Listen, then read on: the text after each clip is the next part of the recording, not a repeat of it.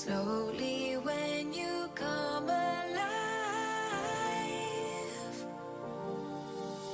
and I could be the one, I could be a need. Nothing really matters when you're focusing on me. Yeah, I could be the burn, burning in your fire. Baby, follow me, we'll come alive.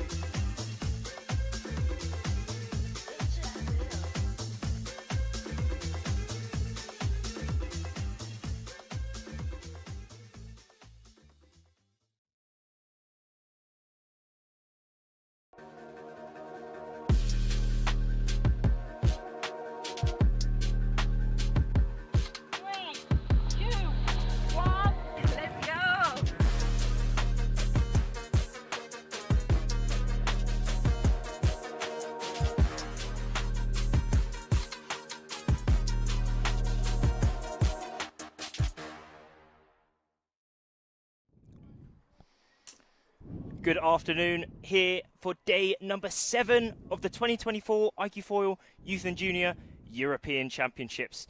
I'm Rafty Reid, and joining me here in the booth, Sandy Clunas. How's it going? Very good, yeah, very excited to be here for another day. As you can see on the screen, the wind is still on the edge.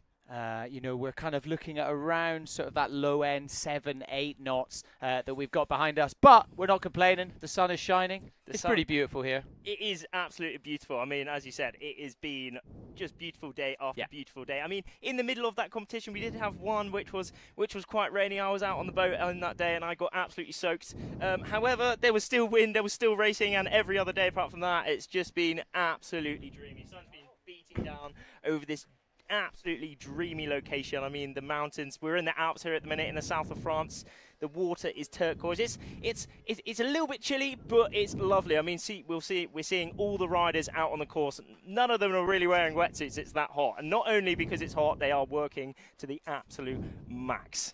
Yeah, that's a very good point. There's been a lot of hard work put in over the last 24 hours. There's some great racing yesterday. Let's take a little look at some of the highlights.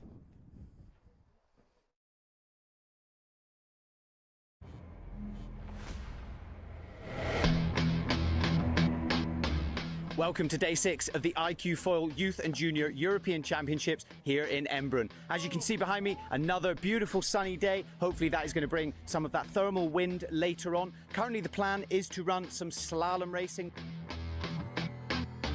With it being the first day of the live stream coverage here for the event, today it was all about the under-17s fleets.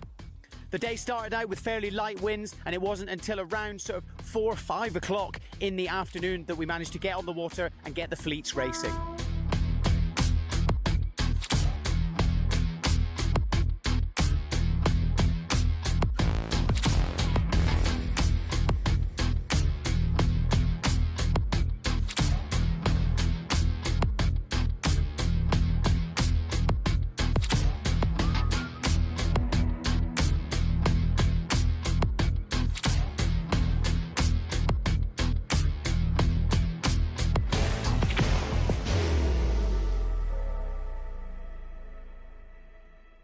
Due to the light winds, the race crew decided to run with the slalom format of racing, so downwind reaches only.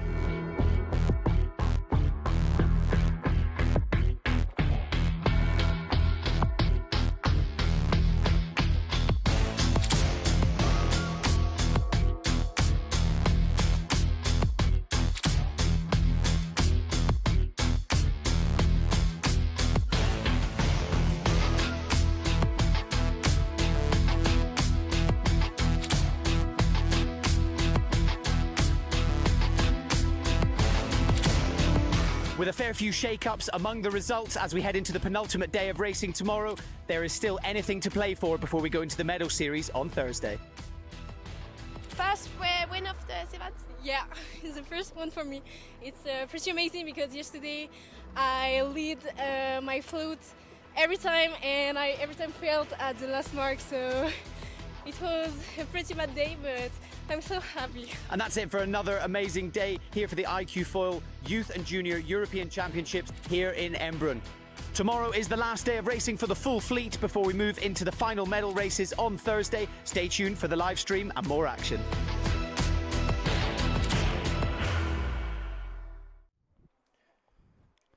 It really was a great day yesterday where we saw an absolute masterclass from those under-17 riders.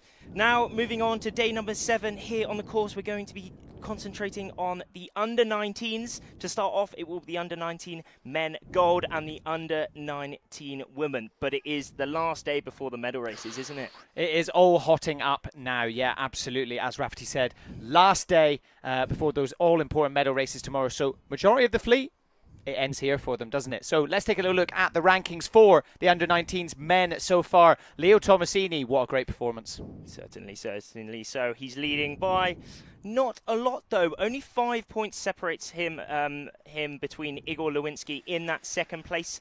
Moving a bit further down, we are seeing those points become closer and closer and closer. I mean, we're seeing the 5th and 6th, Lucas and Robin, only 1 point separating them. And down at that bottom, 9th, 10th and 11th, that is all at that cut-off point of that top 10 for those medal races tomorrow.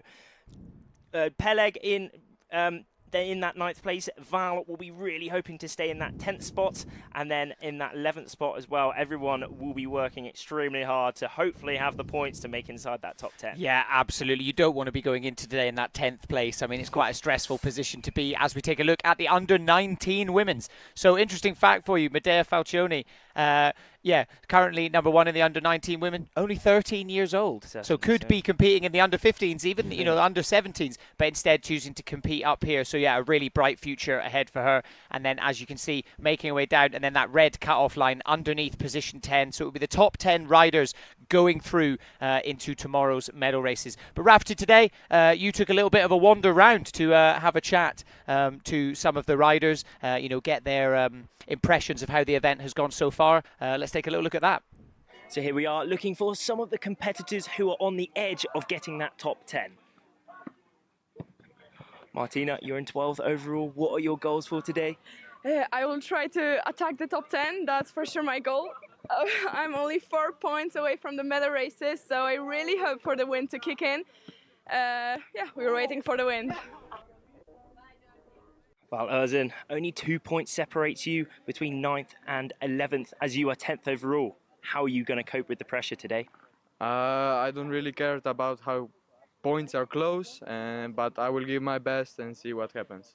We're here with Moritz from Germany, only 1 point off 10th. What is your goal for today? Yeah, for sure. We'll try to get in the medal race to get that 1 point less, and we will see if the win comes. Right now it's looking not so promising, but we will see. Marta, currently 8th in the under-17 women. What are you going to do today to make sure you stay inside the top 10 for tomorrow? I will do the same that I was doing before because tomorrow I want to be in a medal race. The pressure really is building in this race. Not only is it those people around, those competitors around that 10th spot trying to get inside that 10th, it is all of the competitors because it is that last day, remember. So it is all going to be on this. Everyone's going to be pushing to the max like there's no tomorrow, because a lot of these riders, there is no tomorrow. There's no racing tomorrow. So do stay tuned to this to see all the epic stuff. Yeah, so let's have a little look at the weather. I mean, we're seeing out on the course here, it is fairly light, but a lot of these riders are still foiling. So in those previous days, it has been quite light. I mean, even on that day 4, it was 5 to 7 knots. But consistently, it is kind of from that southwest direction, a bit westerly. We have a thermal wind here, so that's why that wind is fairly consistent. And it's been fairly consistent wind overall, the strength of wind, around that 10 knot kind of mark, making for some really high-paced action slalom racing here on the Lake of Embrun. It's been really, really cool to see, and it's looking like we are certainly going for some more slalom racing coming up for the under-19 boys. Yeah, absolutely. It really is crunch time for them. As you can see on the left-hand side of your screen now, wind conditions looking at around 7 to 10 knots. I mean, it's a similar strength to what we had yesterday, but it's definitely looking a lot more consistent. This time yesterday we were still very much building up in the gusts, but we are making our way towards the first start of the day. That is the start line on your screen now. So you can see the red pin end at the bottom. Above that, you've got the committee boat. All riders up and foiling as they make their way towards that start line. It's worth bearing in mind, if they do go over early, they will be disqualified from this race immediately. There are no second chances, so it's really important that you try and time it perfectly so you're going as fast as possible across that line, but you do not want to go over early. Precisely. We're seeing those flags up. When that yellow flag lowers on that boat, that will be the gun. That will be the start of this first race here on day number 7. This is the under-19 men's Gold Fleet heat number 2, and they're all slightly early. God blimey, and it is indeed. I'm hearing a double hoot of the horn on the boat. The double hoot meaning that it is a general recall. Unfortunately, someone was over that start line. We did see a few very eager on that start line, maybe pushing it a bit too much. Certainly some did push it a bit too much. Oh, maybe Poland down that bottom end, maybe Israel. We cannot confirm, as we do not have the best angle here. The race committee on the boat will be able to confirm, but we can see how tricky these starts are here on the course. Yeah, absolutely. It did look like they were all a little bit too over-eager there, kind of mistiming it, if anything. They sort of were all up on the foils, making their way towards the start line, and suddenly realised, hang on a minute, I've still got an extra 10 seconds here. I need to kind of pull back a little bit. But then it's that tricky thing where if you come off the foil too early, you've then got to spend some time pumping to get back on it. So it really is such a tactical decision to be made when you're making your way towards that start line. And also, which position do you want to hit? Obviously, the faster you're going to be going, heading a bit further downwind, towards that sort of pin end. But then equally, you're at risk of getting everybody else's dirty wind who is upwind of you. So, there's a lot of tactics going on. But as you can see, a general recall there. Really interested to see who it will be that will be going out. It looked like Poland 30 was definitely over the line, but I'd say there was potentially 3 or 4 riders there, so that'll be thinning out the fleet for this race for sure. Certainly so. We do have a lot in each of these fleets though. There is a big amount of people here racing at the European Championships, almost 350 competitors overall. This is a very highly attended and highly skilled competition. For a lot of these riders, this will be the pinnacle competition. Certainly the first pinnacle competition of this year. As we're seeing on the screen, we've got people from all around the world. Australia 170, they're not in Europe, but they have come to attend this European Championships just because the level is so high, getting some training in, getting some experience in on the course. We also have America, USA 79 also in there. This competition really is high, and there we go to those over earlies. Yeah, over early. So yeah, Poland 30 and Italy 2. Those 2 riders will be sitting this race out. They will have a chance to go up again in the next round, in the next race. But yeah, for the moment, they will be out of this race. So yeah, no chance. And then it looks like potentially there's another one as well. But we will just wait for confirmation. Oh no, just Poland 30 and Italy 2. So yeah, just those 2 riders. They will be going out. So yeah, out of the race, and then the rest of the riders will now be looking to reset their positions as the clock starts to count down for the start of this race.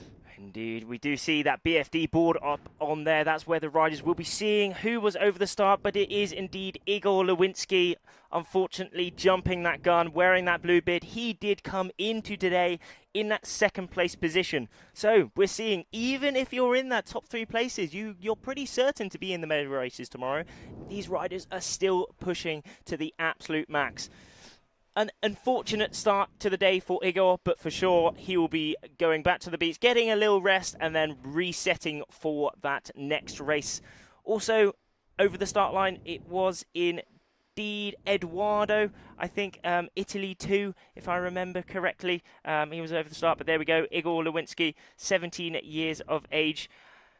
7 medal races done. He is won a competition. He has a very, very high resume to his name, Yeah, absolutely. Yeah, really well performing athlete. And yeah, not necessarily the start he wanted, but it's one of those things where, it's kind of happened straight away. And now he can sort of make those adjustments and move forward into the day with a bit more confidence and potentially, a bit more focus, try and recenter himself a bit. As you said, Rafty, go back into the beach, have a chat with his coach. Interesting point that you made yesterday. Actually, you may be wondering, in other iQFoil events, usually there's kind of a load of like coach boats out there as well. In order to minimize pollution here on the lake, all the coaches have to stay on land. So in between the races and things like that, the riders, as you can see, behind the sailing area, that's basically the event site there. So it's very easy for the riders to pop in and out. They can pop back to the beach, have a drink of water, have a discussion with their coach before heading back out. But yeah, just in order to minimize the amount of boats on the lake here in Embrun, it just minimizes all that water traffic. But yeah, he'll hopefully look to reset a bit, the guys that were out of this race, and it's all up from here for them now. Certainly so. I mean, those riders will be resetting. I mean, Igor and Eduardo as well. I'm not sure where Igor has gone, but he has been a European champion in his past. He was the 2022 under-17 European champion. So for sure, he'll be really wanting to add another European championship to his name. And coming into today in that second place position, he's in a good place for that. However, just going out of that first start will be a bit of a knock, but that can be his discard for the day, and hopefully he will be back. He will be back racing to the absolute max coming very, very soon. But yeah, there is the lake. A beautiful view of this lake here in Embrun, south of France. Deepest artificial lake. I mean, some would say that takes a bit away from the beauty. What do you think, Sandy? I don't know. I thought I didn't know that until yesterday when we were kind of doing a bit of research and finding out about this. I mean, you look at it on your screen here, and you'd never know it was artificial. But yeah, it was originally made to kind of help control the flooding in the area. But now it's just created this kind of mini water sports paradise. You know, this morning before the wind kicked in and all the windsurfers went out, there was, you know, people e-foiling, there was people wakeboarding, water skiing, people out kayaking. You know, it's really cool. People paddleboarding. You know, every water sport you can imagine, basically. You know, there's people out there enjoying it and taking it in, which is always really cool to see. You know, so yeah, it really has created a little oasis up here in the mountains. So yeah, 870 meters above sea level, and we're all out windsurfing. It's not something you'd necessarily consider. Beautiful view there of our event site as well. So yeah, as I was saying earlier, you know, it's right on the doorstep of the lake. In order for the riders, you know, ease of use, they can come in and out super easily, chat to their coaches as we go just over 3 minutes and 20 seconds left until the start of this race. So if you're just joining us, first race of the day for the under-19s men's was a general recall. A couple of riders went over the start line early, so they will be out, and we will be getting a restart of that race. And generally after there is a recall, you know, usually everyone is a little bit more timid, aren't they? I think it was Lanzarote earlier this year. We saw like four general recalls, you know, from one race. People just kept going over early. You know, there was only 3 or 4 riders in the race by the end of it. Yeah. Because everyone, you know, it's that fine line of control, but also you want to maximize that speed going across the line, especially in this slalom format. Coming up to the last 3 minutes until this next start is on. I mean, on our screens at the moment, we see a lot of people not foiling at the minute. However, all these people not foiling will be getting ready for the race. No, they will. This probably won't be their heat coming up very soon. So they're just waiting around, analysing the race area. Also, for sure, they will be looking at the race that's just going on at the minute, getting some tips which way to go on the course, which way not to go on the course. And this is a great view of that start line. So, I mean, it is a hard thing to judge all these riders because there's not a physical line.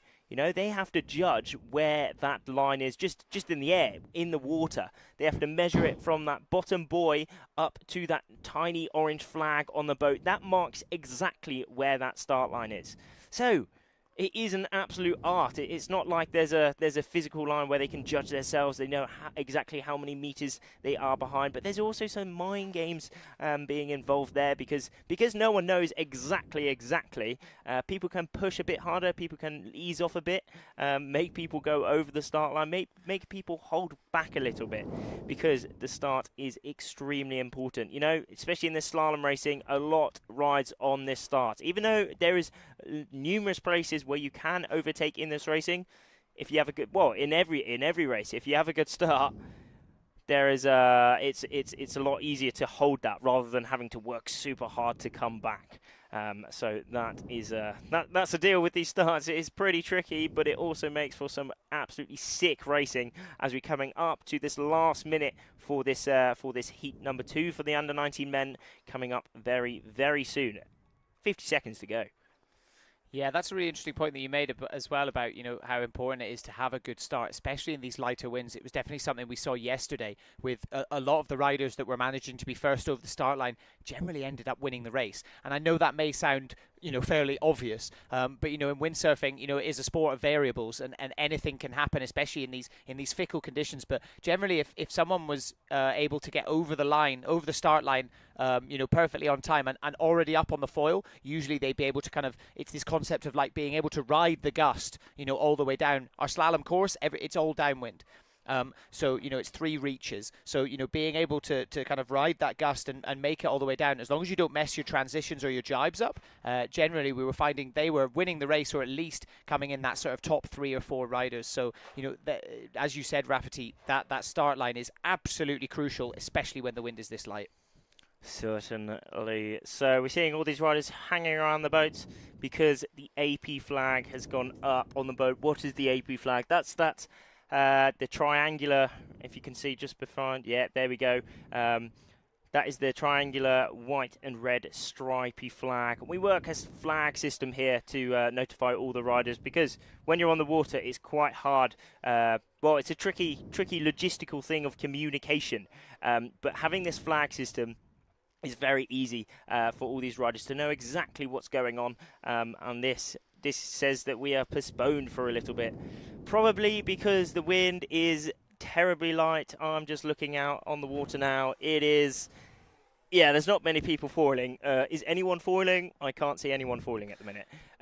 It is pretty light. It's been interesting this wind the past few days. Actually, it's been quite up and down, quite kind of patchy, kind of shifty. It's been very tricky, but makes for some really good racing, as all these riders really have to be at the absolute top of the game. Whoever can stay foiling, whoever can go to the right places, make the correct tactical decisions, do come out overall. But yeah, at the minute we're just going to be waiting for a little bit more wind. Hopefully we get a few puffs coming down, and then we can get the slalom racing going. Yeah, exactly. Yeah, so the AP has gone up. It just does look like we had a few gusts come through, and when all the riders first went out on the water, everybody was very much up and foiling. I mean, if you've been watching since we went live, you'll have seen when we tried to start the first race, but unfortunately it was a general recall. A couple of the riders over the line early, so that meant that we had to stop it and start again. But every single rider was up and foiling, and now, as Rafferty said, no one's up and going really. So yeah, that wind has really dropped. This is kind of something that we saw yesterday, and I know it may sound odd, but it's 2:55 local time here, so it's just before 3 p.m. and actually for the wind, that's kind of early, judging by how it's been for the last few days. Yesterday we didn't really start doing any proper racing till kind of 3:30, 4 o'clock, because it is this thermal wind, so we do require the heat of the afternoon in order for it to get up and working. So fingers crossed that the AP flag will come down soon, and we will be able to resume racing for the under-19s fleets here on the penultimate day of the iQFoil Youth and Junior European Championships here. Great little shot of the venue here, actually. I mean, you're seeing that bottom right. That's where all these riders come every morning, spend all day here for the racing. It's quite nice. There's a good bit of grass down there. Everyone's rigging. They put their equipment on the grass. It's nice and safe. It's a great area to rig, so the equipment doesn't get damaged. There we are. It's lovely. We're seeing a lot of these riders just getting ready. The ones who haven't been called out to get racing yet. But you see, there's good bit of space actually. Great facilities here in Embrun. Got some nice food shacks around. There's some nice beaches. Good bit of shade under these trees. But it really is a great location to have the championships here.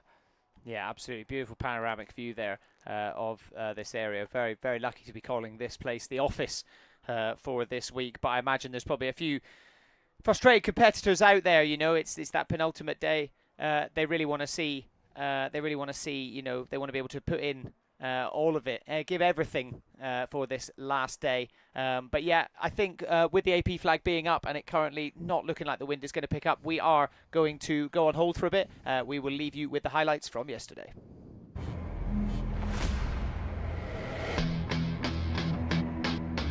Welcome to day 6 of the iQFoil Youth and Junior European Championships here in Embrun. As you can see behind me, another beautiful sunny day. Hopefully that is going to bring some of that thermal wind later on. Currently the plan is to run some slalom racing.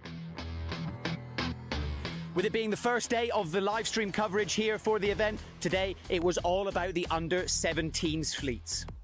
The day started out with fairly light winds, and it wasn't until around sort of 4 or 5 o'clock in the afternoon that we managed to get on the water and get the fleets racing.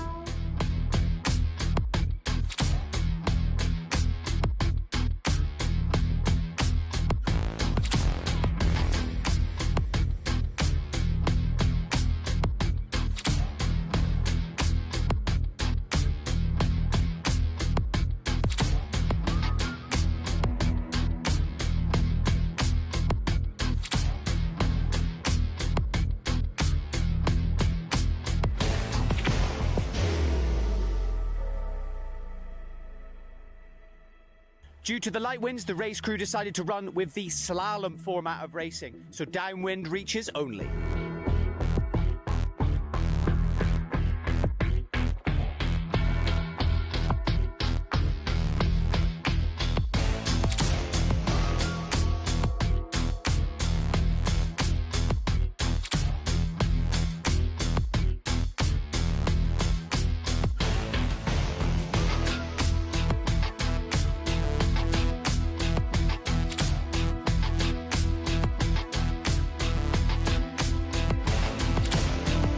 With a fair few shake-ups among the results as we head into the penultimate day of racing tomorrow, there is still anything to play for before we go into the medal series on Thursday. First win of the event? Yeah, it's the first one for me.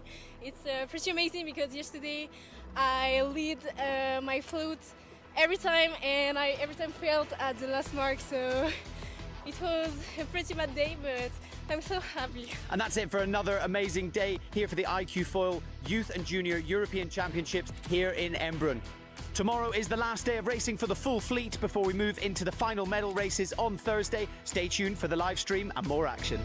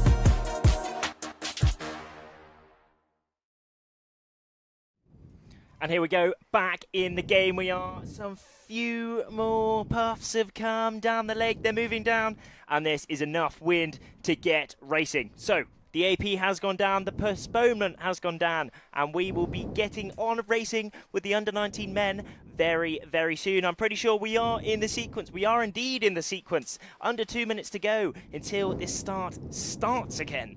We've had a few, well, we did have that one start, didn't we? Unfortunately, Igor and a couple, I think it was Eduardo, over that start. So we can see they are pushing to the max. And we're coming up to this last minute for this under-19 men's heat number 2 to start. And it will be getting going very soon. Yeah, absolutely. Yeah, so this is a repeat of the first race that we tried to run just earlier on. But yeah, as Rafty said, 2 riders over the line early. So this is the current starting grid. As you can see, a couple of riders are missing. But yeah, so this will be this next race. While we on that break, you know, when we left you, absolutely none of the riders were even remotely foiling. It does look like there was a bit of a wind line upwind just up from the bridge. That has come down, and some people are up on the foil. You can see there in the distance, and that is a very good sign. That is upwind for us for where we are here in Zone 1. So we have one fleet, or a couple of fleets up racing on the other side of the bridge. So yesterday that was the under-19s. Today that will be the under-17s, and we've got the under-19s down here in front of us that we will be covering today on the live show.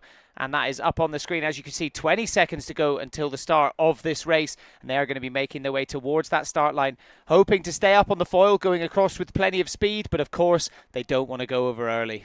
Certainly not. Otherwise, there will be binned out of that race, but we're coming up very soon. Only 5 seconds to go. Will they be falling? Who will be able to hit this start with the max speed on that gun? Oh, God blimey, that looked very close down that bottom end from those 2 Spanish riders and also Denmark. But France 12 up that bottom end, maybe having the best start out there, maybe not. It looks like Denmark down that bottom end is squeezing out Denmark 1, 2, 3 indeed.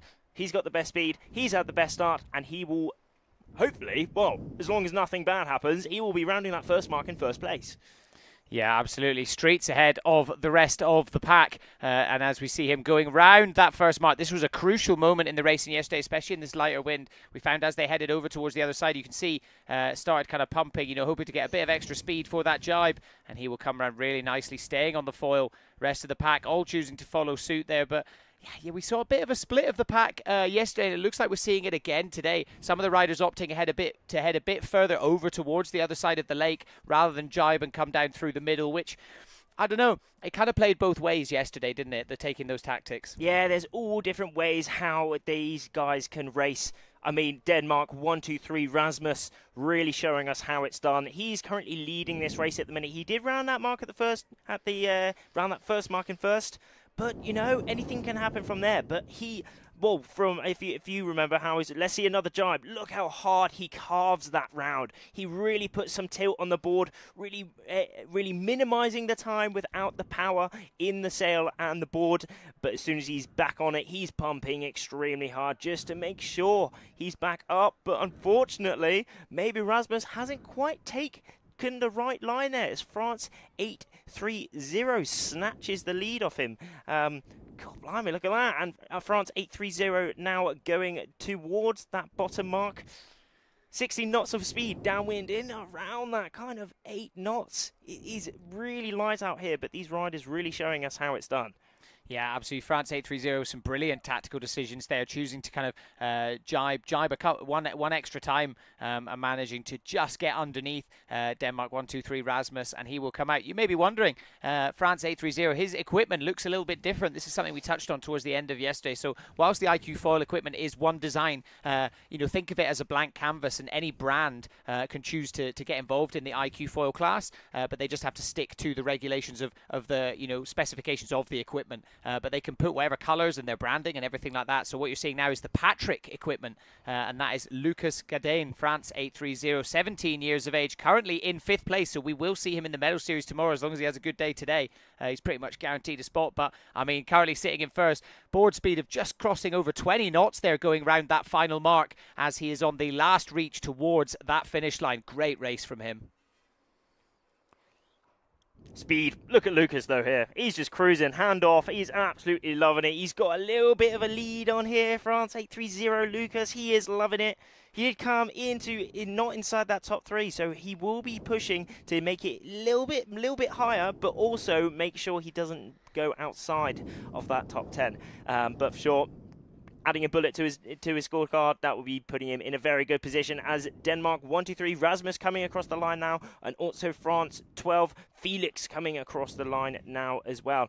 Spain 3-4-8 also having a very good race there. Luca Casas, what a race from him. Hopefully he will be extremely happy about that.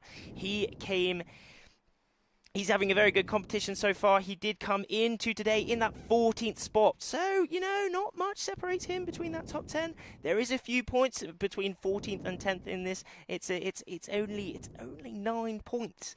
So, if you have a great day, if you can have bullet 1-1-1-1-1, anything is still possible. Anything is still possible on that last day. But there we are. Lucas winning that race. That was the first race of the day that we've witnessed, actually, and what a race that last shot of Lucas on that second to last reach was absolutely dreamy, wasn't it? It was so sick to see. Rasmus, he was leading the race early on, but unfortunately it looked as if he didn't quite take the right line downwind, pushing him into second, but still an absolutely amazing result from him there. Yeah, absolutely. And as you can see on screen there, just over 25 seconds left to go until the start of the next race.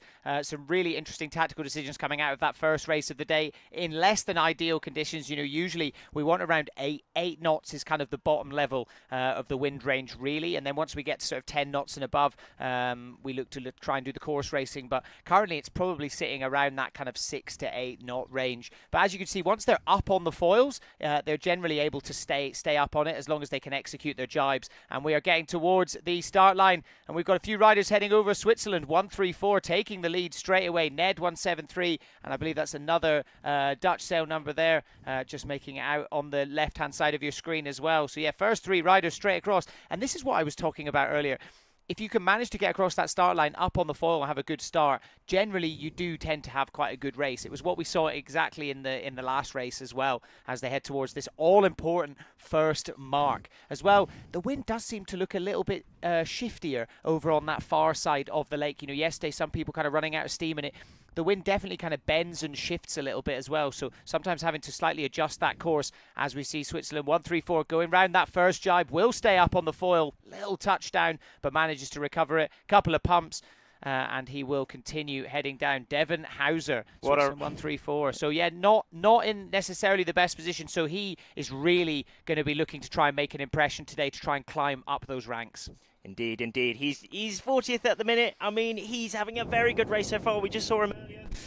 Well, in that little break, I saw him out on the water. He was loving it. I mean, he did do a little dunk into the water. He jumped off. He was having a good time just to cool down, get refreshed. And get refreshed he did, as he is now leading this race so far. What a race from Devon there. Go, lad. Go, go, go, go, go. Netherlands 173. Skip in there as well. What a race from him. Cool blimey. Some absolute legends in this race doing extremely well. You can see there, Netherlands 173 choosing to take a slightly different line. So Devon, Switzerland 134, throwing in an extra jibe there. But Netherlands 173 just taking a really, really deep angle there. So potentially sacrificing a bit of board speed, you know, purely just for that most direct line down to that next mark there. So yeah, interesting to see the kind of different, you know, multiple tactics going on that the individual riders are taking. But it is Skip. Skip has snatched the lead off of Devon there, actually. He has made that correct decision downwind, and he has taken the lead. Devon not so far behind him, though. Also France, 38 in amongst of it there. That was Noé Garandeur. He is a very well-established rider as well. He was a under-17 European champion, and he is extremely good. Well, this fleet is just absolutely stacked. Look at this. Skip Brawl in that first place position, highest event finish. Also a first place. This level is just through the roof. 17 years of age. What a race he's going on there. Oh, just an absolute textbook jibe. But it is extremely light, as we saw him putting in some huge pumps just to ensure he has that speed and power over the foil. Oh, pumping on a reach. It's light out here. It is extremely light. He's just let out sail. Oh, he's letting off a bit. Oh, he's pumping though, just to stay up on his foil to make that finish line and ensure he can take this lead, take this win in his first race of the day, and he comes across. Yes, Skip, what a race from him there. Noé, and also this is Switzerland 101, also fighting for this third and fourth place, but Noé taking that third place, and also it is indeed Switzerland 101 taking that fourth place. Noam, you saw he was wearing that red bib, actually. What does that mean? He came into today third place overall. So maybe in his opinion he won't be the most happy with that fourth place, considering these are the heats, so 20 in each fleet. But for sure, I mean, compared to everyone, compared to the everything, you know, relative, anything in this race is pretty epic. Just to be able to complete this race is a achievement in itself, as it is so light. But what a start from Devin Hauser down that bottom end, really showing his speed, showing his technique on that first reach, and there was that jibe. Ooh, look at the jibe. He's just cruising, but unfortunately that was where he lost a bit. And here is that bottom mark where Skip did snatch that lead. It almost looked like Noé had a chance of taking the lead there, but just dropping off the foil, and there is Noam. Oh, just fighting Noé. He did gain a bit there, but not quite enough. But Skip taking the lead in that race, taking a win, followed by Devon. What a race there with the top lads. Let's have a little, and as we go to a little interview with one of the riders from that last race. Let's have a look at it, Celia. Yeah, so we are here with the winner of the last race, Skip Brul. Skip, how was your race? Well, it was good. Managed to score a bullet. I fell out of the top 10 like 2 days ago because of the light wind. But now again, light wind, trying to get some more bullets and maybe get back in the top 10 again. How is it with a bullet in the first race? Do you manage to stay calm, or do you get a bit excited? Well, excited, of course. I mean, it's a bullet. I mean, with the light wind, you're not really focusing on the position, but more on like keeping it on the foil and working hard. But managed to do it well, so Thank you. And what's the secret for like light wind slalom racing? Just pumping. That's all. So it is a race of power. Yeah, of course. Well, thank you. Best of luck to you for the next one, and congratulations. And back to the studio.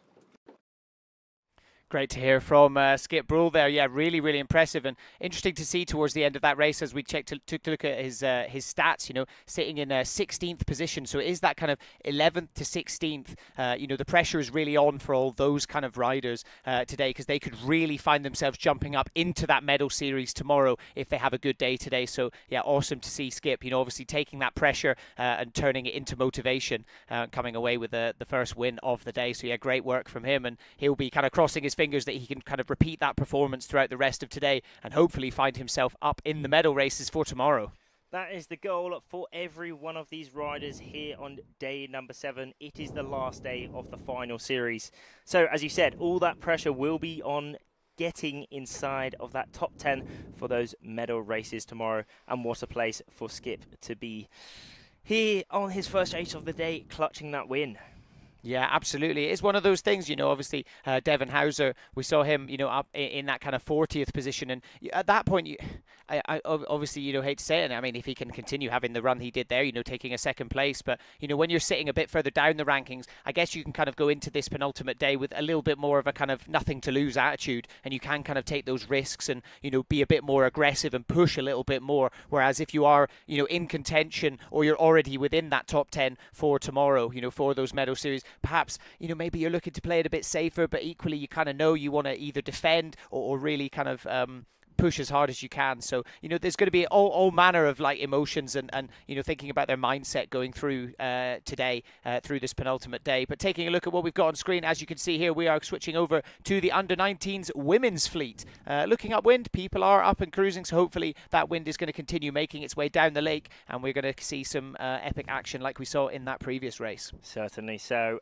the under-19 men and women actually use the same equipment, which is the 8 meter squared iQFoil Go Sail Go Olympic, the Severn one, and then we also have the boards, which are the starboard IQ boards, the 85. They're slightly smaller than the senior boards, but yeah, as you touched on earlier, anyone can produce this equipment. So if you would like to get involved, do check out the iQFoil website to put your graphics on there, and you can have all these riders using your equipment. How cool would that be to see? I mean, and that's a really cool thing out here on the water. We're seeing so many riders here on the lake, completely filling the lake, putting an absolute spectacle on for us. Almost 350 competitors out here for the European Championships as we're going into that next... I can actually see an AP flag up on the boat. Yeah, it does look like the AP flag has gone up. So that red and white triangular flag that you're seeing towards the back of the boat, that does mean that we are on hold. So the race committee have decided that the conditions aren't quite suitable yet. Looking a bit further upwind, it does look like they are kind of managing to, you know, all get up on the foil. So fingers crossed, as I said, that wind will be making its way down the lake, and we should be able to resume the action very shortly. But we know one of the most important things that the race committee, one of the most important decisions is to ensure that we're competing in contestable conditions for all the levels. You know, obviously some of the lighter riders or some of the riders that are more accustomed to light wind conditions may be a bit more comfortable in these kind of conditions. But you know, in order for it to be fair, every single rider has to be able to get up and foiling. So you know, with that in mind, let's go to Celia, who is with one of the other riders for an interview.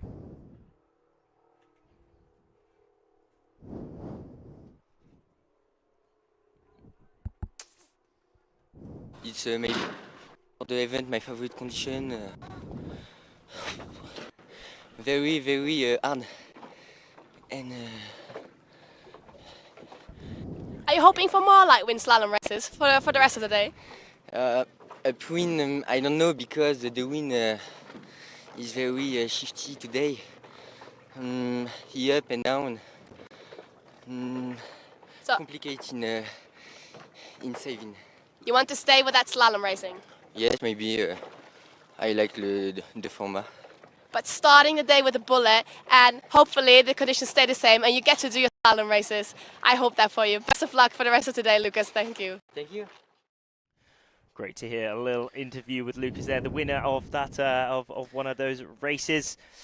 He was knackered, wasn't he? I mean, he said it was extremely hard and it showed on his face. Yeah, absolutely. You know, it just goes to show that there's so much athletic performance that goes into this. It's very easy to look at it and think that, oh, you know, the gear kind of does it for you, you know, and that is true to a certain extent. The gear is extremely efficient as we see someone cruising past enjoying it, but you know, the foils and the sails, you know, everything is very top of the line and very efficient. But there still needs to be the pilot, and they need to put in a lot of work, especially in these marginal conditions where we're looking at, you know, that very much low end of the wind range for these pieces of equipment, you know, like 7-8 knots. And as you can see, just over 2 minutes until the start of this next race. So this will be the women's under-19s fleet. Don't know if you just saw in the background there. There's someone surfing around on one of those e-surfers. And he just he took a dunk. That was quite funny, actually. But yeah, that's one thing cool about this lake. There's so many water sports out here. So in what we're seeing in here is the iQFoilers all razzing around. A bit further up, as you saw, there was some e-foiling, some e-surfing going on right now. We've also got some rubber donuts out on the lake as well, having a good bit of fun as we're going to the under-19 women's current standings.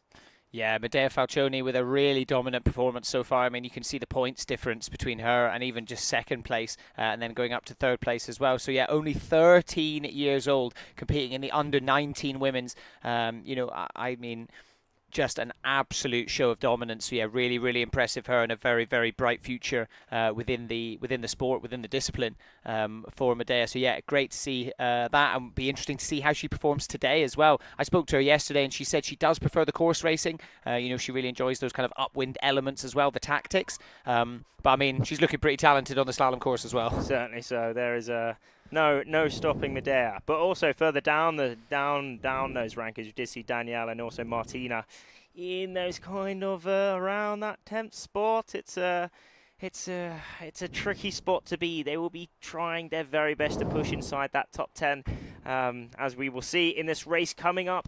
Under 30 seconds to go now until these under-19 women start their first slalom race here on day number 7. Absolutely, yeah. Just over 15 seconds left to go as we see all the riders jibing, and they will be making their way across the wind. It's an across-the-wind start for this slalom format, and they want to aim to cross it going as quickly as possible, but also they don't want to go over early, and this is crunch time. You see they're making their way down towards that pin end, giving themselves a little bit of extra room, and it looks like the Spanish rider there just managed to overtake. It looks like that rider from Israel, I didn't quite catch the sail number, but they were going to go over early, so chose to come down off the foil. So really frustrating start there. But Spain 340 with a really good start, just managing to time it absolutely perfectly. And we can see them pumping their way towards that first mark, closely followed by France 64. What a start, and what some pumping action from Katarina there. She did come in today in that third place position, wearing that red bib. As we can see, all the other riders outside that top 3 will be wearing the white event lycra, but Katarina, she's rocking the red. She is loving being in that third place, and also leading this race, meaning that maybe she could improve a little bit. But remember, there are two slalom fleets for these under-19 women, just to ensure that there is safety. There's not too many people on that start line, so it's nice and safe. There is around 20 people in each of these heats, so still a lot. I mean, even at the front, we're seeing like kind of 2 or 3 on our screen now, but there are loads and loads of riders in this fleet at the minute. Probably a bit further back, maybe they've dropped off the foil, as we can see how light it is on our screens at the minute. Zoe also putting in some pumps. She's found a bit of a light spot. Hopefully she comes out of that and planes and foils through, but I guess we'll see as they all converge toward that bottom mark.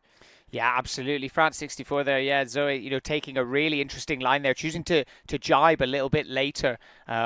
You know, trying to make their way down the course a bit further, you know, taking a bit of a deeper angle, maybe choosing to kind of ride the foil almost, you know, and so far it does look like it's kind of paying off, you know, but equally, as I say that, it does look like there is going to be a little bit of crossover as they make their way. It's always hard with these crossovers as they make their way down this kind of open patch of the course. Oh, bit of a mess up of the jibe there, and they will go in nearly. God blimey. Oh, good save there. Good save from France 36 there. little bit of a malfunction on that drive, Yes. showing how tricky it really is out on the course. And also, if we look at those standings, unfortunately, Spain 340, Katarina dropped down a little bit. Hopefully she comes back, but it is allowed France 64, Zoe, to take the lead in this race, closely followed by one of her teammates, Homelanders France 36. That is indeed Margarita as well. But also, there is a bit of space in between these races. Some do say that in this slalom racing it's hard to overtake. However, we can see in these riders and the whole fleet overall, some really do extend their lead, even in these races, which are aimed at around 4 to 5 minutes as we're going towards that last mark. Yeah, it does look like Zoe's really, I mean, look at the distance on the left-hand side on that graphic. You can see, so that those numbers you're seeing there, that is the distance from the leader. So France 36, you can see, is 189 meters behind.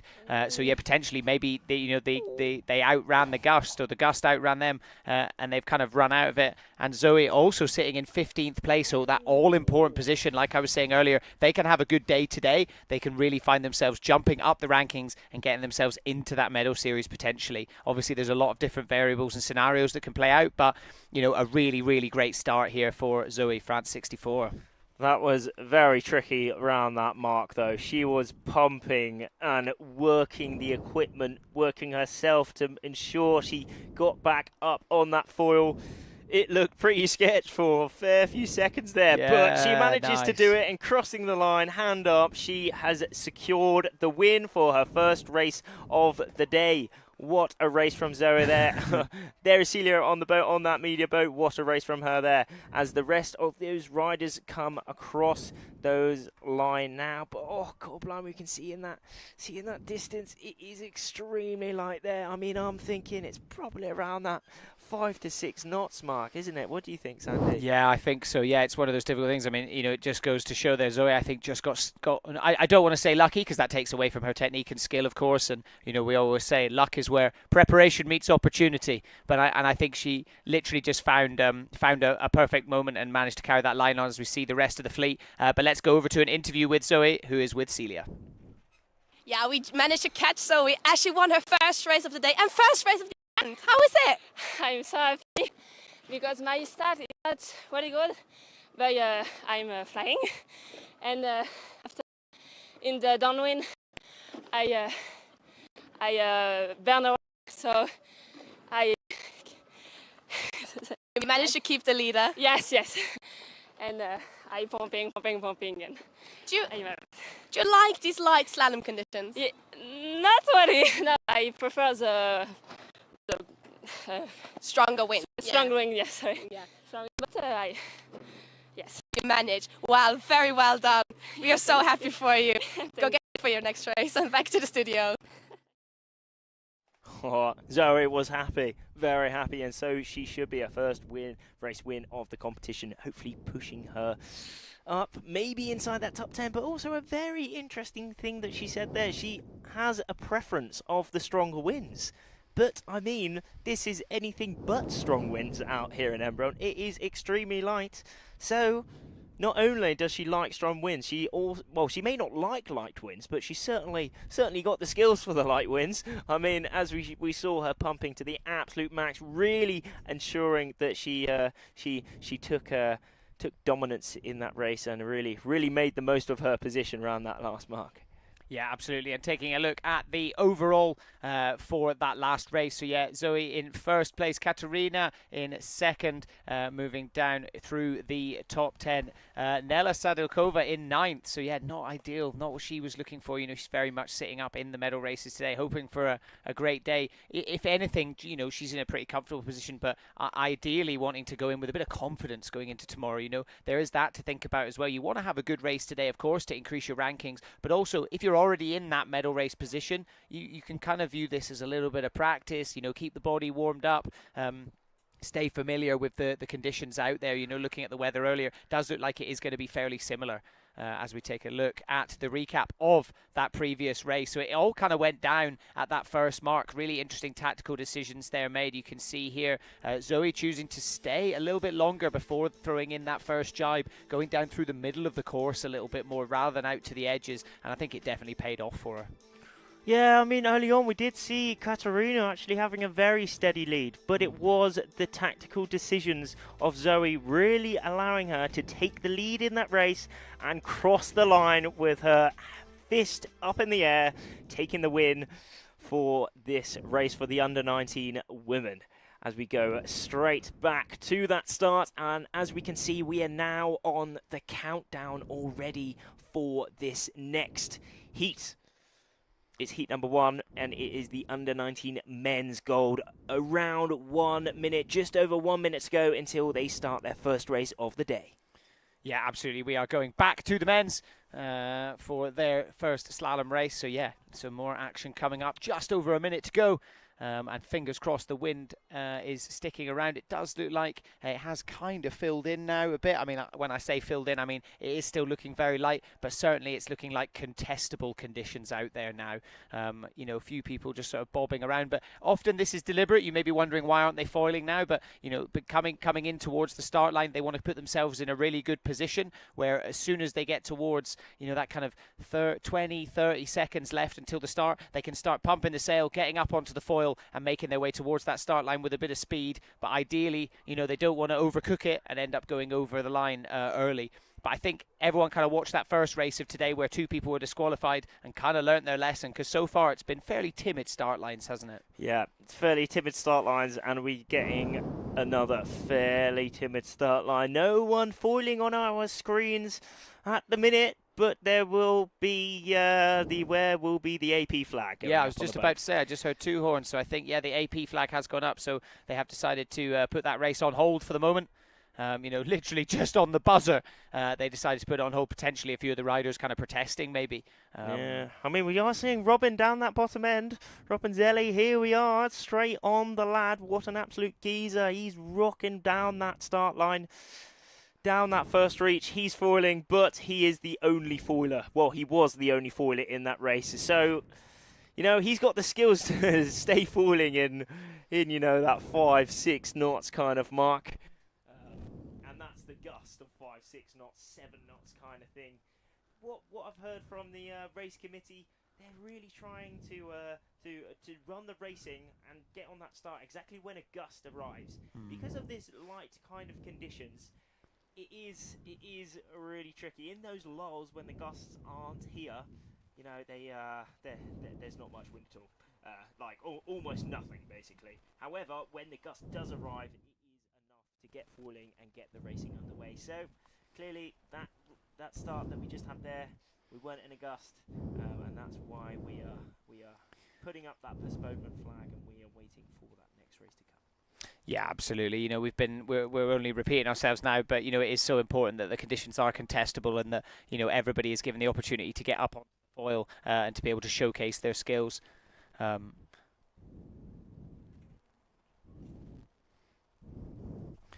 So yeah, you know, it's yeah, we'll just kind of wait and see for the moment. You know, that red and white flag is up. As you can see, this is the judges' boat, the committee boats. They're on the pin end, or they're on the other end of that start line.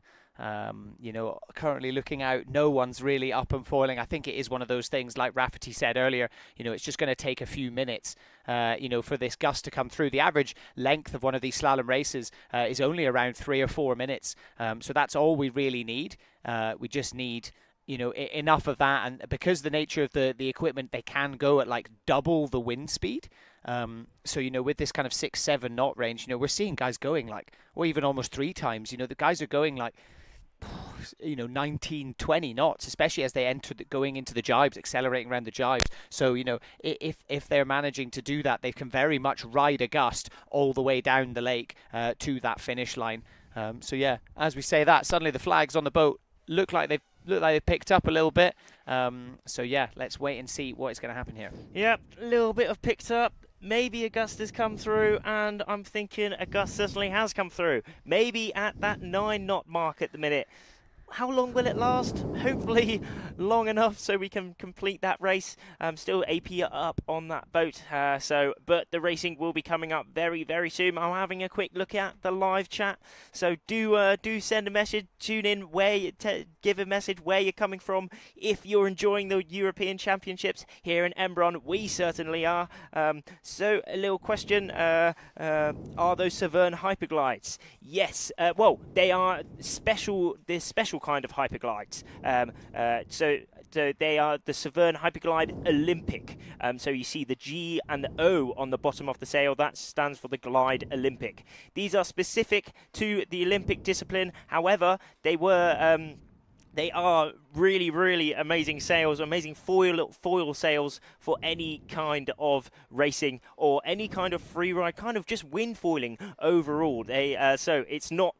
Of course, they're the sails being used specifically for the Olympics and this iQFoil discipline. However, it's not exclusive, so you can use them. You can use them in any other setting you like, and also. Yes, the wind is very different from Gran Canaria right now. Yeah, probably is. I mean, maybe it's a bit windier over there, but we've got some light winds at the minute. So that's one of the great things about the iQFoil discipline. We can race in almost any wind, whether it's extremely light or extremely strong, if it is over there in Gran Canaria. But here we are in Embrun with these light wind conditions. The sun is shining. The wind is blowing a little bit, enough to get this racing underway, and we will be coming up to the next start very soon. Yeah, absolutely. As you said, Rafferty, one of the great things about this is just the wind range. It's so easy to look at windsurfing and assume that it is very much a high wind sport. But the beauty of the iQFoil class is it unlocks that kind of exciting speed element of windsurfing at these light wind, strengths. So it just means that in terms of like as a spectator sport and things like that, in 8 knots of wind, you can have people cruising around at 20 knots, having really exciting slalom races. And I think that's just something that's really amazing for the sport and just helps get more people into it. Especially like younger kids and things like that, and that's what we're seeing now with the under-17s, the under-19s. These are the future of our sport, and seeing them getting so into it and being so passionate about it, the fact that they can get up and going and cruise around, get that adrenaline rush, in these light conditions. Of course, we heard it from Zoe earlier. She prefers the stronger wind conditions, and hey, every windsurfer out there, I'm sure the feeling of getting to the beach and seeing no wind. It's never what you want, but I mean, with the iQFoil equipment, I mean, the idea of no wind has completely changed now. You can get there in 8 knots, and we can be able to run these amazing slalom races. Certainly so. I mean, if you got down to the beach and one of those spectators on the beach over there, and you looked out, you would say there's almost no wind. But when you're seeing these iQFoilers. Yeah, exactly. Like as you said, it's easy to look out and go, oh, there's no wind at all. But I mean, then you look out and see these windsurfers going, ridiculous speeds, and you're like, how on earth are they doing that? But I mean, it's just the equipment.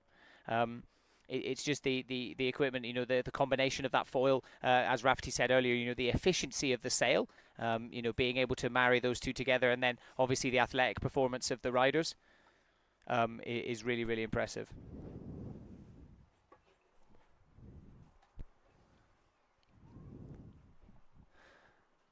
So yeah, as you can see, we've got 25 seconds until the start of this race, but it'll be interesting to see what the race committee decide to do, because it is looking quite light still. We've got some of the riders making their way down towards that start line, but as same as last time, nobody's really up and foiling. But again, maybe they're just kind of timing it. We're seeing a few riders starting to pump up now onto the plane, and they will be looking to get up and flying as they make their way over to the start line. We're seeing guys down towards that bottom pin end, and they will cross the line perfectly.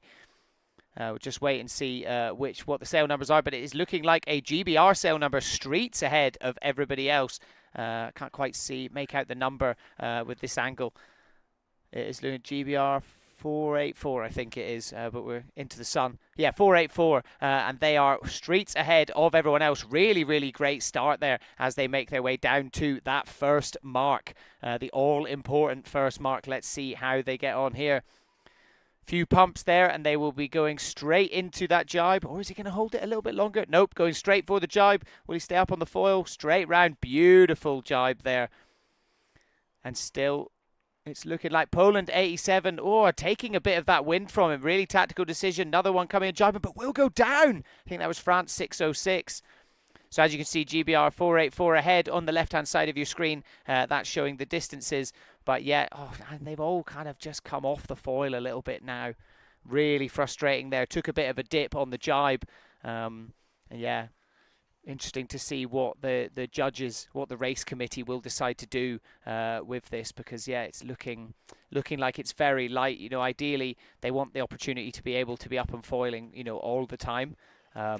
But yeah, let's wait and see what the committee say. I think once people, you know, are up and foiling,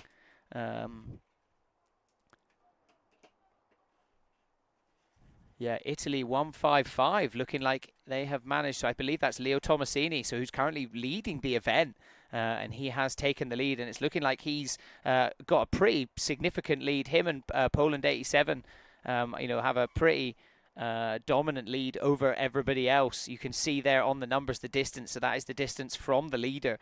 So I would say they will be a lot further down the course. That's looking like Italy 155, I think that's him there, cruising along on the foil. Yeah, closely followed by Poland 87. So you can see they are much further ahead and managing. It's that concept we spoke about earlier of being able to ride that gust all the way down the race course, you know, and if they can stay in that patch of wind, you know, as I said, these guys are doing basically double the wind speed, so they can definitely keep up with the gusts. But, you know, if you get left behind, if that gust, you know, gets past you, it can be really frustrating to be on that race course. As we look, only 34 meters separating them, both doing just over 14 knots. So hugely impressive considering there's probably about 6 knots of wind at the moment as they make their way round this next mark.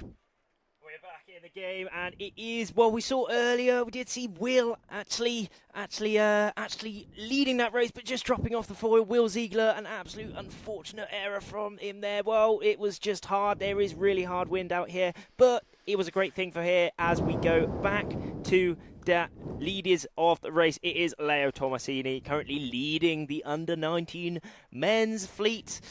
17 years of age, he has won a competition, 6 medal races, and he is leading overall, wearing that yellow bib, just swagging out on the course as he's rounding his last mark, that last reaching mark. How will his jibe be? He just wants to be safe here. And then in that second place, just behind him, we do have Majet. Yeah, and it's looking like the rest of the fleet making their way down now on the foil, so they did manage to pick up another gust. But again, it's what I said earlier, it does look like these two riders with just a very, very significant lead over the rest of the pack. You know, almost 300 meters or so separating them from the rest of the riders. So yeah, it will be another bullet for Leo Tomasini as long as he doesn't hit something in the water or crash now, but he looks very chilled, looks like he's cruising, and he will make his way over that finish line, taking another bullet. No celebration there, just playing it cool, and he will be heading over. Looks like we will hopefully get some words from him as we go into this penultimate day. You know, going into tomorrow, he's in such a strong position, but he doesn't want to put the brakes on at all. There we go, but it's not all about that first place, remember, it's about all the rest of the fleet. Here is where some of the biggest battles do happen, as we're seeing some very close manoeuvres all around that last jibe mark, some really big pumping going in. There is Robin, but France just behind him. France 941 putting in some really big pumps, trying to attack Robin here. It is Edgar really putting in some attacking manoeuvres here. Robin is doing nothing though. He's just cruising. Maybe inside of his head, he knows he's got it, and he has got that third place position as we go to Celia for a interview with Leo, the winner of this past race. You've been steady in the first position this event. This is it's a day with tricky conditions.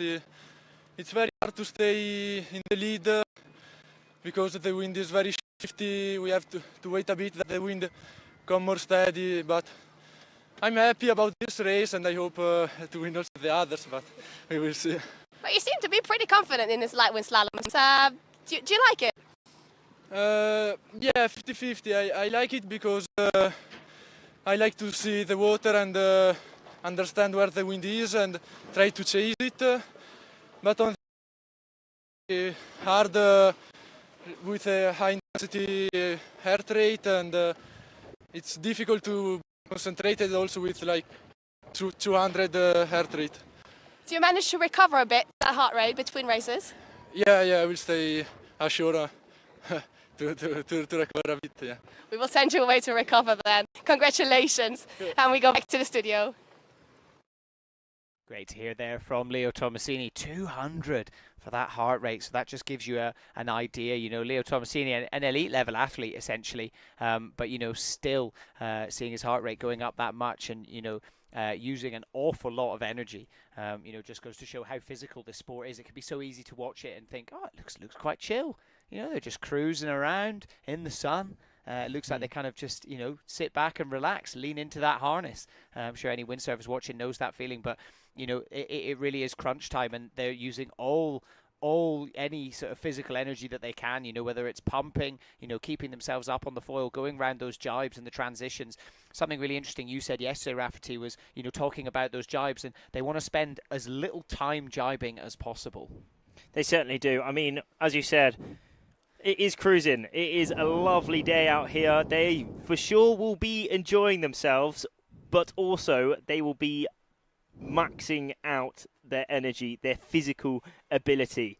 It's not holiday. I mean, for you know, this is the European Championships. The level is through the roof. They are working their absolute socks off just to make sure they can do some good results, achieve some good results, and hopefully move up in this competition. As you know, this is the last day of the final series. For the majority of these riders, this is the final day of the racing.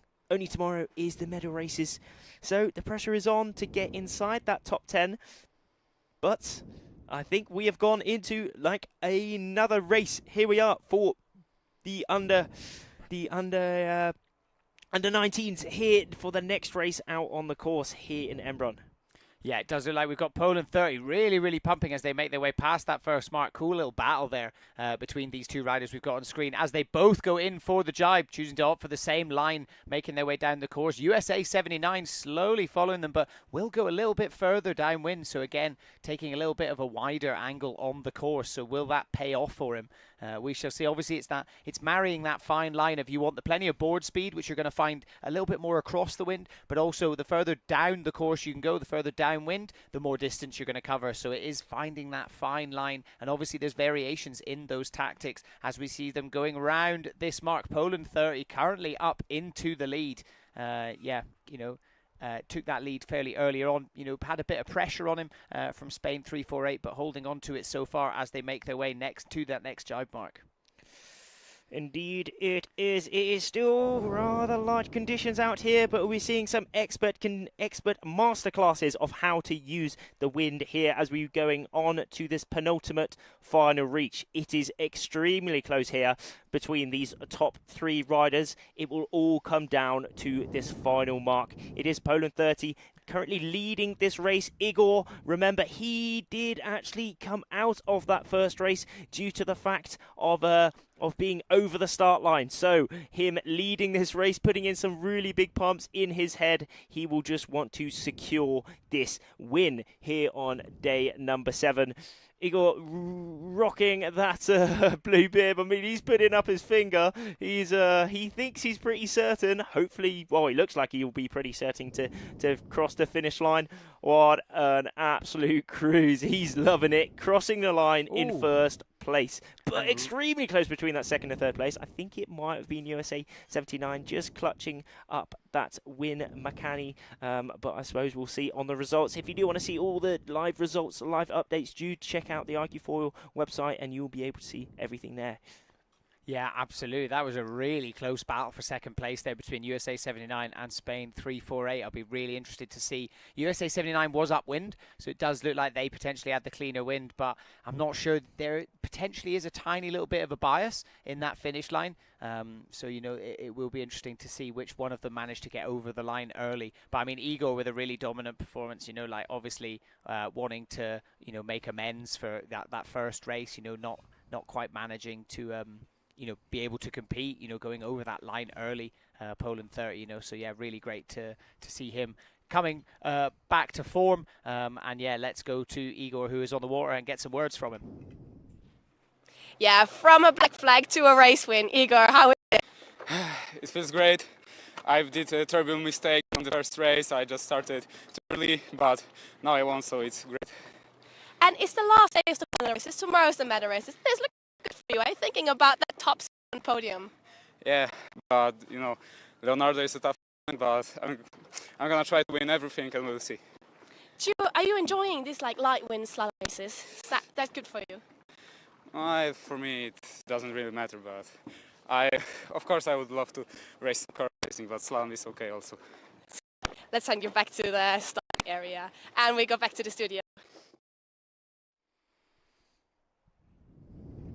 Great to see Igor. He was loving it. You know, he wasn't really thinking about that Of course, he was thinking about those medal races tomorrow, but he was cool. He was cool as a cucumber. Nothing really fazed him, and that really showed as he was over the start. He was disqualified from that first start. However, he came straight back and won the next race. So an absolute really good performance from Igor there, taking the win in that Heat 2, round 14 for the under-19 men's gold fleet. Yeah, absolutely. And then there's confirmation there for the battle for second place. Makani Andrews, USA 79, taking the lead, coming in second over Luca Casa, Spain 348. Really cool battle there between the two of those. So yeah, great to get confirmation for Makani there, representing the USA.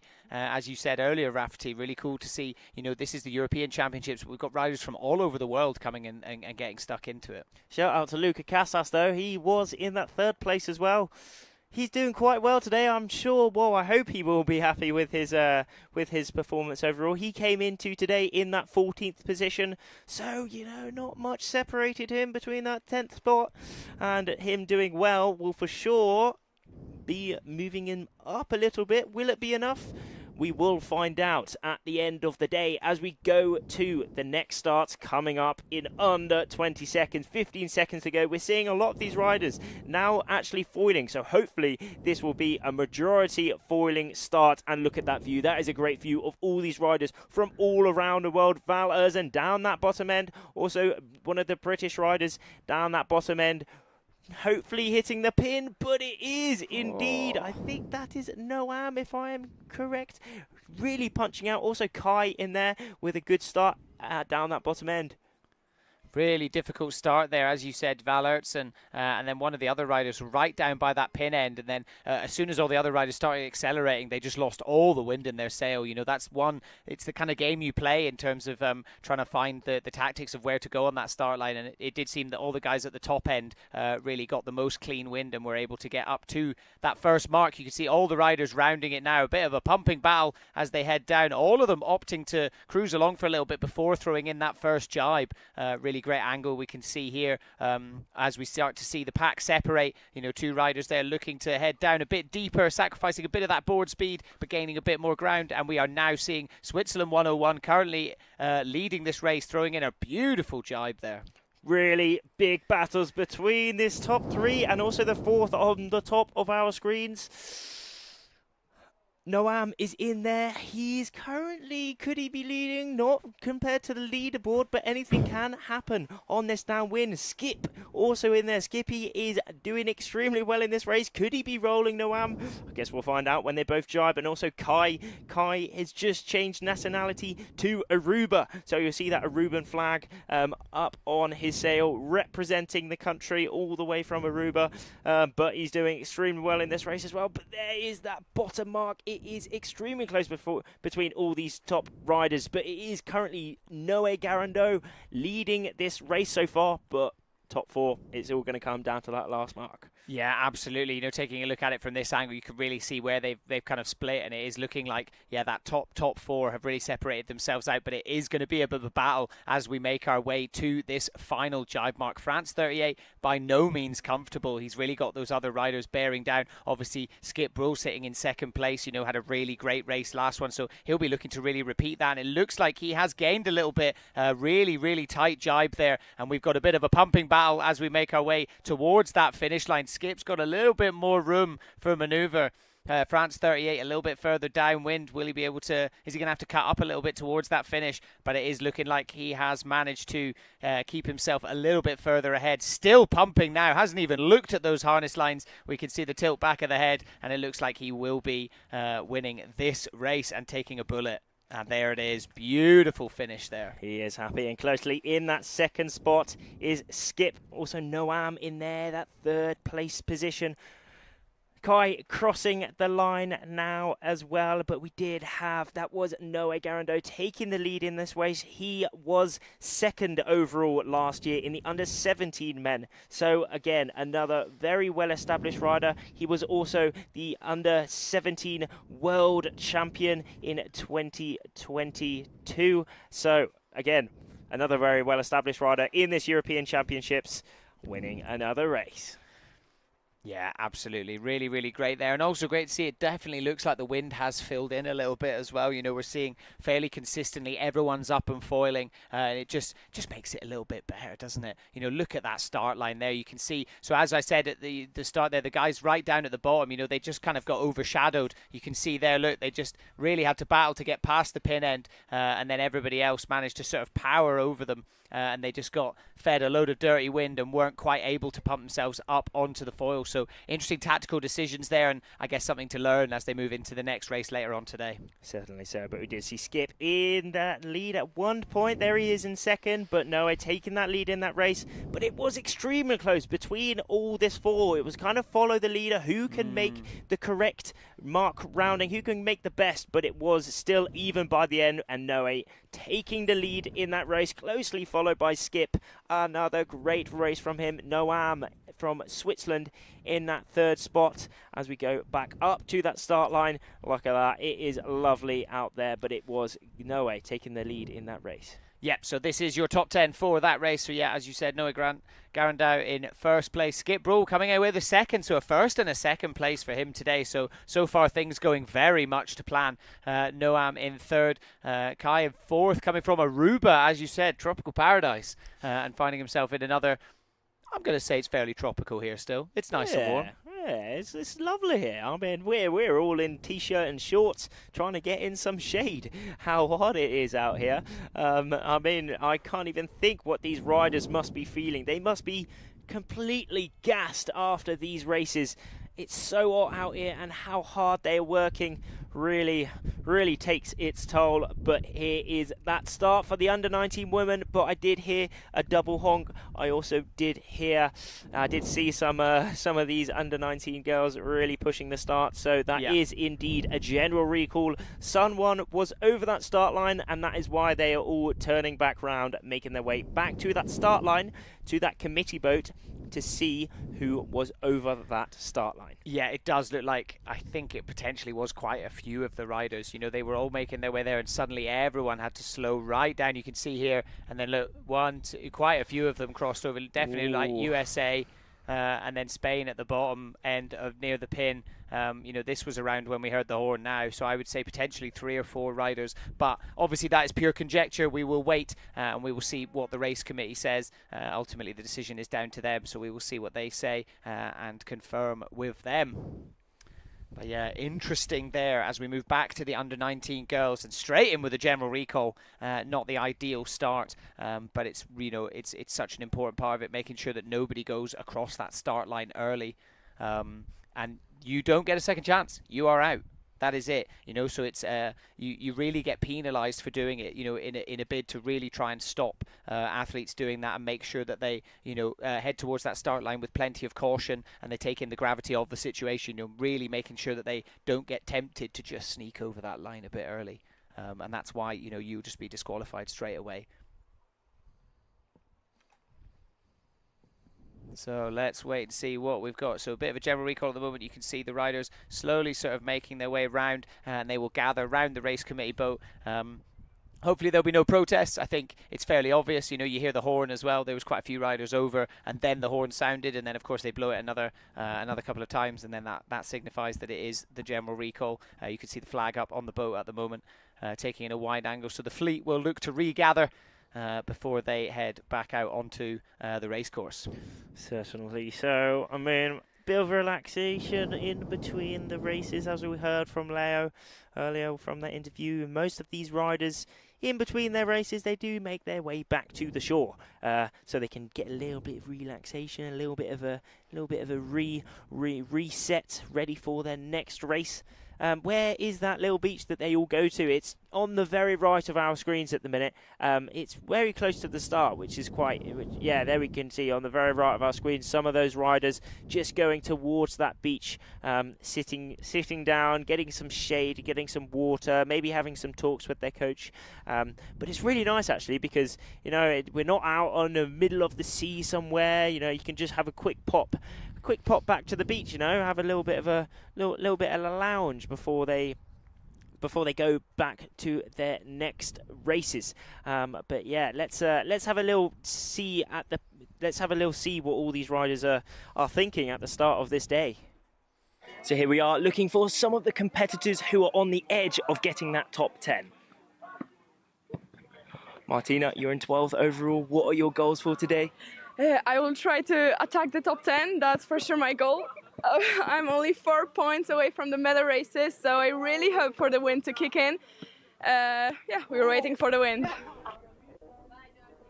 Well, Erzin, only 2 points separates you between 9th and 11th, as you are 10th overall. How are you going to cope with the pressure today? I don't really care about how points are close, but I will give my best and see what happens. We're here with Moritz from Germany, only 1 point off 10th. What is your goal for today? Yeah, for sure, we'll try to get in the medal race to get that 1 point less, and we will see if the wind comes. Right now it's looking not so promising, but we will see. Marta, currently 8th in the under-17 women. What are you going to do today to make sure you stay inside the top 10 for tomorrow? I will do the same that I was doing before, because tomorrow I want to be in a medal race. All right, great to hear from some of the riders earlier on today. Seeing their mindset going into today. Obviously, it's the penultimate day of racing. Bit of stress on, especially for those athletes that are in that kind of, positions 10 to 15. Obviously position 10 still in the medal races, but in a bit of a vulnerable position, and then obviously the others have really got a chance to find themselves up into the medal series racing for tomorrow. And there is your list of the riders that were over early. So 4 riders will be eliminated from this race, so quite a few of them over the line. So yeah, pretty cutthroat there from the judges, but again, if you're over the line, you're over the line, so they will be disqualified from this race. They will now reset the clock and look to restart this race without all those riders, so they will have to head back into the beach. So a bit of a frustrating start for them. Certainly so. It is tricky, but if you're not pushing the start, you're not going to be anywhere in that race. So there are worse ways to go out, you're just pushing it. That's what these under-19 girls have been doing. Anjal, all the way from Singapore, 7-1-1, just popping over that start just a little bit. There she is on our screens at the minute, just making her way back to the beach. She will not be the most happy, but making her way back to the beach, having a little reset, have a watch of the races, see what the game plan will be, and making their way back to the beach. Yeah, absolutely. The perfect example is Igor earlier on. Then in that first race, we found him having a bit of a shocker, going out early, but then, coming back and having a really great performance in his second race. And he even said in the interview that with Celia earlier on, he was like, he kind of just felt like he brushed it off. And he's like, no, it's fine. We'll do that. I know I can win. I know I can do this. So it's great to see that kind of mindset of not letting it affect you too much and being like, no, let's just go straight into this. And yeah, it's looking like they're getting ready to run this race. And actually, a pretty big gust has just come down through the lake. So hopefully that wind is going to slowly be starting to pick up. It's definitely a bit warmer today than it was yesterday. So hopefully that means that thermal wind is going to be a bit stronger, a bit more powerful, and we are going to be able to see some exciting racing. I wonder if it continues to pick up, maybe we'll transition into some course racing. I know that a lot of the athletes are definitely looking for that, aren't they? Having spoken to a few of them over the last few days, they're very excited about the prospect of doing some upwind, courses as well. But obviously, it depends on what the conditions give us. Okay, there's some of those riders they found a pontoon. There's Zoe and Yifka on the pontoon having a little rest before their next race. Good little strategy that they've got there. It's a really nice place just to drop the kit. Good little social side, go for a quick social in between the races. A little bit of making the game plan. Maybe they will be conferring with each other how the races went for sure. Just asking how they went for each other. Think of each other, but maybe even trying to get some tips for the next race. Maybe there was one person that went one way, which was better than the other. Maybe there is some trends in the wind that one person has spotted.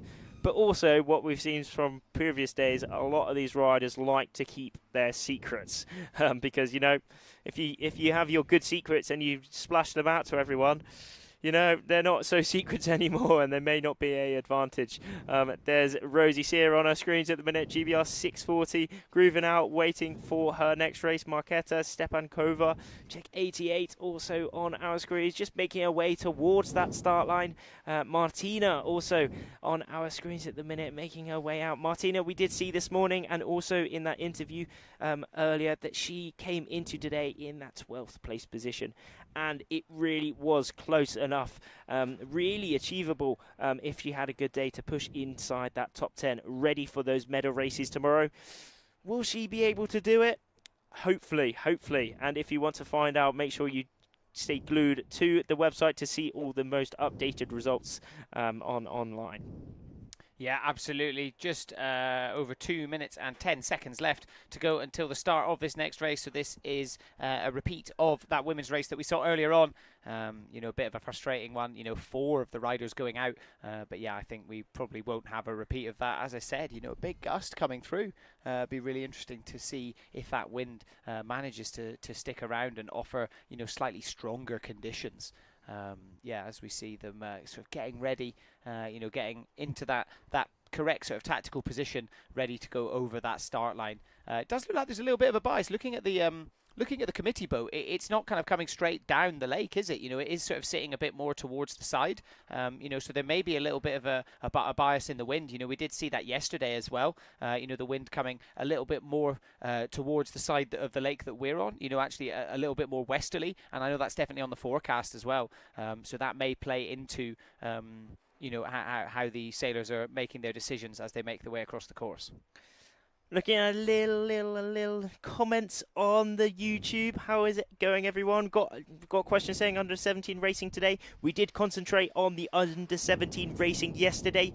So if you want to check that out, look at the live stream from yesterday. But also, once these under 19s finish their racing for today, hopefully, if the wind holds and there are suitable conditions, we will get some under 17 racing as well. But we will have to find out. You've also got some Switzerland supporters, and some of the Swiss have been doing extremely well in this competition, actually. Earlier, we did see Devon Hauser doing a very good race. He was really winning at one point and putting in a great race great result in that race. We also saw Robin Zelli. He's doing extremely well in the competition, also doing well. And in this race coming up, we do have Chloe, Switzerland 36. So for the Swiss supporters, make sure you keep your eyes on there. So down that bottom end, again, we see Media Falcioni, our current under 19 women's leader, who will have the best start in this race, though. Interesting. As we make our way towards it, you can see some of them kind of really putting the brakes on there, not wanting to get to that line too early. And it looks like this will be a good start as they all start pumping, making their way over the line. No horns there, so that is a good start as we make our way. It is looking like GBR 308 is going to be getting streets ahead. You can see Matteo Falcioni, Italy 57, also really, really pumping. Making their way down. France 7 as well. So yeah, again, we've got those kind of 3 or 4 riders up ahead of everybody else. At that start line, especially when the wind's in, it's so much about keeping that clean wind in your sail. You don't want to get caught too amongst the pack, do you? No, certainly don't. And that is what Darcy Shaw has expertly shown here. GBR 309, also Media in that second place. France 7, also on our screens, Faustine. But it is very close between all these top 5 riders. Martina also on our screens at the minute. Will she be able to push up inside that top 10 for those medal races tomorrow? She'll be hoping to put in a good result in this race to hopefully do exactly that. But it is Darcy Shaw taking a bit of a deeper line, now going in for her jibe, closely followed by Medea Falcioni, but Darcy has definitely gone a little bit deeper. Will that suit her out on top? But have a look at this angle, actually. That was a great angle to see their roots downwind. It looked as if Darcy had jibed in a little bit of a lull, or Medea had jibed in a bit of a high, in a bit of a gust. Or maybe Medea has overshot it a bit. She has indeed. Darcy Shaw making a exceptionally good line towards this final mark. Where will be that second spot? Who will be rounding in second? It is extremely close between the Turkey 1-0-3-0 Nurhayat, Medea, and also Faustina there. Oh, it's close between all of them, though, isn't it? Yeah, absolutely. I think you summed it up perfectly there. Yeah, Medea Falcioni just kind of overshot it a little bit. Darcy Shaw, initially I was like, she jibed a bit too early, but actually made the absolutely perfect decision. And you can see now, really starting to put some distance between herself and the rest of the pack as she goes round that final jibe mark. Can she stay up on the foil? Yes, she can. Beautiful jibe there, as she now just needs to lock in, try and get as much board speed as possible as she makes her way towards that finish. We're seeing the rest of the pack now coming down round that final jibe mark. Everyone putting in really, really nice jibes.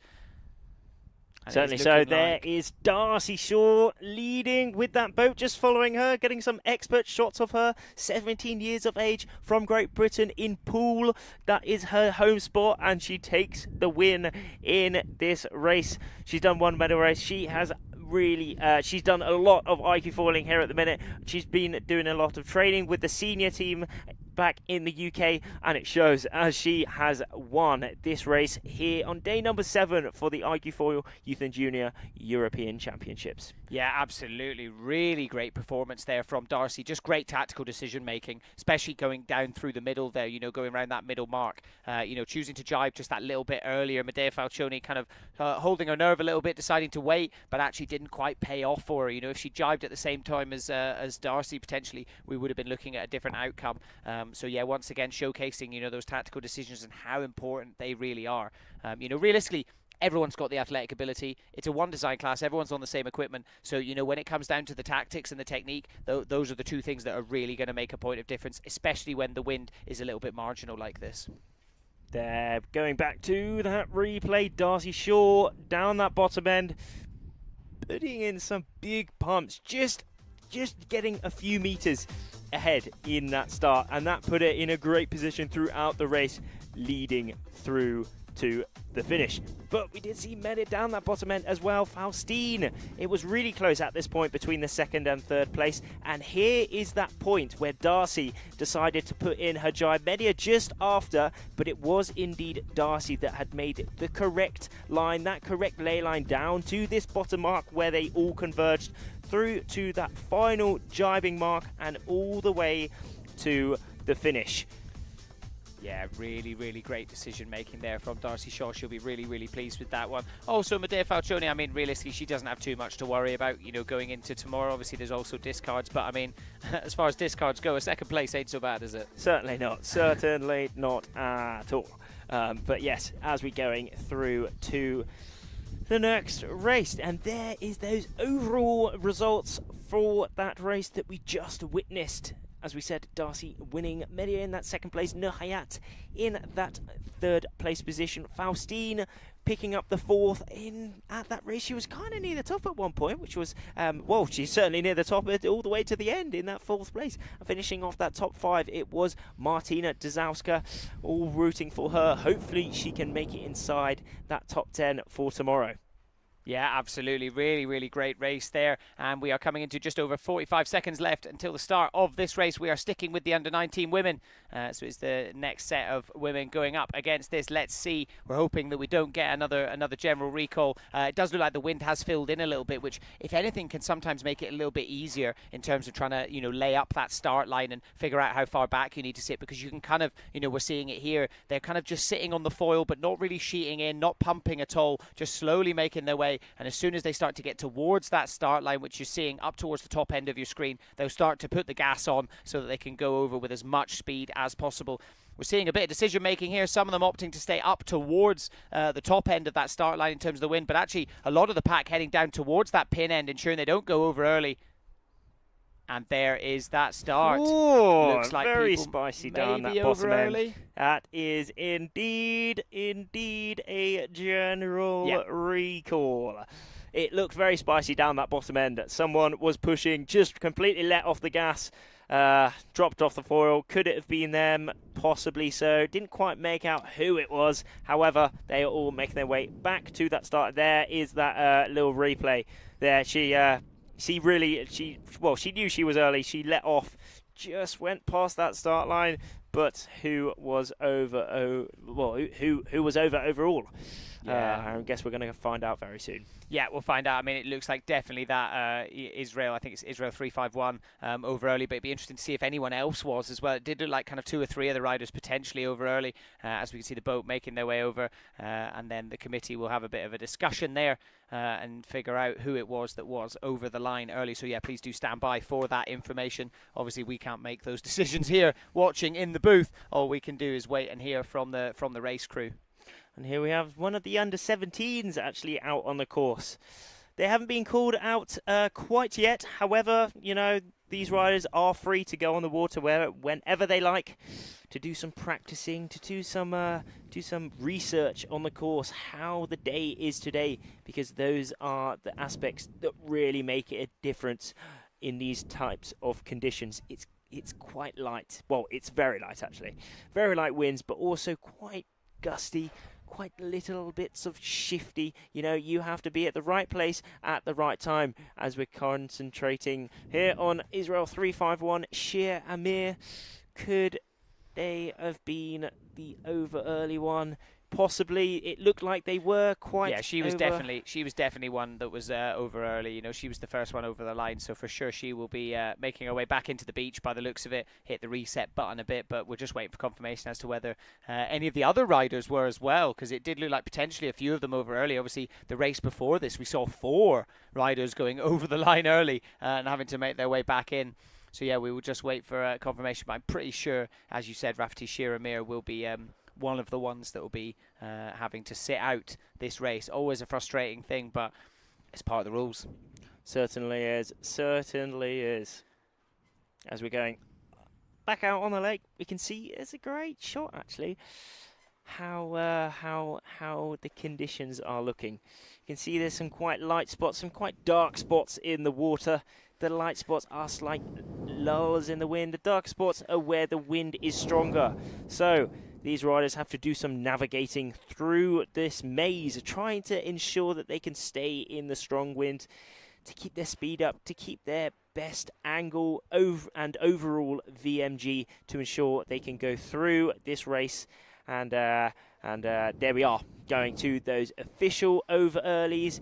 Israel 351, indeed Shamir, that we just saw earlier. She was over that start line. And also Netherlands 378, Louisa Schmidt.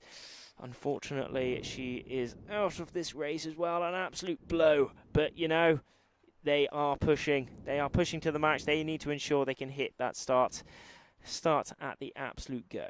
Yeah, absolutely. Yeah, Netherlands 378. As I said, it did look like there was more than just one rider that went over early. So yeah, unfortunately for those 2 riders, this race is over for them before it really started. So they will be heading back to the beach to sit this one out, potentially have a bit of a chat with the coaches. You know, there are these kind of different techniques and things and different tactical decisions that you can make when the wind is this light. So, you know, go back, kind of hit the drawing board, figure out a different approach to that start line to ensure that that doesn't happen again. But for the rest of the fleet, they will be getting themselves ready, getting themselves into position as we re-enter the countdown for this race. Okay, so just got confirmation that they're going to be resetting the mark on the first mark on the course here on the lake. That is because the wind has slightly changed, meaning that the mark has to move to ensure that that first leg of the race is at the correct angle, which is a reach. You know, the wind can change around. It can be quite up and down. It can move around. So the race committee are always and consistently working hard throughout this racing to ensure these races are run correctly, and they've done a absolutely amazing job this week. It's been quite tough conditions. It could have been very easy just to say, oh yeah, let's wait a bit more, hopefully some more wind comes through. However, they have got all these races completed out here on the course. It's really been amazing to watch, and it has really pushed the athletes to find a new realm of their racing, a new realm of technique. You know, it's been quite interesting that they have adapted. We've seen their adaptation each day. You know, maybe at the start they were not foiling so much. However, throughout the days, they have all started to be foiling a lot earlier, putting in some new techniques for pumping, and ensuring that they are going the correct ways on the course, just to ensure that these races are completed, and completed they have been. Yeah, absolutely. You know, it's all about making sure that it's nice and fair. And as you said, and it was actually something we touched on earlier on, you know, it did look like there was almost a little bit of a bias on the start line as well. I think the wind has definitely kind of shifted ever so slightly. We kind of saw it happening yesterday as well, you know, almost swinging a little bit more westerly. So coming a little bit more onshore. So rather than coming straight down the lake, so, you know, as you can see the bridge on the right-hand side of your screen, rather than coming down there, it's almost swung round and coming a bit more straight off the right-hand side of the screen that you're seeing now. So yeah, I think they will be just adjusting that first mark slightly just to represent that. And that was potentially what we saw, and, you know, a really great example that we saw there was in that previous race, you know, those tactical decisions being taken, you know, choosing to jibe that little bit earlier, especially coming towards that middle mark. I think that definitely paid off. Certainly so. We saw Darcy just doing that absolutely perfectly, just reading the wind nice and well to ensure that she could come out on top, and on top she did come. There is Laurent Utsi, our class president for the iQFoil Youth and Junior class. He's working hard to ensure this racing is run correctly as well. A little bit of a shake of the head. He may be not so happy with that mark. For sure, a little bit of frustration how the wind is behaving at the minute, being a bit naughty. The wind, you know, it's not the easiest wind to set up races. How light and shifty it is, but Laurent just holding up his flutter stick with the bit of ribbon on the top. That what does that do? That shows exactly where the wind is coming from. So you see that bit of ribbon on the top, that will go fly in the exact direction behind the wind, where the wind is going. And then he looks at that compass through his little eye compass, and then then he can tell exactly where the mark should be. And we saw a little shake of the head.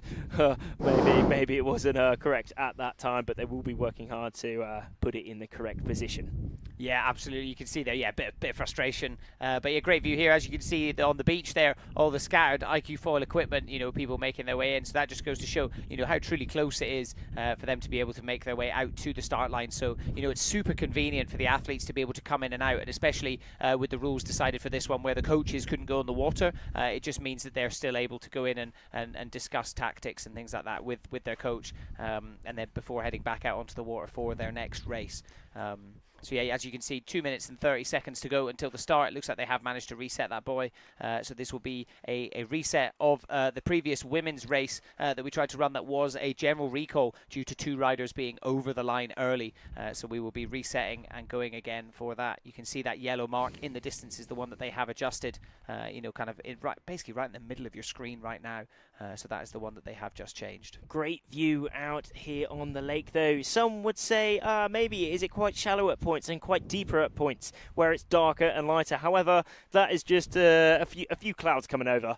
So where it's dark, that is where the cloud is covering the sun. But it shows how much of a lovely day it is. I mean, there are a few clouds inside, but it's, you know, it's almost the perfect amount of clouds. Still nice and hot. The wind is now certainly picked up a little bit as well.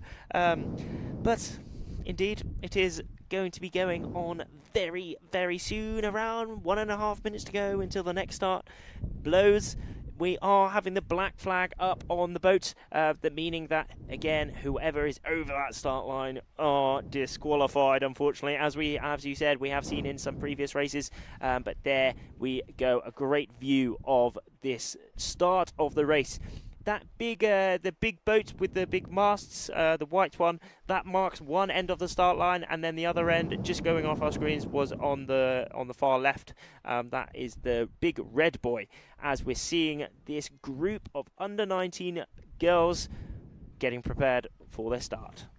Yeah, absolutely. Just over 50 seconds left to go as they're making their way right out over to the far side, or over to the near side, sorry. But, you know, getting themselves out and away from that start line. And then you'll see them all start to jibe now so that they can set up a ley line for them to be crossing the start right on time. Hopefully not going over too early, but also going over with plenty of speed so that they can make their way down to that first mark. You know, that's where we're really seeing the point of difference. And that's what's kind of deciding the winners at the moment. You know, it's almost being decided quite early. We're not seeing a huge amount of fighting as we get towards that last jibe mark. It really is a battle, you know, down the middle of, you know, choosing the correct line. So it's going to be really interesting to see that as we make our way towards that start line. You can see it in the distance there, that red pin end on the right hand side of the screen. And as we cut to this angle, so we can really see them getting over the line, coming down into the start. It looks like this will be a good start.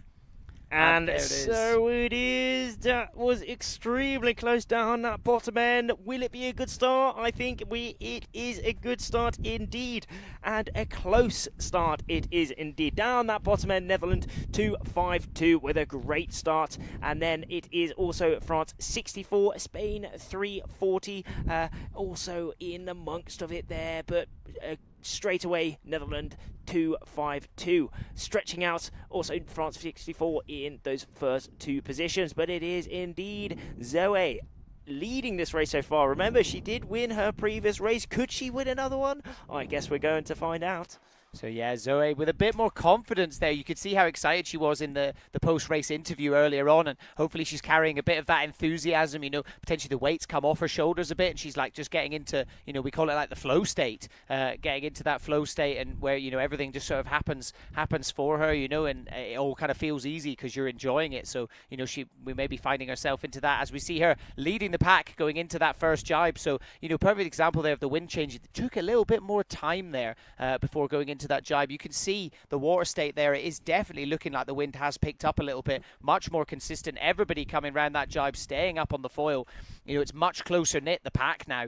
You know, we're not seeing that huge degree of separation of people managing to kind of ride that gust, whereas other people sort of falling behind as we make our way towards that middle mark. But it was a very interesting maneuver that we just missed there. Unfortunately, it was Ifka. She jibed a little bit earlier, but unfortunately it didn't quite pay off, as she is now dropped a little bit further down the pack. There we see her rounding the mark now, showing that you did have to bang left on the start, but it is Turkey 14 Adatan currently leading this race, but not much separating them at all. Nella Sadilkova attacking that second and third place positioning. Zoe in that second place. Whoa, it's kind of debatable between Zoe and also Israel 896. How is it all going towards this jibe? A bit of a tighter jibe from Israel 896, Noah Rajuan, and she has taken the lead. Taken the second place, sorry. Also on the right of our screens, Nella Salivkova putting in some huge pumps. Will she be able to snatch that second place?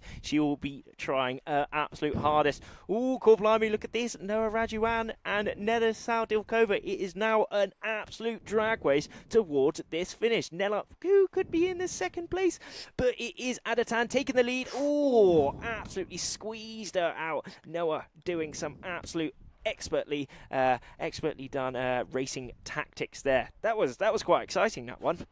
Yeah, really great race there. Great defense there from Noah, as you said at the end there. You know, Nella Sadikova really breathing down her neck, you know, hoping to kind of take that high line and then really accelerate towards the finish, but just wasn't able to find the room to do it. So essentially, you know, to avoid a crash, had to just let Noah go through. So yeah, really, really great defense there.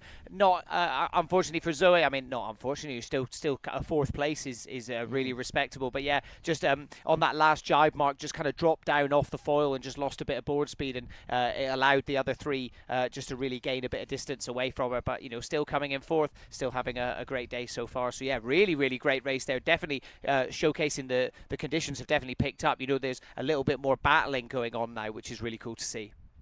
Certainly so, certainly so. As we're going back onto the beach, seeing all those IQ sails all flooded with red with that beach, that's where they are all waiting. It's a luscious green out here, actually. I mean, it's prime summer. Well, I mean, it is July. It is summertime. It's lovely out here on the lake. We're really high, actually. But yes, as we go to an interview from that past race with Celia.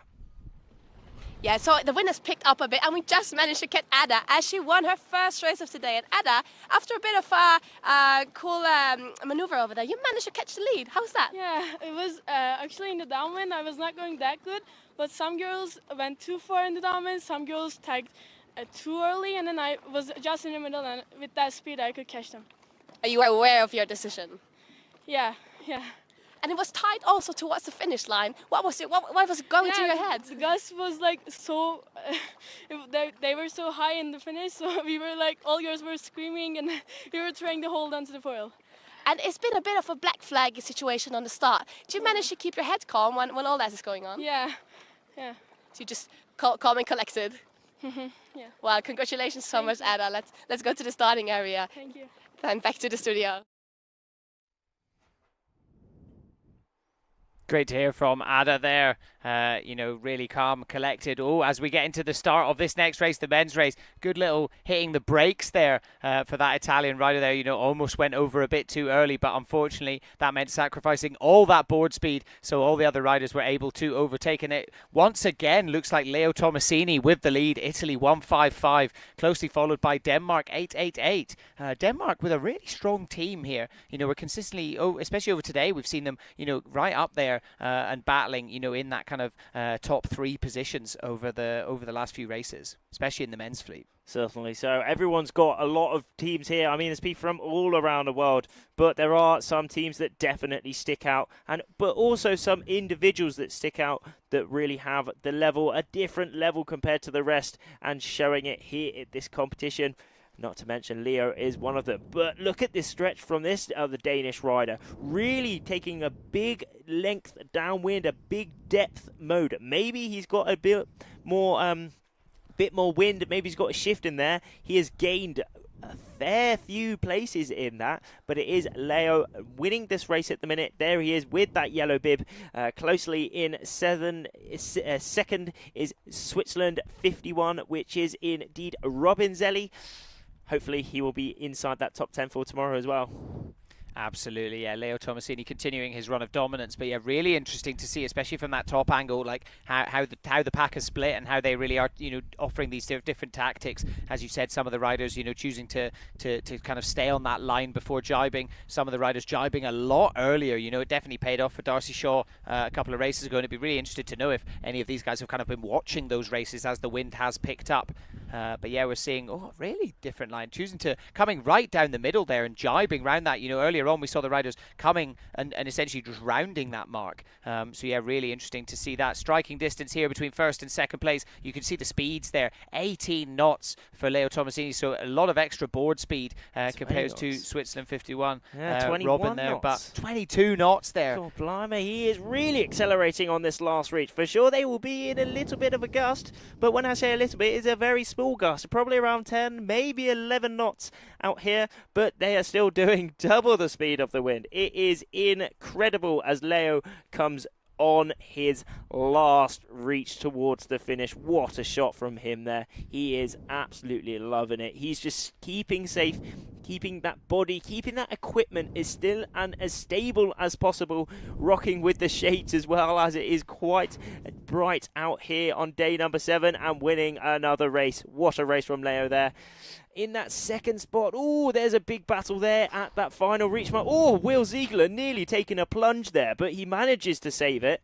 But this is a big battle between this, I think it is, some further a little bit back, maybe 4th and 5th, Arten in there as well. Also France 606, who will be able to take it. It is indeed Turkey 2008, which is indeed Arten Senal. Will coming across the line. Oh, God, blimey, that was close. repeat here of this heat. So yeah, as you can see on that start line, Poland 49 just having to really slam the brakes on there, and sadly just cost him a few places, right down at that pin end. Leo Tomasini, just a continued run of dominance, going round that first mark. You can see they're putting a bit of distance. Something really interesting happening at the middle point as we see him rounding that bottom last jibe mark there, and heading over that finish line. No celebrations, staying cool. He knows what he's got to do today to just keep himself in that first position going into the medal races tomorrow. It's only going to make his life easier. Certainly so. Certainly so. Making his life easier. I mean, he is probably, no doubt, actually, yes, he will be indeed very far in front now. As we go to that under-19 men's race, actually. Leo, then Robin in that second place. Magna picking up that third place. Mattia Sauncella in that fourth place. Arten, we did see that big battle between Arten and Lenny. Will getting that seventh place as we go to an interview with Celia from the past race. Third position from the past race in men under 19 gold. And Magna, how was your race? Yeah, it was pretty good. I had a really good start, like in the pin end, and then I just pumped all I could, and yeah, ended third, which I'm satisfied with. And it is your first good performance this event, right? Yeah. What happened? Did you crack a code? I don't know. There was a bit more wind, and I haven't been that good in the light wind starts, and yeah, now I just managed to put it all together. Would you say that strong wind slalom is a strong side for you? Yeah, I think so. But it's still pretty light now, but yeah. And now that you got this third position, do you feel like ready to do another one when we get back up there? Yeah. I hope to get another one. We hope so too for you. Let's go there and let's get back to the studio. Great to hear from Celia there, chatting to some of the riders. Really interesting to get some insights into, what kind of conditions it is that they prefer, going into that, going into these kind of lighter wind races, as opposed to, the kind of stronger winds that they're ideally looking for. It looks like we have gone straight into a next race. It is Oz 170 up in the lead. Certainly is. On light, it is indeed, as we saw, we just missed it there, that they all came off the foil a little bit, showing how hard, how light this racing is out here. But it is still running. Australia 170, Poland 30 in the lead at the minute. Igor Lewinsky rocking that blue bib. Also, Australia 170, he's having a very good race at the minute. Yeah, absolutely. Yeah, Igor Lewinsky, I kind of I don't want to say I called it earlier, but, his first race today, he did go over the line early and was kind of knocked out. And in my head, I was like, it's one of those things where if that happens at the beginning, it's kind of okay. Because, really good jibe battle there between these two riders as they make their way down to the mark. Really cut each other up there. It's extremely close between both Rory from Australia and Igor. Rory just coming out on top at that bottom mark, but it will be an absolute battle towards that. And look at that third, fourth and fifth place positioning there. It is all extremely close from all these riders, a lot of them deciding to go a bit more higher upwind, and there is that striking distance. Rory, Australia 170, they're both at around 20 knots, but Australia 170, Rory maybe having around an extra knot of speed, putting him safely in the lead in this race right now. He is now rounding. He's got around 20 meters, just over 20 meters to Igor Lewinsky, that is closely behind him. Yeah, absolutely. That was a really great altercation there. Loving to see it. I think it's one of those things, definitely, as the wind has picked up. I mean, looking at the water state, you can really see it has got a bit darker. There's definitely a few more ripples there, so you can see, as the breeze picks up, we do see a bit more of these battles. It's not so much about everyone just staying up on the foil. It's about everyone just really being able to push and try and get themselves through that finish. And there it is, Rory taking a bullet. First or a win, and then Igor Lewinsky coming in second. So as I was saying earlier, Igor, not having the best start to his day, but he seems to have used that as fuel, and he's like, it's only up from here, and managing to take away another second position. So he'll be really pleased with that one as well. And then McCanny coming in that third place position, closely followed by Spain 392, Louis Great race from him as well. Oh, some of these riders having a tricky time making this final finish line, and there was that start, a really good start down that bottom end from USA 162. Unfortunately, not managing to harness this full potential in that start, Garrett, but again, a very good start from him. And early on, it was Igor and Rory taking the lead in this, and there is that fighting maneuver on that jibe, and there we are. It was extremely close at that second to last mark, but Rory really showing his speed, showing his athleticism, taking him to the lead as we go to an interview from that race that we just saw with Celia. Yeah, so Rory is next to me, still breathing from his bullet, and it was quite tight between you and Igor. What was your tactics just before the finish line? Just, do that last drive nicely and then stay in front nicely, and it was nice. Nice pressure, a bit different from last race. Start was a bit hard, but execute nicely, I guess. Did you manage to get off the line quickly? Yeah, it was it shifted a lot. It was probably belt in favour a lot, I think. The pin guys got a bit stuck up, but yeah, definitely a nice start. Does this bullet make you feel more confident and maybe ensure another bullet in later races? Yeah, maybe it was definitely good to boost the ego a little bit. Nice race. Yeah, happy to continue. Okay, thank you so much, Rory, and congratulations. And let's tune back to the studio. Great to hear from Rory there. He seems a pretty smooth operator. Seems quite happy with it. He's like, I don't want to guarantee anything. And interesting to get his insights into, how the wind has shifted, and how the start line, he did say he thinks there's a bit more of a favour at the boat end rather than the pin end. And previously, a lot of people opting for that pin end because of the lighter wind. So, being able to go downwind towards it a little bit more. There's the full results there. So, Makani Andrews as well, putting in another good performance, coming up in that sort of top end of the races. So, a bit of an update for you guys as well. The AP flag has gone up. The wind seems to have filled in, but because the wind has shifted slightly, they are going to be adjusting the course. I don't know if you guys saw as well in one of the shots, someone actually had to kind of throw an attack, because they sort of misjudged it slightly. So I think with that, the race committee have decided they are going to be adjusting, the course ever so slightly, so moving the rest of the marks to ensure that we can continue running this slalom format fairly and just making it as clear as possible for all the riders.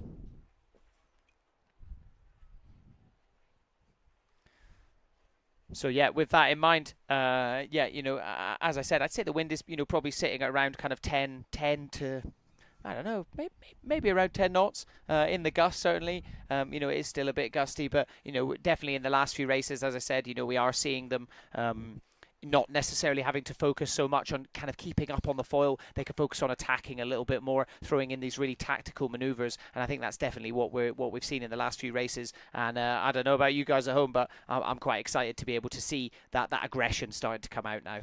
Certainly is, but it has been out all week. This competition is one of the most important for these young youth and junior riders in the iQFoil class. No doubt the coolest sailing class around. It's windsurfing, it's foiling, it's speed, it's action. And we have seen this throughout the week. Even in these extremely light winds, it's been quite hard, this racing, for all these riders. There have been some upsets, but there has also been some absolute happiness, some pure elation on the course and here at this competition. Just because it is high risk, high reward in these conditions, you need to make sure you are in the correct position, in the correct gusts, in the correct shifts to allow yourself to go out on top. Yeah, absolutely. It's such a tactical game. As you said, Rafti, especially as the wind picks up. So yeah, you can see now all of the riders kind of gathering around. They're just waiting, looking out. We can see there's all the yellow marks that you've seen in the previous races. They're all just being moved ever so slightly, into a bit of a better position to ensure that we can continue running, the same sort of slalom format. But to take into account as the wind has kind of shifted slightly, coming a little bit more westerly. Conditions, but let's go to Celia on the water for a bit of an update of what it looks like out on the course.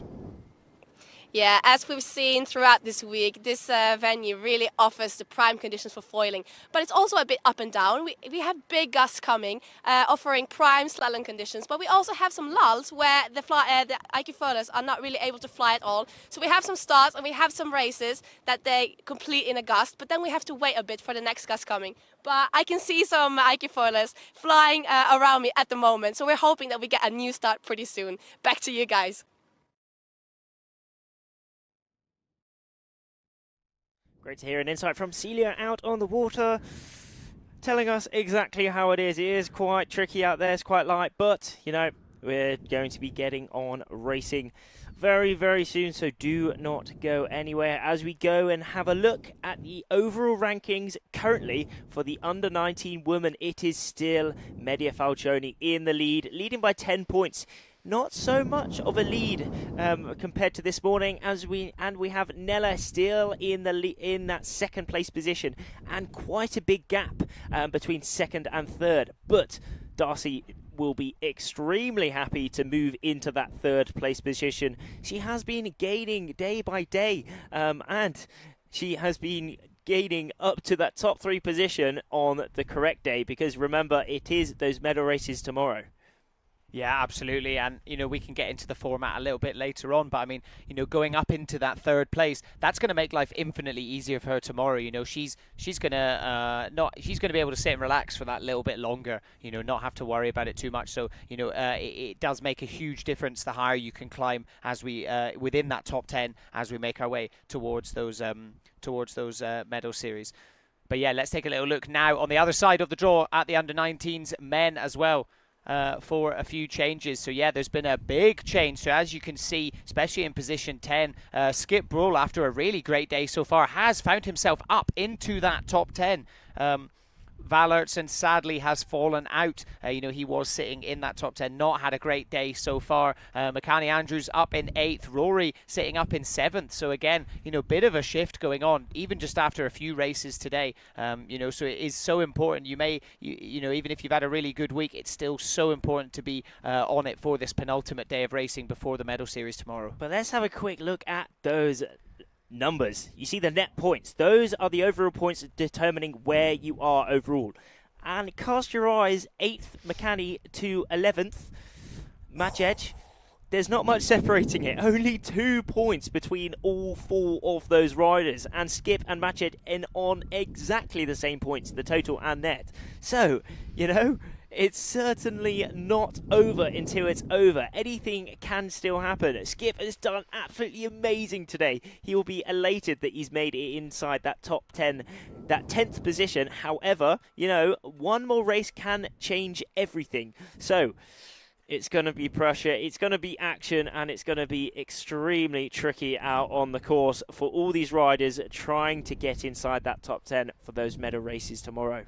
Yeah, absolutely. You know, it's really interesting to already see such a shift. But yeah, you know, that it is super, super close. But I mean, we're not stopping. We're not stopping any you know, of the action anytime soon today. So I imagine we are going to see even more of those changes happening as we move towards the end of today. But yeah, as they adjust the course, you know, they want to take a bit of time over it. So we are going to jump onto hold. Do not go anywhere. We will be back soon with some more racing.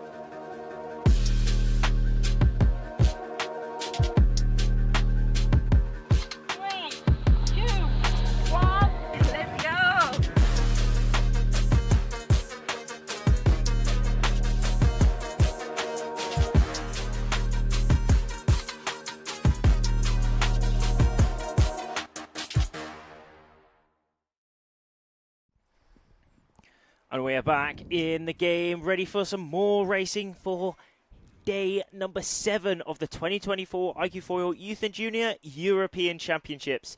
Today we have had a lot of slalom races and we are continuing on with slalom racing.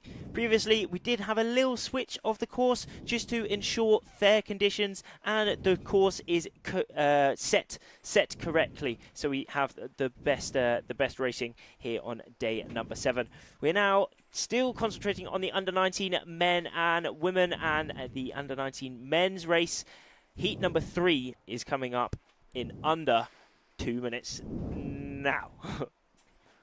Yeah, exactly. As you said, you know, we have reset the course. The wind switched a little bit, almost like has swung a little bit more westerly. You know, typical it's like a kind of southwesterly direction, but it has changed ever so slightly. So rather than coming directly down the lake, it's sort of coming from a bit of an angle.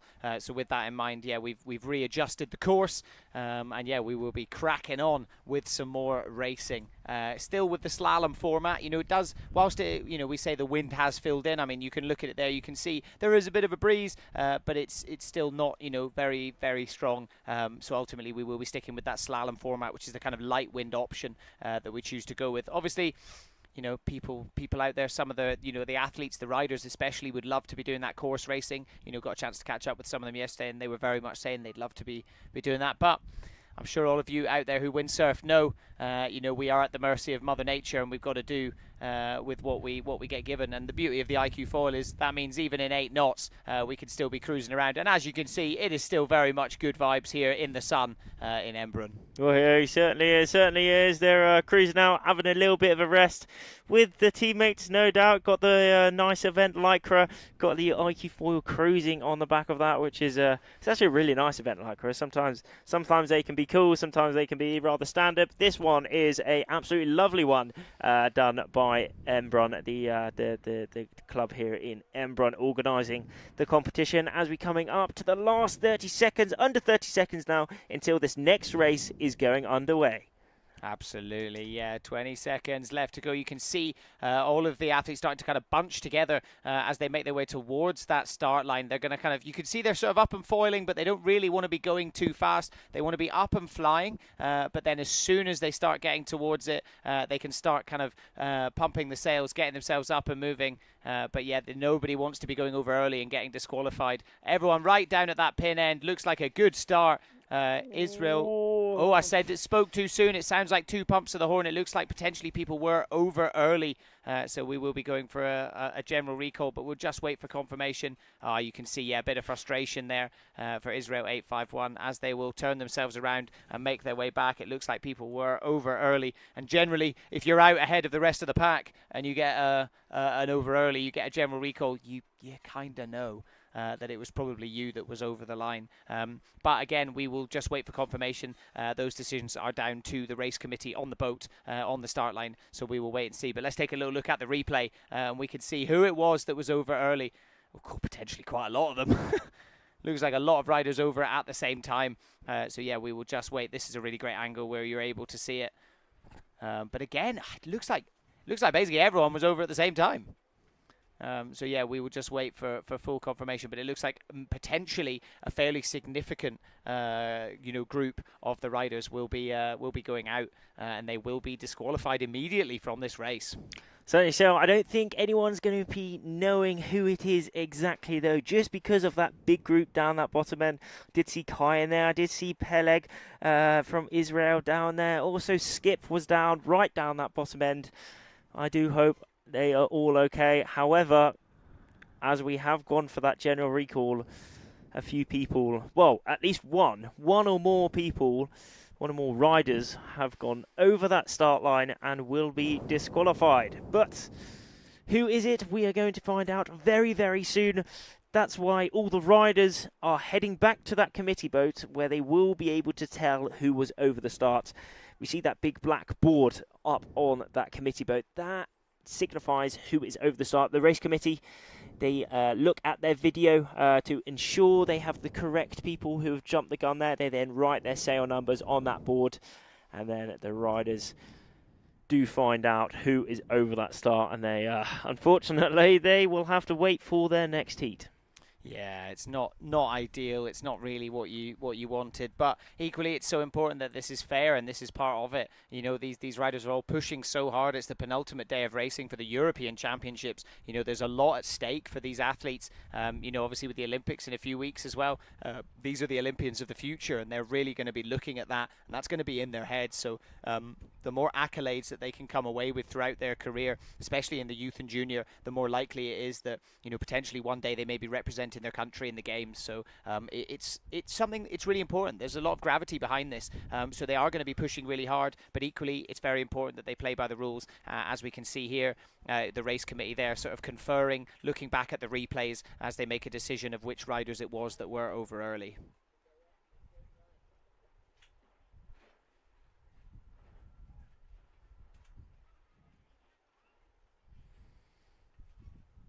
So yeah, still sort of making that decision. Let's take another little look at this start here.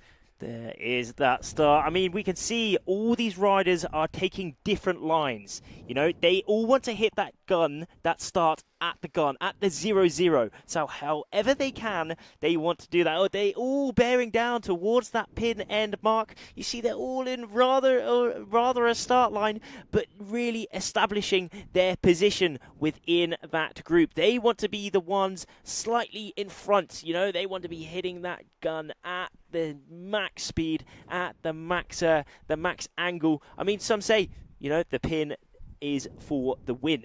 That's why we are seeing quite a lot of riders down that pin end. However, if you do go off that pin end, you have to make sure you have the speed, because if you have anyone rolling over you, overtaking you and giving you some dirty wind, that really reduces your speed. So, you know, that's why we're seeing some of the leaders, some of the fastest guys in the fleets going off that pin end.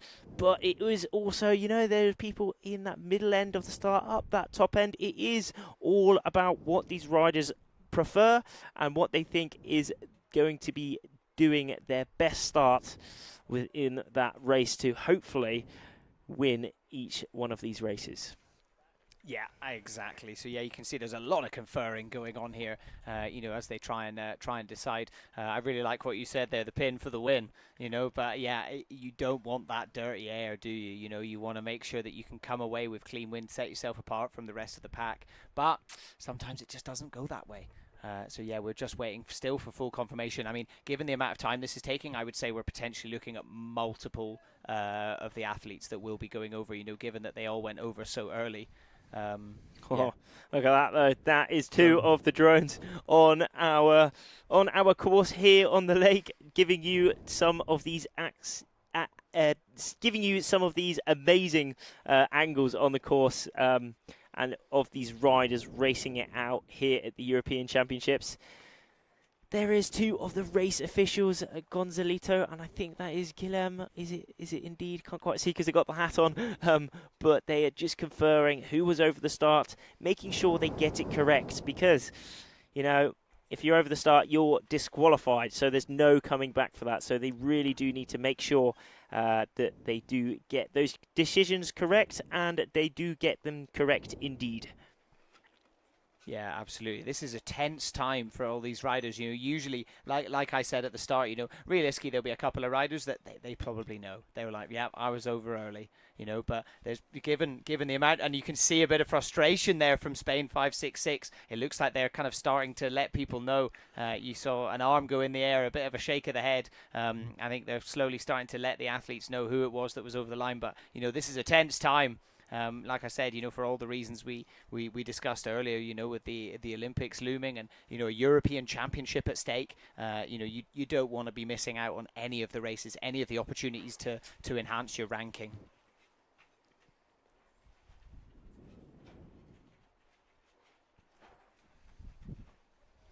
So, there are some significant puffs coming down the lake now, actually, though. I mean, they are puffs, though. It's not very consistent. It's not very consistent, but they are rather strong. I mean, I'm saying probably around maybe 12, 13 Yeah, 12 knots, 12 knots. Let's say a safe bet of 12 knots. Some 12-knot gusts coming down the lake now. Now, that is more than enough to get some high-power racing, high-speed and highly technical racing out here for the European Championships. Currently, we are just waiting for full confirmation of all the riders who are over this start line. We have some nationalities. We have Aruba in there. There's only one Aruban, so unfortunately, Kai Rosaboom out of that start. Oh, what an absolute dilemma. Unfortunately, he was pushing just a bit too hard. Some other countries on there, and we will be there's Kai Aruba at 1-9. Unfortunately, yeah, it looked like a GBR number as well. So yeah, I'm not too sure which of the athletes it is, but yeah, we're just waiting. But yeah, that was at least 3 riders that will be over early. Yeah, there it is there, the sneaky drone getting the exclusive, getting the scoop for you. Yeah, the spy cam is up and going, and there you go. They're adding a 4th. Oh no, it 31. is indeed Valurzen as well over Val. that start line. Oh, what an absolute error from him as well. Just pushing it a little bit too hard. I mean, also, as a lot of these riders are over this start line, it kind of been in a pack that jumped the start, because you do not want to be behind. If you're behind, it's extremely hard to come back. So all these riders will be influencing each other a little bit. How hard can you push it? When will you be over the start? And one of these riders have certainly pushed it a little bit too hard, influencing the other riders to also jump the gun a little bit. Yeah, absolutely. It's so difficult, because you look at the riders around you and you're like, well, hang on a minute, they're going pretty quick. Maybe they know what's going on, and then you can get so caught up in it, and before you know it, yeah, you're one of the riders heading back to the beach. So, it is important to look around and the surroundings and keep an eye on the other riders and what they're doing. But equally, whether you're going down the race course, heading towards the start line, rounding a mark, anything, it's so important that you kind of trust in your own instincts and take advantage of that rather than just kind of following the pack. There's some more numbers going up on the board. Unfortunately, Norway 151. Jürgen is also out of this race. Oh, maybe. Oh no, that was just rubbing out. I thought just maybe giving it a clean. Yeah, I thought it was gonna rub it out. They made a mistake, but no, they haven't. They're just conferring who was the British rider over that start. We're going to find out very soon. I mean, I think there is only one rider in this heat. 3-4-2-1. I just Indeed, saw. I think that's G. Oh, and another one as well. Spain 5-6-6. Oh gosh, cool blimey! There's loads. Sandro also over that start line. How many looks is like there? another one as well. Oh, 1, 2, 3, 4, Another 5, Norwegian. 6, 7. 7 currently over the start. There might even be more. But the other Norwegian, 1501, Felix also over that start line. Who will be the British? I think it is G. Galahad by, unfortunately. But there it is. There is that start. A big group down that bottom end. God, there's so many of them. Yeah, but they're all extremely close. There's 3 maybe extremely close, but there's maybe 5 or 6 like less than a board length separating them all. That is giving a really hard time for this race committee to determine who was over that start line. But this is why they're taking quite a long time to confer and to make sure they make the correct decision, because this is significant. These riders who were over that start line are now disqualified, just to ensure that there is fair racing for the people who weren't over the start line. Yeah, absolutely. God, it's such a difficult one. There's so many. Another Israel 851 going out. Oh, they've rubbed the GBR out, so potentially they've gone around that. Netherlands 173, so that's Skip Brull. Oh, Skip, he's no out way. as well. Not what he wants to happen, especially given the position that he's in. Sitting in that 10th, getting up into the medal series. But this potentially may, given what you said earlier, Rafferty, how close his points were to who was sitting in position 11 as well.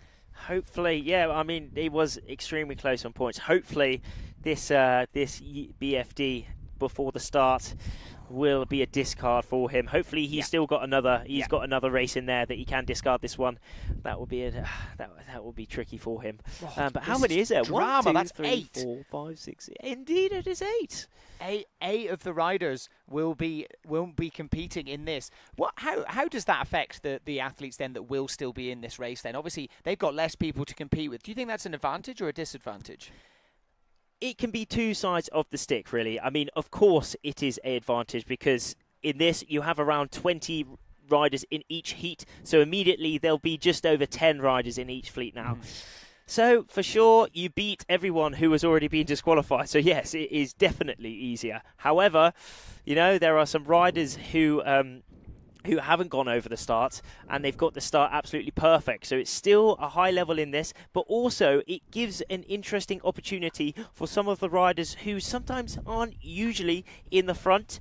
It allows them to showcase their skills of what they can do when at the front of one of these races, because racing at the front of one of these groups compared to racing at the back of the group is a completely different skill set. Once you are out in front, you are able to get some more clean wind. You have to care less about positioning. You just have to care about defending or thinking of what will happen in the future. However, if you're further back, you are thinking about who can you attack. Where is that next place you can gain? So for sure, this next race coming up after all these riders, there's Skip. Oh no, Skippy. Unfortunately, he is making his way back to the beach after being over the start, and we have confirmation of all those riders who were before the start up on the top left. But there is Skip. Exactly. So yeah, it will be those eight athletes will be making their way back to the beach. So yeah, we'll just have that short reset, and then the rest of the fleet will be looking to get restarted. So yeah, Skip Rule, current event standing 10th place, so he's in a real tricky position here. He's right on the cusp, but as you know, looking at the overall points, he's actually in the exact same points as 11th place as well. So you know, anything can happen here. Like we said earlier, you know, we're still going to see a lot of changes that will be happening. But yeah, you know, the drama, the pressure is really on for all of the athletes, but especially those sitting in that kind of positions 10 to 15, or even like 8 to 15. You know, there's Kai there, Aruba 19 as well. You know, again, not ideal, frustrating for him as well, as they make their way back into the beach. Yeah, tricky one. These guys are really, really good friends. Kai, well, he's got the Aruban flag now. He was Dutch before, and Skip is Dutch, so they will be talking to each other, probably saying yeah, there is Kai, not very happy. Skip as well, probably not the most happy, but you know, that is how this works. This is racing at the end of the day, and limits are being pushed, sometimes overstepped as well, which unfortunately Kai and Skip just overstepped the mark now, but hopefully they will still be in a great mental state for those next races coming up soon. But there we are, there is that class flag being hoisted on that committee boat. It is the yellow one with the 3 on the boat signifying which group it is. It is Group 3 for the under-19 gold men coming up now. Yeah, absolutely. 2 minutes and 40 seconds to go until the start of this race. So yeah, bit of an interlude there. You know, with so many of the riders over the line early. That's definitely the most I've ever seen in a race. You know, well, since I've been doing this, I'm sure there's been more in the past, but you know, to have eight of the riders, almost half of the race, just out straight away. This is going to be a really, really interesting race to call, I think. You know, for the reasons you said earlier, Rafferty. You know, people who perhaps aren't usually at the front of the race will get the chance to be. So yeah, this is going to be a really, really exciting race to call. Yeah, I mean, there will be just over 10 riders in this fleet now, as we touched on earlier, because of all those riders out. So it might look a bit different to the races previously completed. There is that black flag up on the boat, signifying we are in under 2 minutes until this start.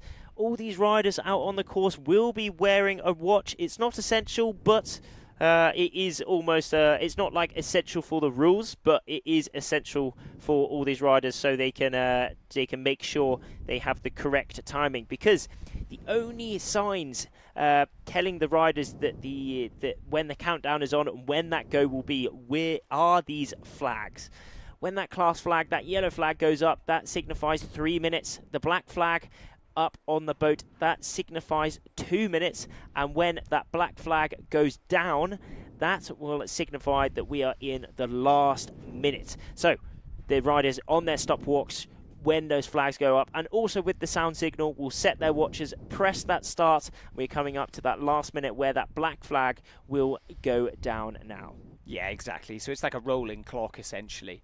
So they will always have that, up and going. Obviously, they may have to reset it every now and then, if things like, they have to reset the course and things. But, yeah, generally they will do it. And as we're seeing now, it's not a very busy fleet as these riders are starting to jibe.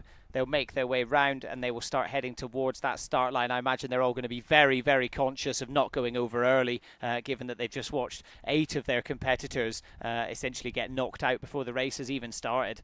So yeah, a bit thinning of the crowd here as they make their way towards that start. They're kind of all up on the foils, but they don't want to be putting too much power, translating it into that board speed. I wonder if they're going to aim for that pin end, or as Rory said, I mean, this was before they adjusted the course, but Oz 170, Rory, he was saying there was a bit more of a bias up towards that top mark, up towards the committee boat, but let's see. 3 seconds to go, making their way towards that start line. Definitely a bit more timid, and there is that start, looking like a perfect start there.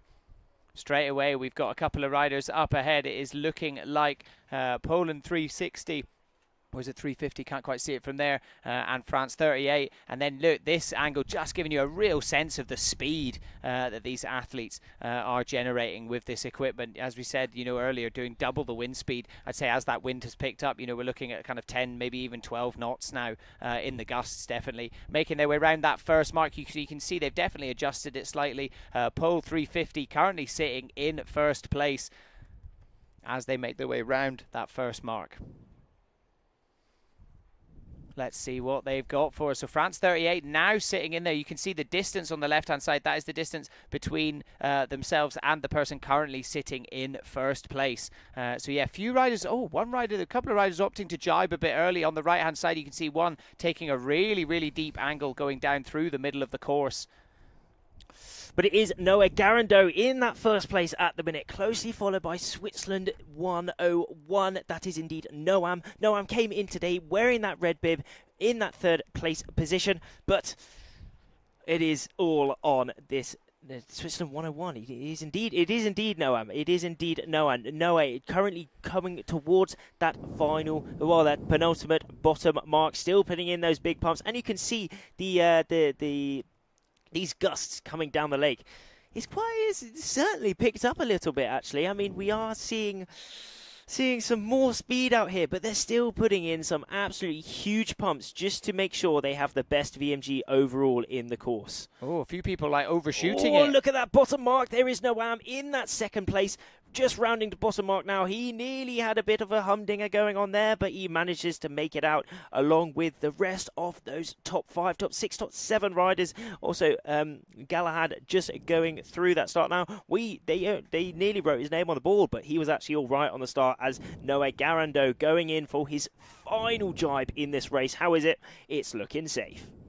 Yeah, really, really nice jibe. As you said, safe is definitely the word for him. He's really managed to separate himself from the rest of the pack. Interesting that kind of middle mark there, where they were all rounding, looked like a few of them actually almost overshot it and had to throw in an extra jibe. So again, showing, really important, making those tactical decisions. Obviously, they have adjusted the course, so this will be the first time they're sailing it. But, really, really important to be kind of keeping an eye out and trying to find that perfect ley line. And it looks like that's exactly what Noah has done here as he makes his way towards that finish line. Great finish there, great bullet there, and it looks like, yeah, Switzerland 101 coming through in second. He will cross the line there. Beautiful. Poland 350 straight behind, and then the rest of the pack making their way towards it. So again, really clean race there as the rest of the pack cross that finish line.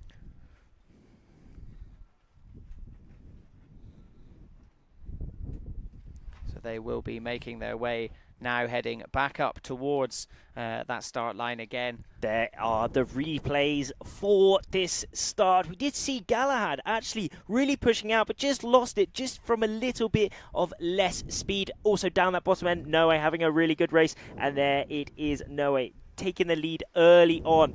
And where is that jibe? Rounding that bottom mark in that first place position. And there, just behind him there, Noam having a really tricky jibe there. But he manages to get out of it and through to the finish. But Noé Garando taking the win in this race, adding another win to his scorecard and maybe even another win to an overall position, as he was the 2022 under-17 men's world champion. So he will be hoping to add an under-19 international title to his name. Can he do it? We will see. We will see indeed, as he is currently overall in that 4th place position.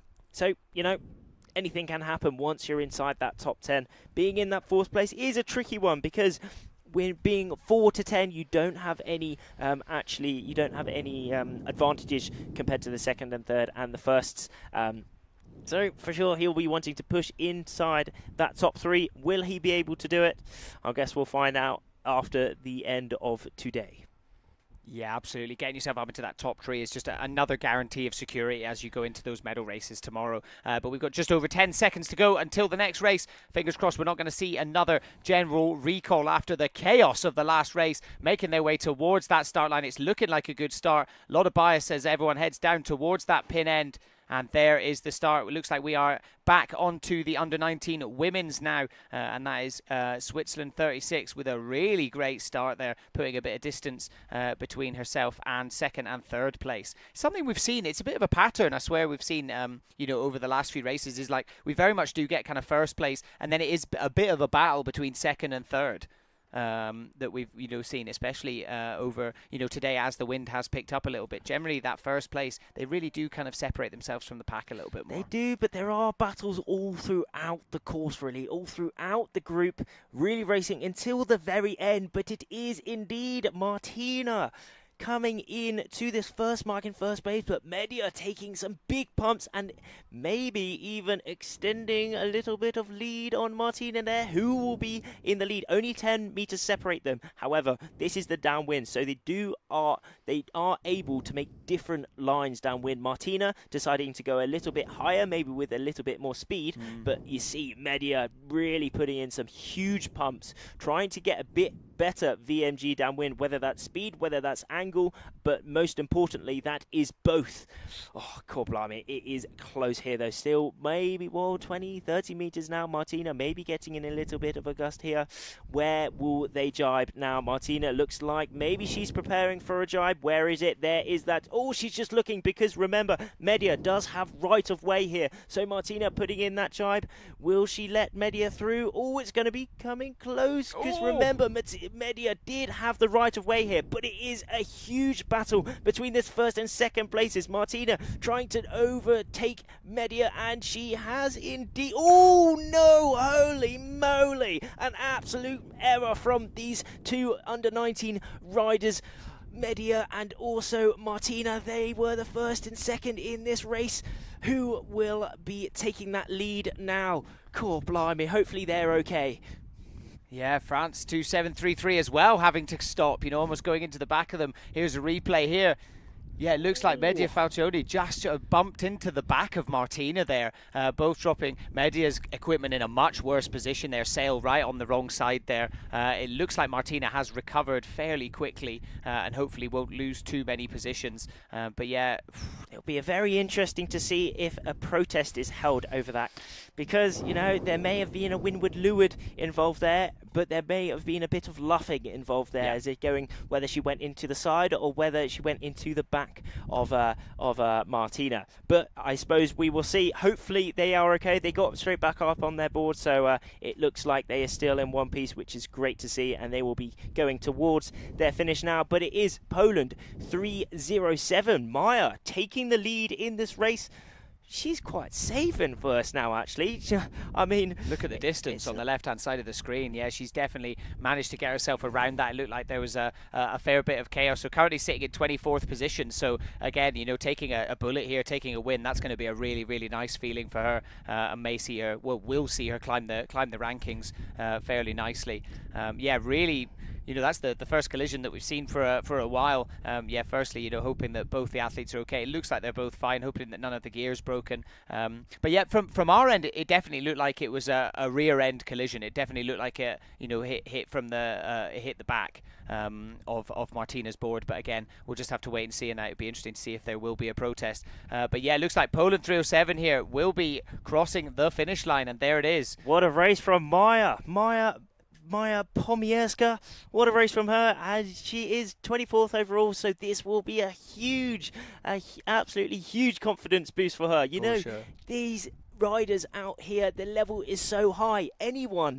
A lot of these riders, anyone inside these groups are able to win a race, as Maya has expertly shown here. She won this race for the under-19 women, and she's done it. She's added a win to her scorecard, hopefully, and for sure this will be bumping up her a few results, a few positions overall. Possibly not inside the top 10, however, what a way to come to the end of the day. Yeah, absolutely. She'll be really pleased with that one. Obviously, again, it just goes to show how much, like a collision or anything like that can just really, really upset the order of a race. Let's take a look at the recap of that race. Full of drama, full of action. There, seeing a collision coming down through the middle. It was very much a battle between Martia and Medea, as they were going down through the middle. But then, yeah, just that collision just really, ruined everything. This is exactly where it was happening. So you could see Martina throwing in the jibe there, Medea doing the same thing, kind of blocking her a little bit. And then, as you said, there was a bit of luffing going on, and then there was that collision. It was extremely close between these two riders, and especially in their heads, they will be wanting to push to the absolute max. It will be very interesting if a protest is held here, because it wasn't an obvious wrong and right here. But unfortunately, they did both go down. Hopefully, they're both okay. I mean, they'll probably not be the most okay in the head because they lost that first and second position. But, that is racing. This is the high-tier racing. Everyone is pushing to the max. But also shout out to Chloe from Switzerland. She had one of the best start in that race. Unfortunately, didn't quite manage to hold her lead throughout. But, again, people can win different aspects of these races, and Chloe having a great start in that race that we just saw then. For sure, yeah. And then as you can see, looking at the race results, so Martina managing to recover really well, coming away still with a third place in that race. Medea Falcioni also managing to recover nicely, but yeah, still sitting down in fifth. I would say it'd be interesting to see, whether that has affected the ranking overall, but I would say she's still pretty good with the points, and she will probably still be able to maintain her first position, especially with a discard in place as well. But yeah, let's wait and see if there was a protest there as we gear up for the next race. Nella is getting ready for her race coming up very soon. A pretty swag helmet and also a very swag lycra as she is rocking the blue bib and also the blue sunglasses. A bit of colour matching there. She for sure, she's done that on purpose. But wearing that blue bib, that means she came into today in that second place position. An absolutely amazing position to be on this day number 7 of the European Championships. But she hasn't been winning every race so far.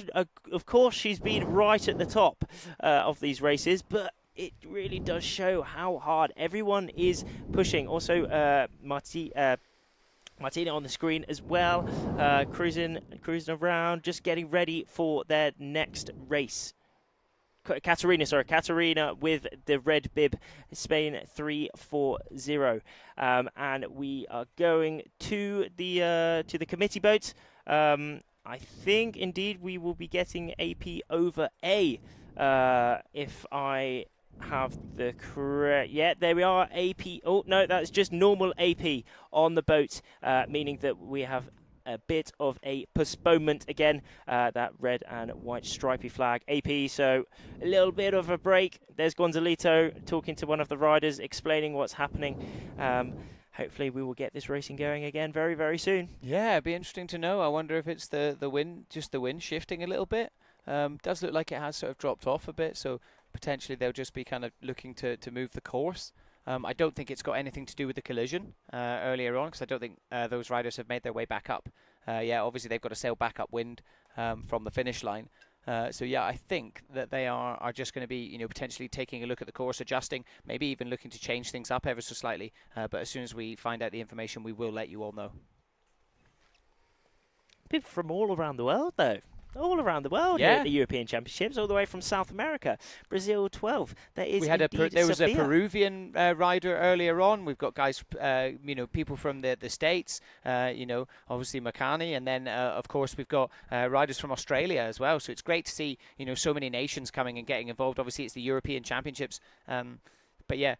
Absolutely having so many people coming together and getting involved for the love of sailing, and obviously straight after this event we'll be heading straight over for the World Sailing Championships over in Lake Garda as well. Indeed, that's going to be a very cool competition, and for sure this competition will be a training regatta for that Youth World Championships, the World Sailing Competition, where one person from each country is picked to go represent in Garda, race it out on the iQFoil equipment, and that's going to be very exciting as well. But yeah, we actually are missing some very big names here at this European Championships, purely just because they will be preparing for that Youth World Championships coming up. However, this is still a very, very well attended competition. All the other athletes are here, almost 350 competitors at this competition, as we go to some of those results.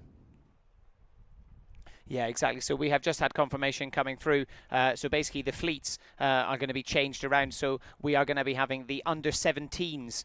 So we've been covering the under-19s so far. The under-17s men's will be coming out onto Zone 1, which is the course that you've seen today.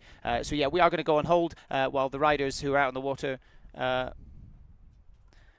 But just before we go on hold, let's take a little look at the under-17 men's rankings currently, just to give us an idea of what we've got coming up as we move and take a look at the under-17s men's. As I said, they're just making their way out onto the course and they will be getting ready. So I don't think they're going to be shifting the course. I think it's pretty right for the directions that we've got now.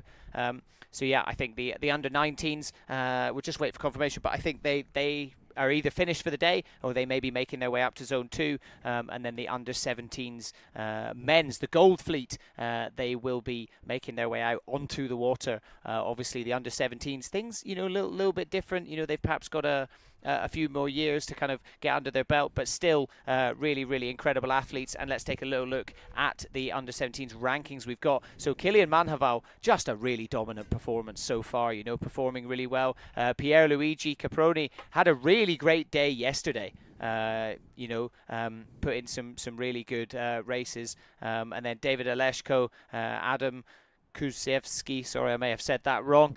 So third and fourth place. Finn Brull, is that any relation at all to Skip? Indeed, that's his brother. That is his brother. Keeping it in the family. It's what we love to see. So yeah, finishing up the top five. And then as you can see, that all-important cut line underneath 10th position. So taking a look at it, 10th, 11th, and even 12th. So looking at 12th as well. Omri Adiran had a great day yesterday. Let's wait and see.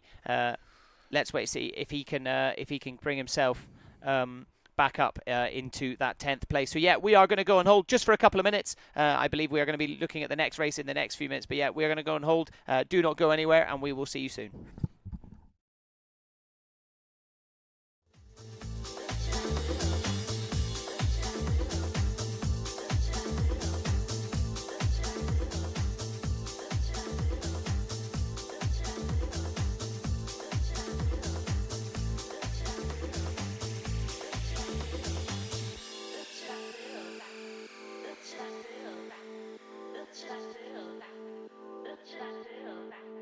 The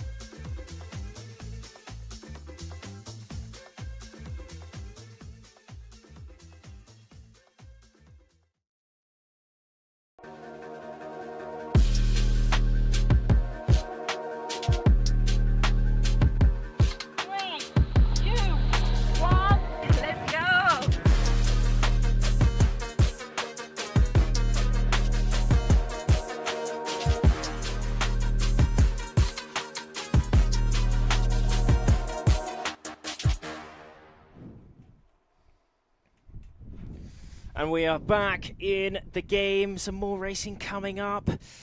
The fleets have split around because there's some different conditions out on the course. We've got 2 courses here at the European Championships, and some of the fleets, some of the groups have swapped around to ensure that there is racing all for all. But we have had some epic racing this morning. It's been really, really high power action for the under-19 men gold and also the under-19 women. And now we will be going to some of the under-17s.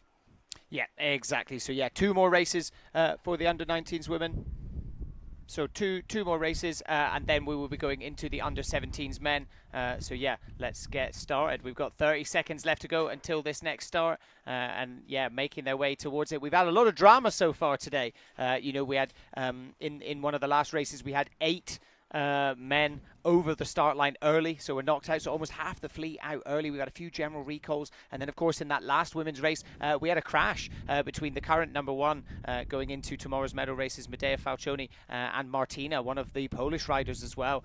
So yeah, it'll be interesting to see if there's any fallout from that, but equally Martina finishing in 3rd place, Medea in 5th as well, so not too bad considering there was a crash. And there is the start line of this race. Looks like it's a good start. France 64 currently sitting in that 1st place, but it looks like Czech 80 really coming down low Nella to speed. having a Nella, great yeah. start up that top end. Also Ivka at that top end as well. Netherlands having a great start. It will be all to this first mark though. Who will be setting out in front? It's looking like France 64.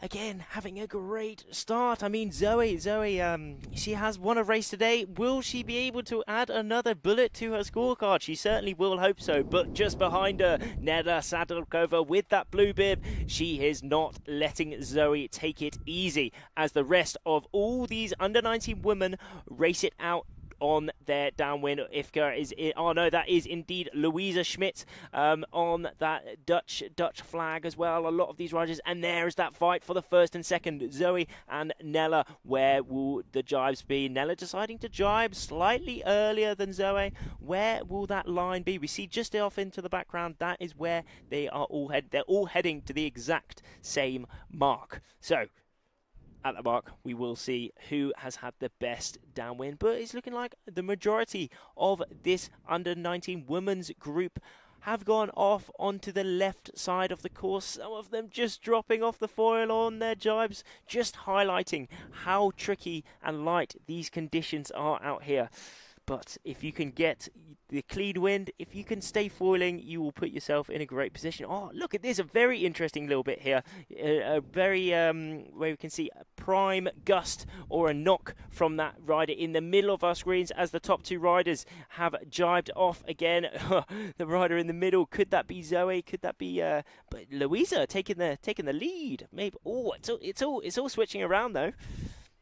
Yeah, that's looking like Nella sitting straight ahead. So yeah, really interesting. Some of them taking a much deeper line, heading out, you know, off towards that left-hand side and only having to throw 1 jibe in, whereas, you know, these 2, you know, staying a bit more in the middle, potentially where there's a little bit more wind, a bit more board speed, as we see Nella crossing that mark now, heading towards that final jibe with a pretty comfortable lead. I mean, Zoe not too far behind, but yeah, and then again, Israel 369 sitting behind in 3rd place. So yeah, it's that kind of like open patch of ground, patch of water between that first jibe mark and that middle mark where we're really seeing the tactics coming into play. But Nedo Sadilkova sitting in 2nd place so far. So yeah, having a really great event, and she'll be looking, you know, ideally to kind of jump up. You know, Medea Falcioni not having the best day today so far, especially with that collision in the last race, resulting in a 5th place. So yeah, if Nella can find herself jumping up into 1st place, you know, carrying on with the form she seems to have found in this race, I think that would be exactly what she's looking for. Heading towards that finish line there, looking like she's pretty comfortable there. Nella, comfortable she is, as coming towards the finish in that 1st place position. Hand off, she's loving it. Oh, boy, Giga Chad, boy, that is great. Nella taking the lead, just having a bit of fun with it, adding another win to her scorecard. Having a little bit of a viewing sesh at the end there, showing the jawline. What an absolute win for her. Followed by Zoe and Israel 369. Unfortunately, Louisa Schmidt, she was up at the top as well, but I saw she did just drop off the foil, meaning she dropped a bit further down in this race, but that just highlights how tricky it is out here. But we're also seeing on that finish line boat, we're seeing that blue flag, and under it some other flags. That signifies that they are done for today as we go into the recap of that race that we just had. Yeah, absolutely. Zoe, a bit of a standout today, having a really good day. Really putting in some great performances. We can see, she was really in the lead at the start. Ended up, dropping down into second place after Nedo Sadokova had a really, really great mark rounding in that middle section. But yeah, you can see everyone going around this. A lot of people heading off towards the left. You can see how close they are towards the end of that lake. And then you that can see mewing session. Aura 1000 for Nella, also picking up a win for her final race of the day. What a view that is as we go to an interview with Celia with Nella, the race winner. Blue bib, just doing that bullet in the end of the day. How is it feeling? It feels great. I didn't have the best races. Like the first one, it didn't go very well. The second one was okay. I came third, and now I won, so it feels great. It's so good to hear. Has it been tricky today? Yeah, it's been so gusty and shifty, so I'm glad that I managed to win. But it looks like you managed to crack a code in this last race. What did you change? What did you do different? Well, I started near the boat, and it was good. So I would say that it's not the best to start from the pin. Yeah. And how does it feel to end the day with a bullet? It feels great. I just hope that I will stay in the top 3 and go straight to the semifinals tomorrow. We hope so for you, certainly. Thank you, Nella. Thank you. Back to you guys in the studio. Good little insight there from Nella, saying starting up by the boat now is the best position. That was something that Rory said earlier as well. Oz 170 said he found that was the best thing. Taking a look while we were having that interview with Nella, there was a general recall on this race, and it looks like GBR over early. I really hope Will. Oh God, it looks like maybe Will. You've just jumped the start there. Oh gosh, I hope not. But everyone is pushing. I mean, well in for pushing the start. It's got to be done. You definitely came in with the biggest speed and the biggest potential to do amazing in that race. Unfortunately, though, we'll get confirmation. But this is the last race for the under 19 men. But again, started with a general recall. Yeah, it just goes to show we're seeing a lot of general recalls today, but as you said, Rafferty, everyone's just pushing, aren't they? Everyone's just trying to make the most of it, and I like what you said there. That if they're pushing, you kind of the people of general recall, you shouldn't necessarily be too ashamed of yourself. Like, sure, go back, have a reset, and come back, and now you can know that. But it's so important that you keep pushing, and there's the confirmation there. GBR 484 will be going back to the beach. Frustrating start there for him, but you've got to find that balance between carrying all that board speed, carrying that power, but making sure that you stick to the timings and that you don't go over too early. They will be restarting the clock. While we wait for that race, let's take a little look at the rankings overall for the under 19s men. So there's already been another change. Really frustrating leading, there for Skip Brull, who came up into 10th, but is now out, and he's even below 12th. Obviously getting knocked out of that last race. He's one of the guys that was over early. There was 8 of them. Bit of a change there. Yeah, very tricky conditions out here, but still in the lead. Leo, Igor in that second place, and Noe has moved up to that 3rd place position. Followed by the 2 Swiss riders, Noan and Robin. Then Lucas in 6th. Rory all the way from Australia in 7th. Makani in 8th. From America, Edgar from France in 9th. And finishing off that top 10, Mattia, Italy, 830. Yeah, so yeah, it's still all to play for. It just goes to show, literally, one race can just make such a difference to those rankings. You know, so again, you know, it's so important that you make sure that you have a chance to fight in those races, and that you're kind of holding it back enough that you're not going over too early. So yeah, it just goes to show, you know, there's so much gravity behind those starts. You know, making sure that you're not getting over that line before that horn has blown. So yeah, just over 2 minutes and 5 seconds left until the start of this next under-19s men's race. So yeah, we will be doing a couple more of the under-19s men's races before moving over to the under-17s. So they will be making their way out onto the water. Under 2 minutes to go now until that race will be restarted. Minus Will Ziegler, unfortunately, as he did jump the gun. But here we are, nice little mountain view, looking down over the course, over the lake where all these iQFoilers are racing.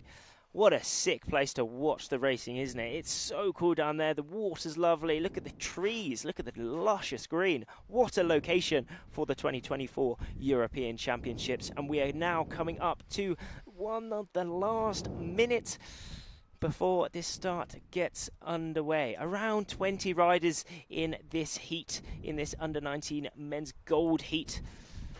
And they will be crossing the start in around 1 minute. They're all preparing, you know, going through their pre-start routine. They're all foiling at the minute.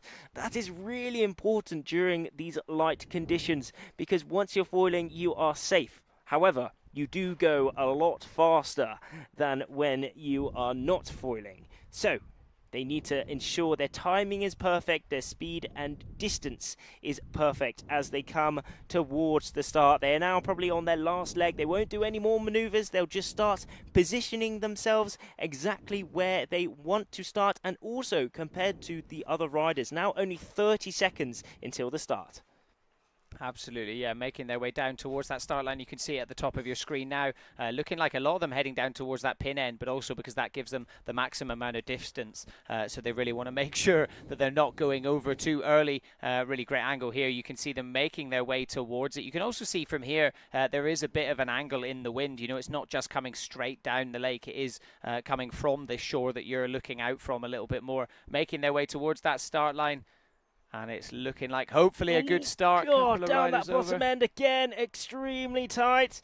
Oh, God. Is that a general recall? I think so. It is indeed a general recall. Someone down that bottom end again, just jumping it literally by a second or two. There's Leo bringing out his hand. Well, is he happy? No, he's not happy. He's doing a bit of frustration because he wants to get on racing, and probably because he had an absolute banger of a start. But Poland, oh God, yeah, I mean, it's pretty obvious there, I think, isn't it? Which one was over? Indeed. Yeah, Poland 49, and potentially the rest of them were probably okay. You know, that came right down to the wire there. But yeah, it looks like Poland 49 was over early, but we will just wait for confirmation. It always can be a bit frustrating when it's general recall again and again. But you know, again, we keep repeating ourselves. I know, but it's just because it's true, and it's you know, these guys are just pushing hard. You know, they want to make the most of it. They want to come over with as much speed as possible, and they want to be coming over ahead of everyone else. You know, we've seen it yesterday especially, but even today as the wind has picked up a bit, having a good start makes such a difference. So yeah, confirmation there over early. Poland 49. It looks like, I think that is going to be the only rider. Just wait and see if they're writing another one. But yeah, Christoph, unfortunately, over that start line. It is. Oh, yeah. Oh, he's having a bit of a conferring himself. But yes, indeed, it is Christoph, unfortunately, going over that start line, so his day will be done. However, the next start is coming up very soon. Just minus Christoph to ensure that there is fair racing overall. But the wind has certainly come in a little bit now. It's certainly a bit more windier than it was before. I mean, local time, it is almost 6 o'clock, 10 to 6. So it's a nice evening. I mean, you're looking out there, it almost looks like midday. But it is just a beautiful evening yet again here in Embrun on the lake. Absolutely, and you can see all the riders gathering around there. Only one rider you can see in the background there on the left-hand side of the screen, Poland 49. He will be making his way back into the beach. The rest of them will be looking to reset and get themselves ready for another countdown before the start of this race. It's interesting to know, like, the mindset, especially if you feel like you've just had a really good start. You've had a really good start, you get across the line, and then you weren't over early, but to then have to go and do that again, I imagine your brain ends up thinking, what could have been, and I was, right ahead, and then it's like trying to repeat that. I guess it just adds that pressure on even further, doesn't it? It certainly does. There's pressure left, right, and centre in this racing. As we've seen, some of the pressure can get to them by maybe jumping that start, maybe having a little bit of pressure, maybe having a little bit of a crash. But, that's what these riders have to work with. This is a very important for competition, and these competitors are some of the best in the world. Even though it's the European Championships, there are competitors here from all around the world, making this a very important competition indeed. Absolutely, and taking a little look at the wider area, a little bit more information about Embrun here. You can see we've got this beautiful angle of the wider area, the bridge going across. So yeah, we are 870 meters above sea level. Over 1.5 million people coming here every year to come and get stuck into the water sports and take in the views. So yeah, we're very, very lucky to be calling this place home for the week and the office as well. So you can see, yeah, just over 2 minutes left to go until the start of this race. It's very easy for us to be taking a look at these beautiful views, taking it in, feeling relaxed, enjoying it. But I can tell you one thing, the athletes, they're definitely not feeling relaxed and taking in the views. They are one track mind right now, and all they are thinking about is getting across that finish line before anybody else does. But that is a few minutes away still as they start making their way out towards that start line. They're going to be making their way. So here you go. You can see them all. They're still up and foiling, but they're slowly going to head back across towards where the camera is now. They'll jibe round and then slowly get up on that foil and just timidly start making their way towards that start line before the last few seconds, where they will pump the sails, get some wind in, get some power, and look to accelerate as quickly as possible over that start line.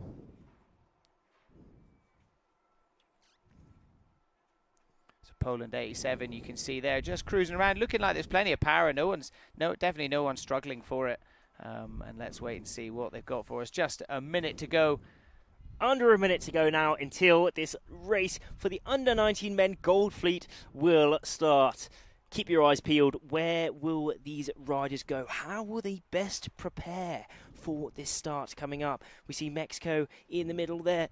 Geronimo not foiling quite yet. When will he put in his big pumps to start getting on the foil? I mean, only 30 seconds now, just over 30 seconds to go until this starts. So they will be coming up very soon, and they will be really hoping that they can hit this start at the go. However, from previous, there have been people over the start. Unfortunately, Poland was over this start in the same group, so no one will be pushing that hard. But they still will be pushing very hard. So it's kind of a little bit of a balance here compared to the other riders, just making sure you have that early advantage in the race. And we're coming up to the 5, 4, 3, 2, 1, and off they popped. Really close down that bottom end and also at that top end. France 941, Denmark 45, and also his Danish teammate 888. Also top three, having a very good start down that bottom end.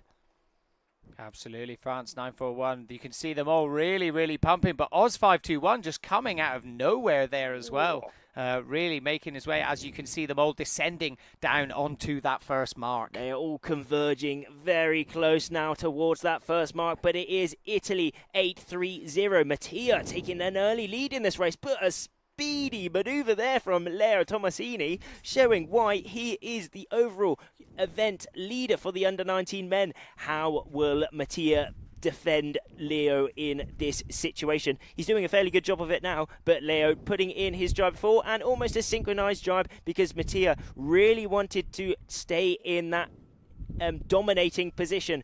But it is Leo Tomasini who manage to pump over Mattia. Mattia is in that 10th place position at the minute, so he will be doing his very best to finish with a very good race, ensuring he can be in that top 10 results for tomorrow. Absolutely, it's still all to play for as we see them making their way down to the next mark. A couple of riders there throwing in the jibe a little bit early. I think that was Mattia there, yeah. As you said, Rafti, yes, sitting in that 10th place. It is all to play for in this. You know, there's a huge amount of changing going on. And with this being the last couple of races of the day, potentially their last race for these guys, they're going to really want to look to make a statement. Leo Tomasini still sitting in that 5th place, but as you can see, it's consistently changing. If you look at the distance on the left-hand side of your screen, you can see there's really not a huge amount in it between 1st and 2nd place, as we see them both drag racing down towards that mark. Leo Tomasini sitting a little bit closer to the middle of the course. Will that pay off for him as we see him chucking that jibe? And there is the mark. Beautiful tactics there from Leo Tomasini. Oh, big fighting manoeuvre coming through from Switzerland. 51, Robin Zelli. He's had a very good downwind, awesome actually, work pushing him up to that 2nd place position. But 3rd and 4th is extremely close between Mattia and also France. I think that was 941, if I remember correctly, Edgar. And there is that striking distance between Robin Zelli and also Leo Tomasini, the 1st and 2nd spots. I mean, Leo's got a pretty steady lead on here as long as this final jibe goes okay, and okay it does go. He's pumping on to his final reach now, just building up the speed, just building up the power, ensuring that he can keep his lead. Absolutely, Leo Tomasini with just absolute textbook, especially down through that middle. It seems like today that's the real crucial point, is making it down to that rounding mark before heading to the last jibe mark. And you know, the tactics there, staying a bit through the middle, throwing in that extra jibe, just really paid off for him. And as you said, Switzerland 51 just coming in hot, sneaking round that mark at the last second, and it looks like that's going to pay off as well. 21.8 knots there for Leo Tomasini. Just feels like he just squeezes an extra couple of knots of speed compared to everybody else when you look at the tracking on the left-hand side of the screen. He just seems to have that little bit of extra board speed. I don't know what he's doing. I mean, he probably knows, but he's not going to tell anyone, that's for sure. Leo Tomasini really showing why he is the overall event leader, finishing up his day with a win as we go to the recap of this heat. Cast your eyes to that bottom end and also to that top end. How close that all was. France 941, Edgar rounding that mark in that 3rd place, but it was Leo really speeding over that top mark, really fighting, and actually succeeded against his teammate Mattia. And through it was all the way to the finish. There is that bottom mark. A little bit of a touchdown there, but you know, it's all safe with him. All safe. A really nice job, really moving his body, ensuring that the technique and the position of the sail is correct all throughout the jibe, ensuring he took the lead. Absolutely there, and then you can see, you know, throughout the last few days, he's now got a, you know, putting the fist up, being excited. Let's go over to Celia on the water for an interview. So we are here with Robin, who just finished 2nd in the last race of the day. And Robin, you managed to make your way into the medal race as the first one for you in the European Championships. How is it? Yes, the week went quite good. Some ups and downs, but at the end it's most important that I'm in medals now, yeah. But the Swiss team is pretty strong now at this event. What's the secret? What are you doing? Like, we trained a lot together, like on the lakes and everything, where we are producing our big team in Switzerland, yeah. We're coming strong, yeah. Well, that's so good to hear. And what are your expectations for tomorrow, the medal race? To give everything, and let's see what happens. Yeah, let's see what happens. Thank you, Robin. And back to you guys in the studio. Great to hear from Robin there. Looks pretty driven. Nice to hear that the Swiss team, I think we spoke about it earlier, it seems like a lot of the good riders from Switzerland, cool to hear that they've all been training together, and they get fairly similar conditions to this, you know, the lakes and things, so that's definitely paying off in the training. As we are seeing the start of this next race, France 12 coming in with a really nice lead there. USA 162 not far behind though, as we see the rest of the pack crossing, going past that first mark. Few people at the back of the pack opting to jibe already, you know, potentially looking at the last few races, and it's definitely apparent that that there is a little bit more wind throughout the middle of the lake. Sure, you may have to chuck in an extra couple of transitions. Bit of a crash at the front there. Didn't quite make it. Hopefully they are okay. But that is from pushing so hard. You know, the extremes are found, and certainly the wind has picked up a little bit, allowing them to build a bit more speed, a little bit more height on the foil, and unfortunately it looked as if that under-19 man did little top out of the foil and had a little bit of a crash. But hopefully they are okay as we go back to the front of this race. Poland 30 currently leading this race overall. Igor, can he keep it? He's looking like, oh, look at this ley line though. It is extremely close from all of these riders. France 8:30, Lucas also in there, but Igor rounding that bottom mark in that first place. He made that ley line absolutely perfect. He's looking to have a little look back. How can he dominate this position? How can he defend? I mean, he's looking pretty certain as long as everything goes okay. But there we go, to the striking distance. Again, it's that extra bit of board speed. It seems like Igor and Leo Tomasini as well. They both, I mean, look, 23.8 knots. Obviously, you know, he's just got so much clean wind. Yeah, he just seems to have that extra bit of juice that is just making a real point of difference between himself and the rest of the pack. You can see 23.2 knots there coming out of the jibe, obviously slowing down a little bit, but looking straight back up to pace now as he makes his way towards that finish line. He's not got too much to worry about. No-handed. Well, that's Igor. Bit of confidence there. Yeah, right. There's no messing around with Igor Lewinsky now taking the fine. Oi, little bit of a foot drag as well. He's cruising out, swagging out towards the finish. Will he enjoy it? He does enjoy it, and he finishes with a win here on day number 7 as we go back to this 2nd, 3rd, 4th, 5th place positioning. Also France, Spain 397 in there. Oh, that is indeed Louis. No. Oh, all coming towards the finish anyway. Yeah, really nice there from the team there, finishing up. I think that was indeed Luca, 348. Yeah, I'm pretty sure that's Lucas anyway. But yes, the rest of this group now coming towards the finish. Now, what a race. They will now be making... Oh, God blimey, a little big battle there as well. It's all extremely close right to the very end. Around 20 riders in each of these groups. You know, it's not all about the front. It's about those races in the middle. Those short battles at the back, at the middle to really gain points here and there. As we go to an interview with Celia on the water. Yeah, we caught Igor as he crossed the finish line with his 2nd win of today before the medal race. Igor, how was your day been? It was quite nice, only one mistake. It was the false start in the first race, but after all it was a good day for me. And how are you feeling towards tomorrow? I'm prepared. I'm gonna give my best and we'll see. Can I say something? Yeah, sure. Okay, so actually my mom and my aunt are watching from the shore. So love you, mom, love you, aunt. Good job, Igor. We hope the best for you for tomorrow. And back to you guys in the studio.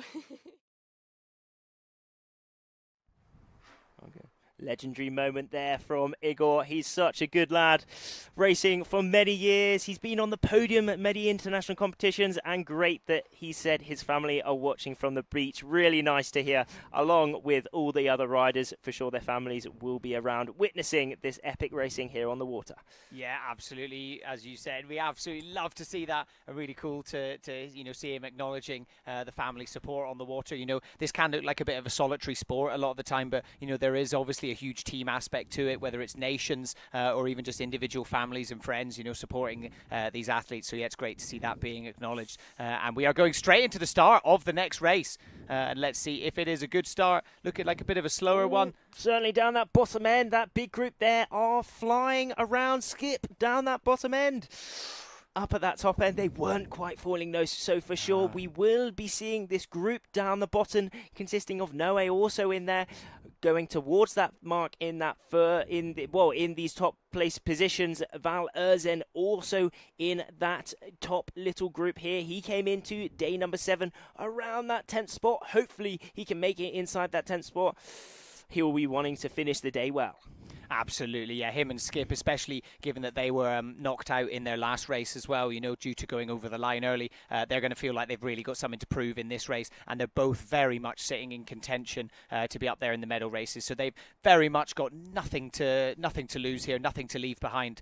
They've just got to give this race their absolute everything. And you know, we're currently seeing them up there. You know, they're sitting in 3rd and 4th right now as we see the pack throwing in their first jibes, making their way down towards that next mark. It is really close still at this moment. I mean, already we do have a little bit of a leader here. Noah Garando having some, well, he's got same speed, but maybe 20-30 meters on the rest of there. Val Erzen, who will have taken the best lay line? It's looking like Noah taking the deepest line there, but the less speed. So maybe he's got the right line, or maybe they are just about to go into a gust here, allowing them to accelerate, go downwind. But no, we are seeing some of these riders now jibing off to make that downwind mark.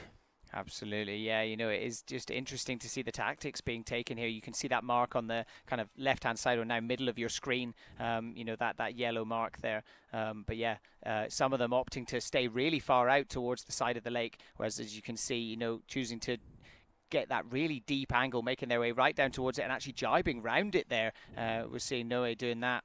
And kind of being followed, all the rest of the pack now converging. A lot of people kind of coming off the foil a little bit. As they kind of make their way round that mark, heading now back up towards that last jibe mark. And he's got a pretty confident lead there, 46 meters. But Val Ertzen up into 2nd place. Noé Garando currently sitting in 4th place as well. So again, as I think you said it earlier, Rafty, if he can jump up into that 3rd place, his life's going to be a lot easier tomorrow. Noah Garando in that 1st place position, going round that last mark now. How's it looking? It's looking safe. No messing around from him there. We see that drone just following him mega close up, and now we are straight to that drone. Look at him just making his harness line a little bit shorter, allowing him to get the correct position on this final reach. Not much separates him between a competition win, a race win here on day number 7 of the European Championships. A little look behind and the hand is off. He knows he's got it, crossing the finish line in 1st place as we go straight back to that kind of little bit further down. Netherlands 173, Skip in there. Norway 151 also in there. 1501, sorry. Felix having a very good race there as well as the rest of these riders coming across the line. Spain 566 also in there as well, all extremely close. Look at this, they are fully powering towards that finish, all the way to the finish line. They don't let off, you know, they don't let off as we go to the recap of that race. Absolutely, and then it's also worth noting there, you can see him, you know, really getting amongst the leading pack there. Val Ertzen there, Slovenia 31, actually coming in 2nd in that race. So that'll be really interesting to see, you know, how that affects the overall standings. Obviously, he came into today in 10th place, but has since been knocked out. So, you know, it'd be really, really intriguing to see how that is going to, you know, change up the overall rankings. But let's go over to Celia for an interview on the water. Yeah, Noah finishing his last race of the day in 1st position, leading all the way from the start. Noah, what's your starting secret? I don't know. The pin start was the best for today. I think so. And the last race, I didn't let the pin to the other competitors. So it was a good choice, I think. And how does it feel to do a bullet in the last race, the day before the medal race? Yeah, it's good to be in confidence for tomorrow. But stay focused. Thank you, Noah. Congratulations, and back to the studio. Isn't it? He's very happy to finish this day off with that win. We also had Val Erzen taking that 2nd place position. Hopefully he will have made it inside that top 10 for those medal races tomorrow. Felix in that 3rd place position, and also Skip can be very happy with that 4th place to finish off his day number 7. Yeah, for sure. Yeah, really great performance there. Like I said, I'm really intrigued to see the overall rankings now that the under-19s men. I think that is it for them for the day. I think they are now going to be heading back in. So yeah, going to be interesting to see what those rankings look like as we move into tomorrow's medal races. I imagine there's going to be some tense bodies as they make their way in. As they wait to see the rankings. Obviously I feel tense looking at it, but for them it's going to be a completely different experience. So yeah, really excited to see what those standings look like. Certainly will be indeed, but we haven't finished for racing overall today, so do not go anywhere. The under-19 men Gold Fleet have finished for the day. However, we will still be having racing. The under-17s will be up next. We did see them yesterday putting on absolutely epic show for us, and for sure we'll be seeing another wicked show here on day number 7 of the European Championships. Yeah, for sure. There was some real standouts, and I think it just goes to show, the future of the sport as well. The under-17s, like, they're just making such an impression, and it was interesting talking to Gonzalo, the class manager, yesterday about the progression up through the sport and how all of these youngsters now. I mean, obviously we're doing slalom today, so we're not necessarily going to see it, but in the kind of junior class, they're all foil tacking. They're all foiling out of all of the jibes. They've got the transitions down. So as they start to progress and potentially grow and get a little bit larger, all they're going to do is be adding power to that technique that they've developed. So yeah, it's a really exciting time for the iQFoil discipline. And we're going to go and have a little highlight at all the races we have witnessed.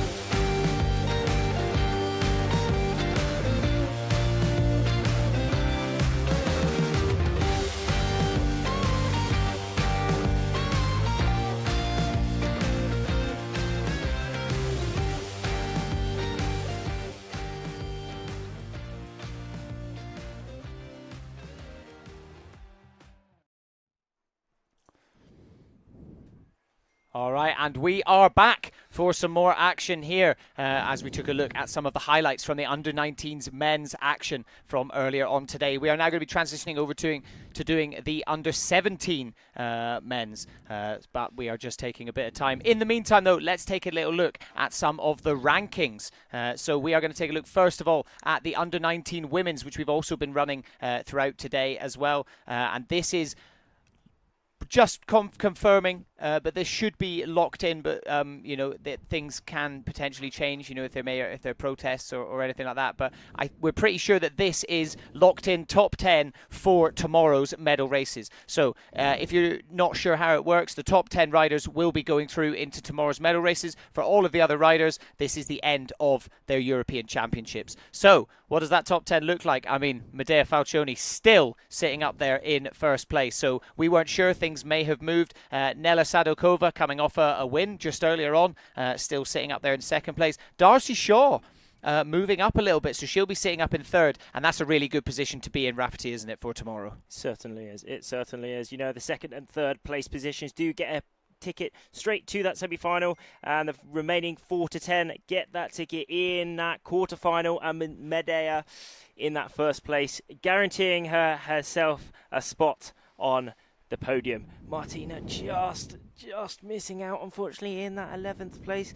Enrichetta in that 12th place, just missing out. However, they can be extremely happy with their performances overall in this competition. So yeah, it is only the top 10 racing tomorrow as we go to the under-19 men coming up very, very soon. Not quite ready, but however, we will be going to a little bit of a inspection. Yeah, okay, so this is the inspection that the riders go into after the racing on the penultimate day. This is the inspection ensuring that all the riders are using legal equipment. It's only done for the top 10. I mean, it's done for also the 11th, 12th, 13th places, just in case there are any protests and someone drops outside of that top 10. But yes, this is a way to ensure that there is fair racing throughout, so they are using equipment that they registered at the start. There's no funny business going on. We can see Ajit, one of the committee down there, just checking the equipment with one of the girls.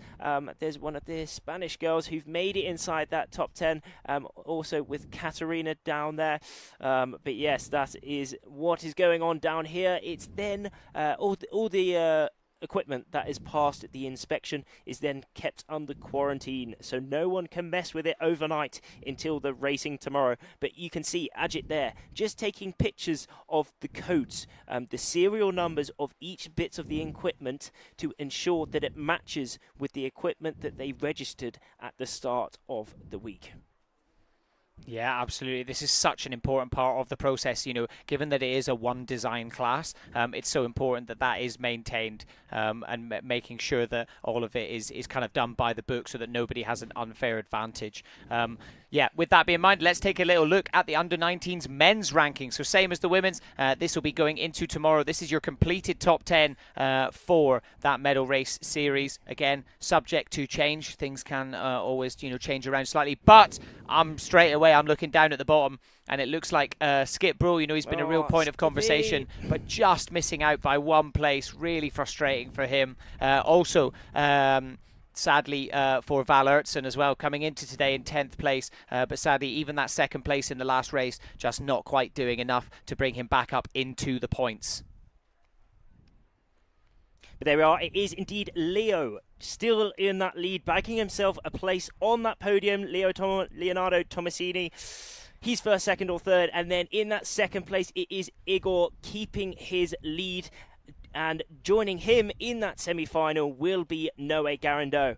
Noam just dropping outside that top three in that fourth place. Also Robin Zelli in there. And now we have all those. But yeah, as we said, those rankings are now, barring any protests. I mean, still things can change if there are protests. Maybe someone's got some funny business going on with equipment. But if everything goes to plan and goes normally, that will be the top 10 racing it out for those podium positions and ultimately the European title tomorrow.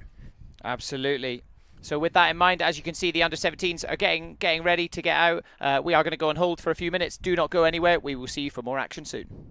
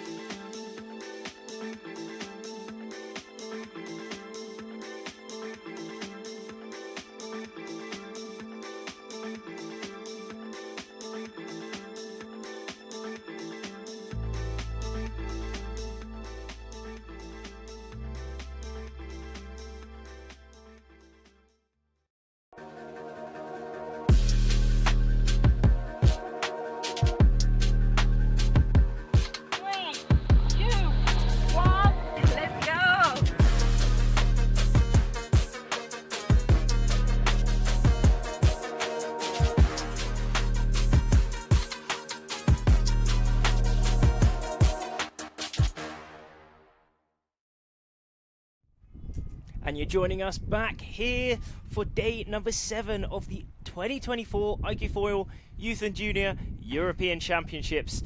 We've already had a full day of racing with the under-19 men's gold fleet and the under-19 women's fleet that we have live streamed, and now we are moving to the under-17 men's fleet.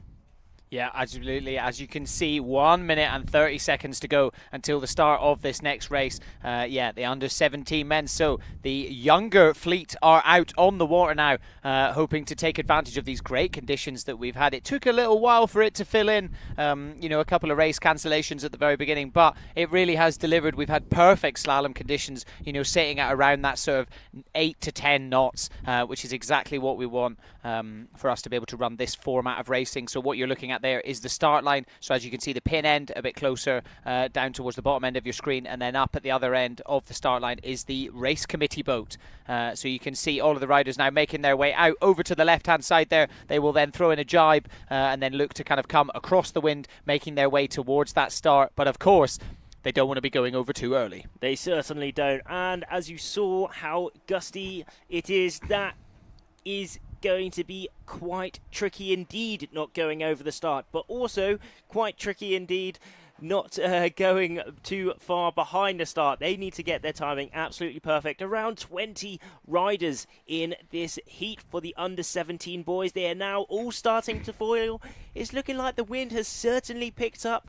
It's built, and we are getting some more kind of more foilable conditions, as they say. We did see this morning a lot of, you see in the middle there, a bit of swerving around, a bit of rule breaks going on there. I think you're not allowed to swerve inside that last 30 seconds of you're not allowed to luff up into. So you have to say even, that looked like an extremely good start down that bottom end from that Spanish rider. But blimey, nearly just going around the front, but he saved it. Lovely, the Dutch rider in the middle there. Yeah, frustrating though. He was kind of really starting to make his way towards the front of the pack, but it just goes to show that fraction of a second of just that little touchdown of the board or even your body down into the water just kills any board speed you have. But someone who isn't having a problem with board speed, Spain at 3.63, leading the pack there, closely followed by France 1.908 as they make their way towards that first mark. Let's see what they've got for us. Miguel leading this race, closely followed by Kilian Van Havel, though, wearing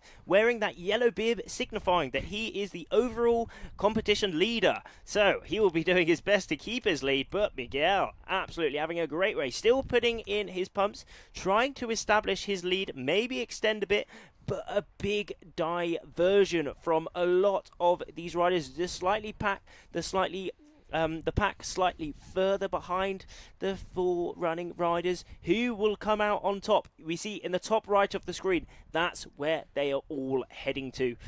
They're taking different routes, so we will see who will take the best. There's Miguel. Oh, mate, I mean, we can't see the angles very good here, but there is, Kilian Van Havel in that yellow bib off onto the distance of our screens. There's a good little bit about him, and he is indeed, yes, the world champion for 2023, the under-17. And he's got another year on the other under-17, so he will be hoping to add a European title to his name.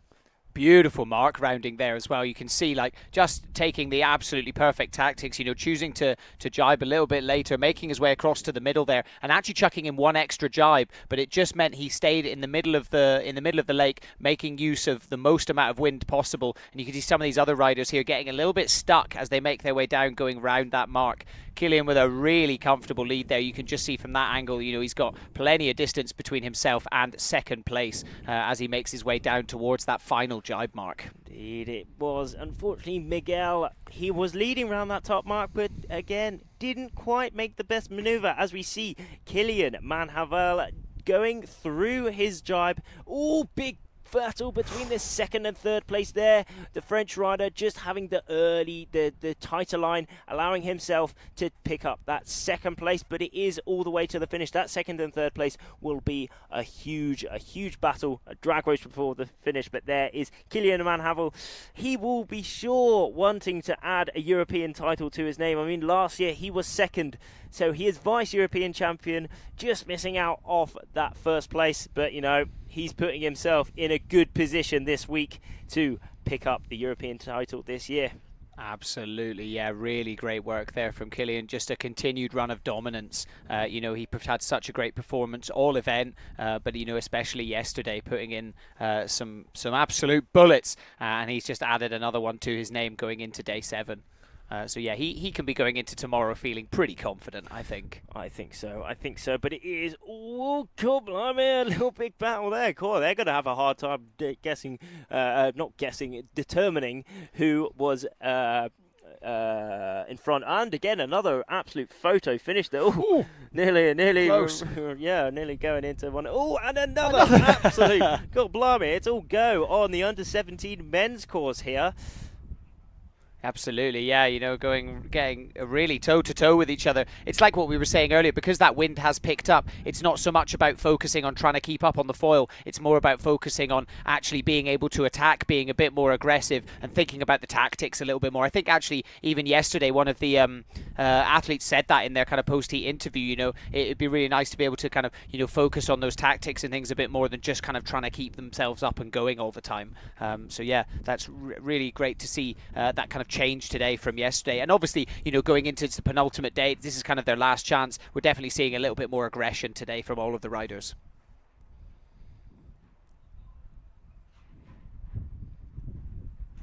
There is the overall standings in that race.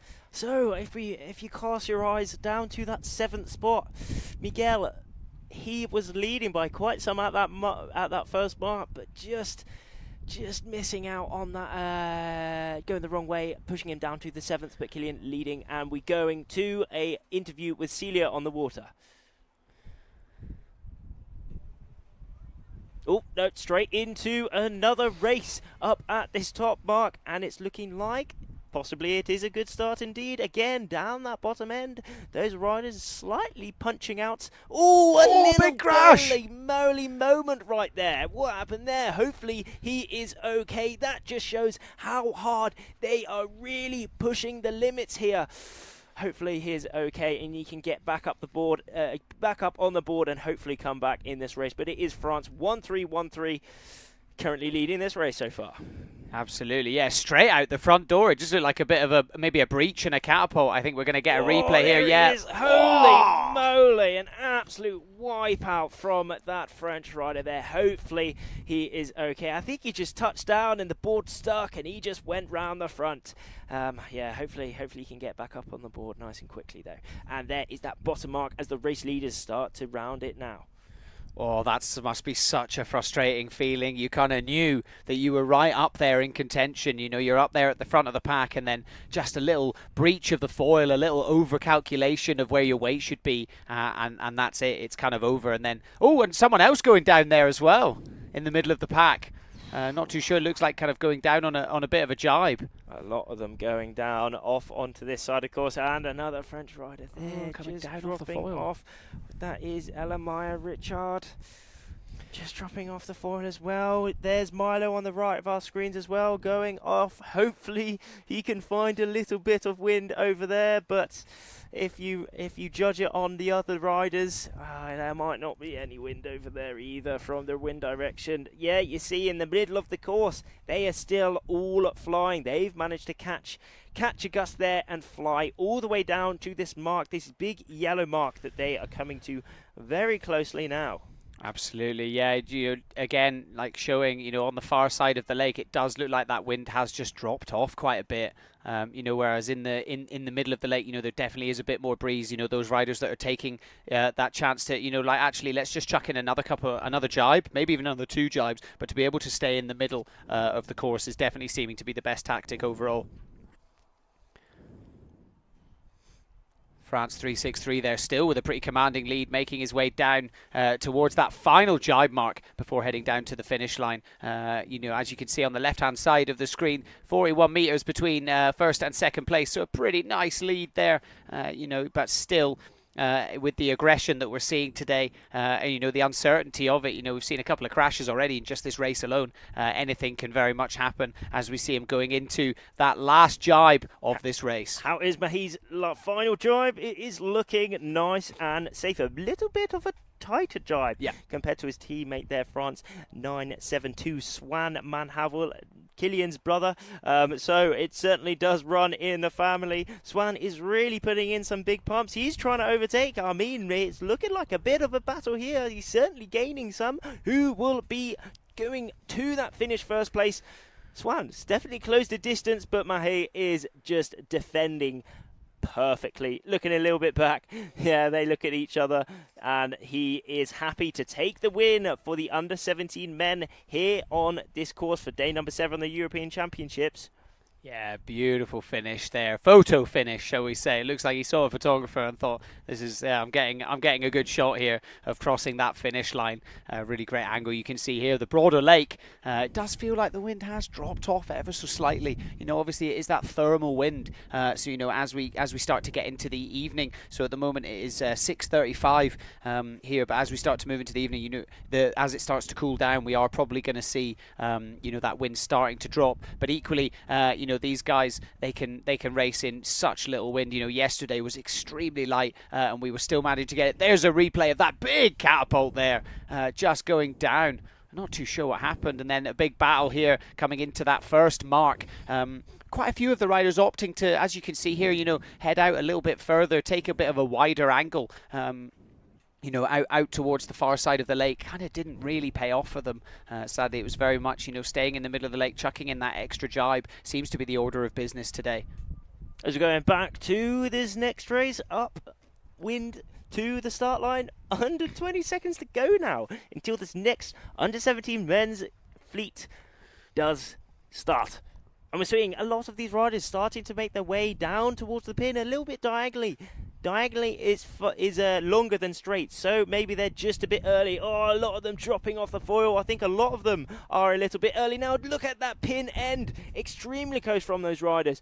But it is Israel 688 showing us how to do it absolutely perfectly. Awesome start there. Yeah, I was a bit worried it was going to be an over early, but just managed to really separate himself out from the pack. It's actually 2 other Israeli riders there, so it's an all Israel top 3 at the moment, but you can see a lot of pumping going on, and it does actually look like Italy 400 has potentially overtaken them, managed to undercut them as we make our way. But yeah, Israel 688. Look at the lead on David here, going towards that first mark in first place. Oh, he's got 20, 30 meters, or 45 even, actually, sorry. But that positions between kind of the 3rd to 7th, 8th place position.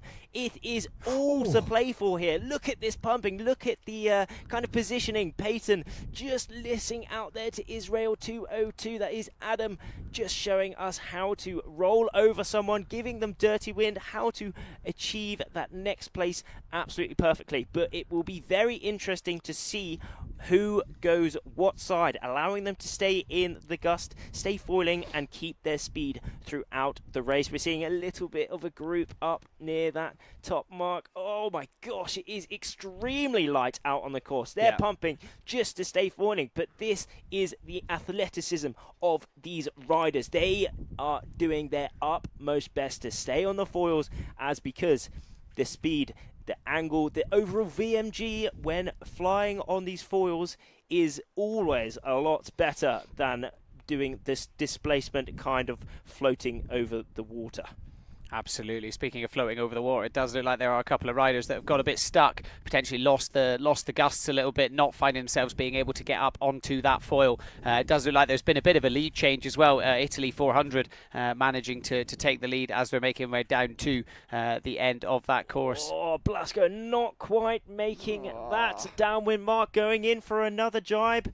He's staying up on that foil. It is extremely hard. He's really overshot this downwind downwind mark. That is just meaning that he can allow to stay safe, but unfortunately staying too safe, meaning that he has dropped to 4th place and not safe enough as he has dropped off the foil. An absolute nightmare for Blasco here, leading the race, now dropping to 5th. Will he be able to get back up on that foil? Hopefully.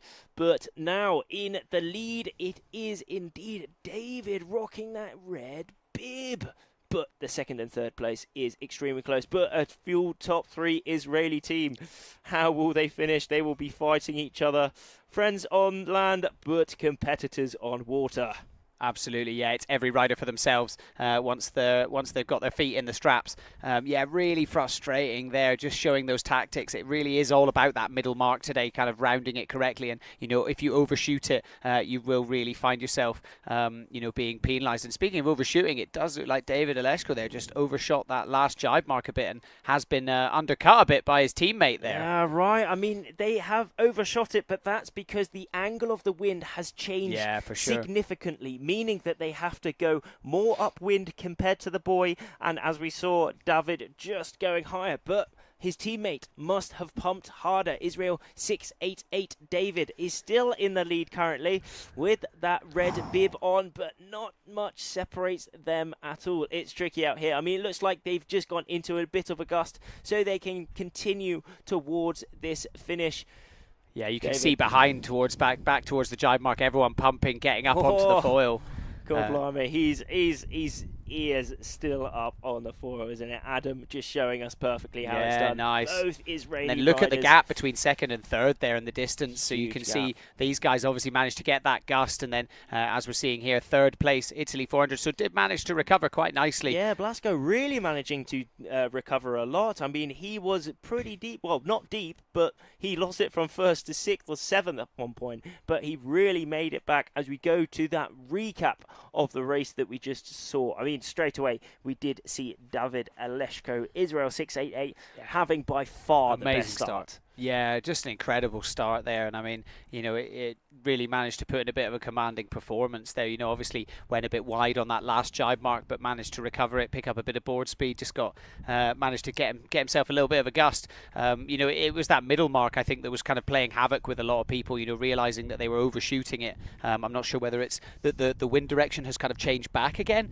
or whether it's just because the wind's got a bit flukier. Or, you know, again, maybe just human error, you know, tactical decisions, you know, not making that right decision and not judging it correctly, you know. There he is. He's happy. He worked so hard throughout that race, David, just to stay up on that foil. But also Adam, he was shaking his hand. He was happy, but he also showing how tired and how hard he worked. But it is a top 3 all-Israeli team in those top 3 positions. But Blasco really coming back. I mean, he was leading at one point by a fair bit, but dropping to... Whoa, he dropped a lot, then made it all the way back to 4th. And... yeah, that was a great race, and we're going straight away to the next one indeed. Absolutely, we are not messing around now. Just over 15 seconds to go up until the next start. Obviously, as I said, you know, once we get into the evening, the wind does slowly start to die. So I guess they're really wanting to get the under-17s, you know, out there and getting some racing and giving them a chance to really get their level up in order to qualify for the medal series tomorrow. It looks like a great start. Great start down that bottom end again. It's looking like maybe it is pin for the win today. France 1908. Possibly having the best start, but it is extremely close between all these 3 top riders. Latvia up that top end. I think that is dipped down Willems. Yeah, right. But it is really, really tricky out here, just because once you get covered, once you have some dirty wind by some of the riders above you, you do adjust power, you just lift on the foil. But that is indeed Kilian Manhavel coming towards that first mark in first place, but closely followed by Willems in that Latvia. I think he's now 3rd. Oh, extremely close between Willems and the rest of those riders. Oh, now Willems dropping to that 4th place position, but it is still all to play for. Absolutely, yeah. It's still so early on in it. I mean, we saw it in the last race there. I mean, the guys that had a great start, you know, they managed to carry it through, but it was really like the middle of the pack, even that kind of 2nd and 3rd, third and 4th place, you know. things were kind of changing up quite a bit.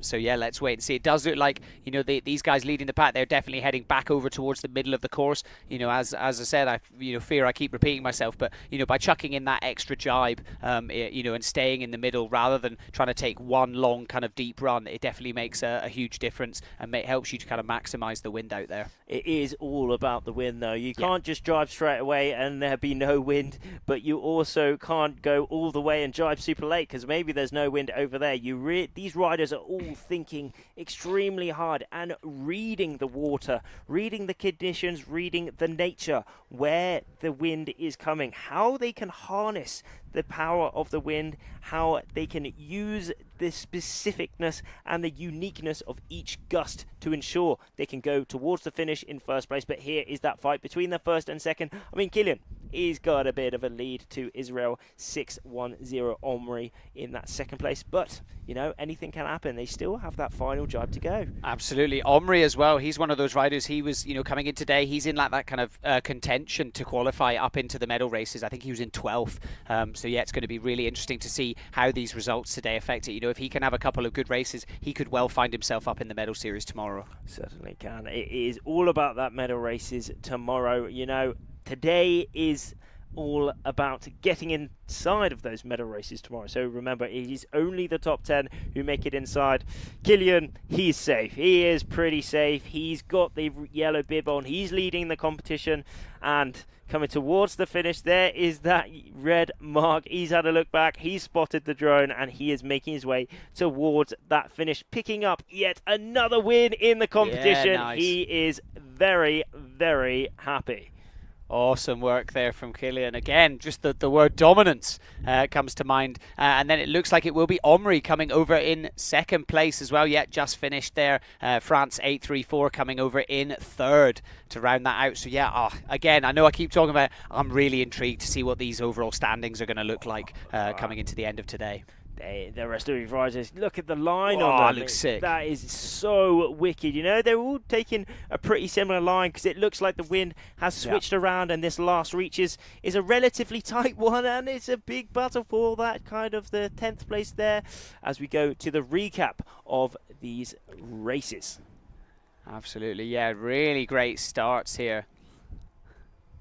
Making their way down past that first mark. You can see Kilian just streets ahead of everyone else. Omri putting in a really great performance as well. Making his way around that. That's that middle mark. So yeah, kind of coming down through the middle and jibing round it instead of rounding it like they were earlier on just shows how much the wind has changed. He's happy. He's happy. Yet another happy person on the lake here at the European Championships. But you know, even if you're not winning, everyone is still extremely happy. This is such a fun event and an amazing opportunity for all these young riders to fight it out from, you know, their competitors from all around the world. See where they are compared to the world. You know, Kilian showing that he is one of the best in the world, winning that race and still in the lead overall for the under-17 men.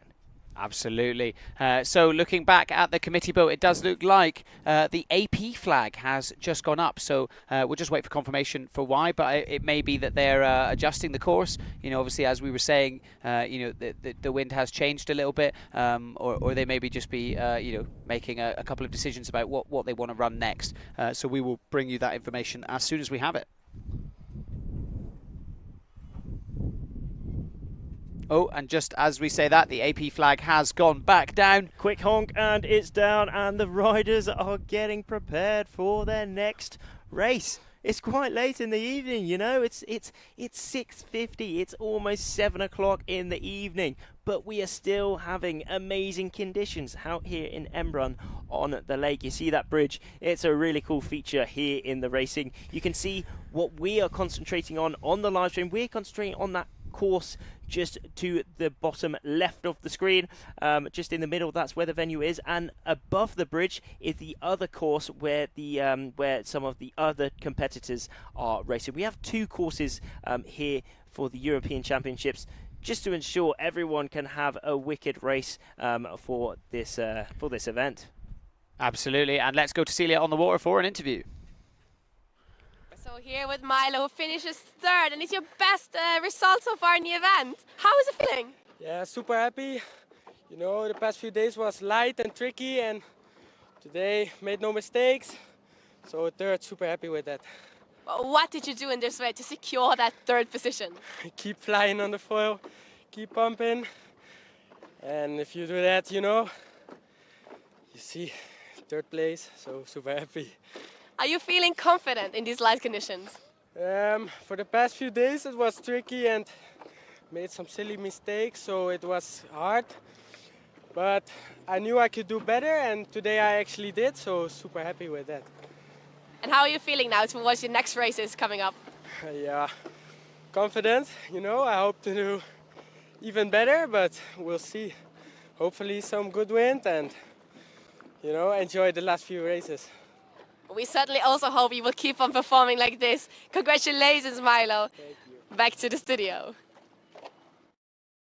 Awesome there from Milo, great to hear. Bit of enthusiasm, a bit of stoke, that's what we love to see. And then we are getting ready for that next race. As you can see, a minute 45 seconds left until the start. We are covering the under-17s men's. So yeah, that is the plan for the rest of the day. I believe we've had some quick fire slalom racing so far, so I think we'll be getting back to that. Taking a look at the conditions out there, it looks like the wind potentially has dropped a tiny little bit, but equally still significantly more than what we were seeing yesterday, so it's still perfect conditions for us to be able to run the slalom.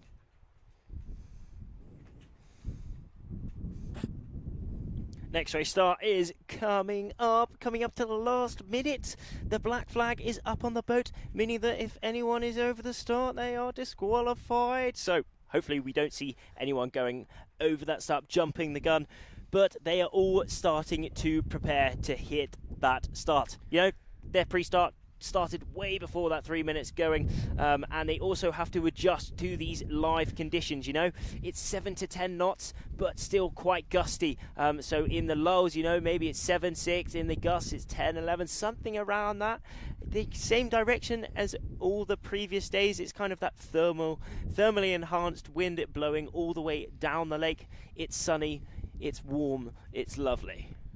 Absolutely, yeah. So 25 seconds left to go until the start of this race. You can see them all heading out away from the start line. They'll be jibing round and then making their way down towards that start. As Rafti, you said earlier, pin for the win, heading a bit further down towards that. Interestingly, on the other side of that, Nela Sadokova earlier, one of the under-19 women's, was saying, you know, up by the boat was a bit easier. But again, that wind has kind of shifted since. So we're definitely seeing them heading down towards that pin. 3 seconds to go. Will it be a clean start? It's looking good. Oh, God, blimey, it's close again. And it looks as if, what a start down that bottom end, but I did hear a cheeky double honk, meaning that, and we are seeing some of those riders now let off the gas, making their way back to that committee boat to see who was over that start line. I think it was pretty obvious, wasn't it? It did look like just one rider jumped over a little bit early. We'll just wait for full confirmation of which one it was, but let's take a little look at the replay so that we can see who it was that went over early. And it is looking like one of the Italians. Is that Italy 3-9? Looking like they were the only, you know, they were significantly further ahead of everyone else. But we will just wait for full confirmation. Little general recall there.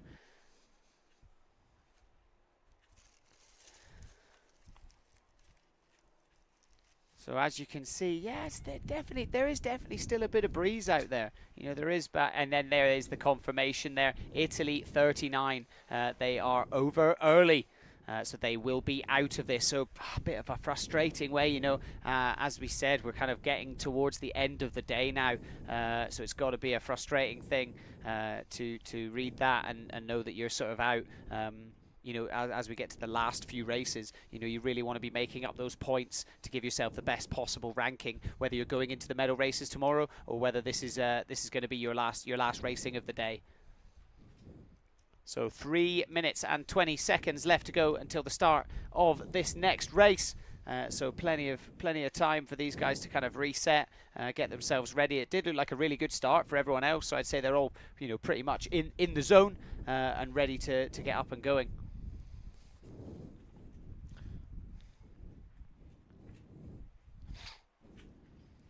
So as you can see them just sitting around, you can see their committee boat coming over. They'll be getting getting themselves. There we are in the middle there. We do have Gonzalo Costa-Hovel, our class manager, on that rib there. We got a couple more camera operators. We got a very cool camera system on there from the media team, bringing you some absolutely epic shots on the course. I mean, hopefully, what do you think, Sandy? I think the shots that we are getting out on the course is amazing, isn't it? Oh yeah, it's been great to be able to capture all the action, and of course the beautiful area that we are surrounded by, up here in Embrun. We're 870 meters above sea level, and to be able to be running windsurfing here, it sounds like quite a strange thing to think about, that we've gone up into the mountains to go windsurfing, but I mean, when it looks like this, it's hard to complain, and yeah, hopefully a few people are going to come and enjoy the conditions for themselves as well, because yeah, it's great. It's a little tropical paradise up in the mountains, as you guys could see on your screen here. So yeah, just a minute 45 seconds left to go. You can see the wind definitely does look like it has dipped a little bit. It could just be the light, but for us kind of looking out, obviously people aren't foiling because they're not necessarily racing at the moment, but it does feel that the breeze is starting to drop slightly, but I'd say it's still considerably windier than yesterday, and we were managing to run the full slalom in like literally 6, maybe 7 knots yesterday. So to see the athleticism that these young athletes were putting in was really, really impressive. So yeah, this is going to feel literally like a breeze compared to yesterday's pumping, I would say. Seeing the under-17 girls now making their way out on the course. They're doing a bit of preparations as their racing is coming up soon. I think that is, yeah, it is indeed Evelyn Clark from Great Britain coming across the screen. They've been training for a very long time in the UK, actually, mainly based out of Portland, Weymouth, a really good place to sail, windsurf, every kind of water sports, an absolute awesome sport like here in Embrun. There's these riders from all around the world, all the way the opposite side of the world, down under. There's Australia even here. Some people from the States as well. A really good turnout for all this European Championships. And straight after, it is a busy schedule for these young riders. After this competition, they do have the World Sailing Youth Worlds. So one person from each of these countries will be sailing there. And we were talking over that, but yeah, that start has been cancelled due to I assume light winds, because none of those riders were foiling, unfortunately. AP flag is up, meaning that the racing is being postponed until we get suitable conditions out here on the course. Yeah, perfect. Yeah, so as Rafferty just said, it does look like we are going on hold. It literally feels like in the last kind of 2 or 3 minutes, the wind has dropped significantly. So I think the race committee will just kind of wait for a few minutes and see if that wind does sort of fill back in for us to be able to run the races. So yeah, we are going to go on hold. Do not go anywhere. Stay tuned for some more action coming soon.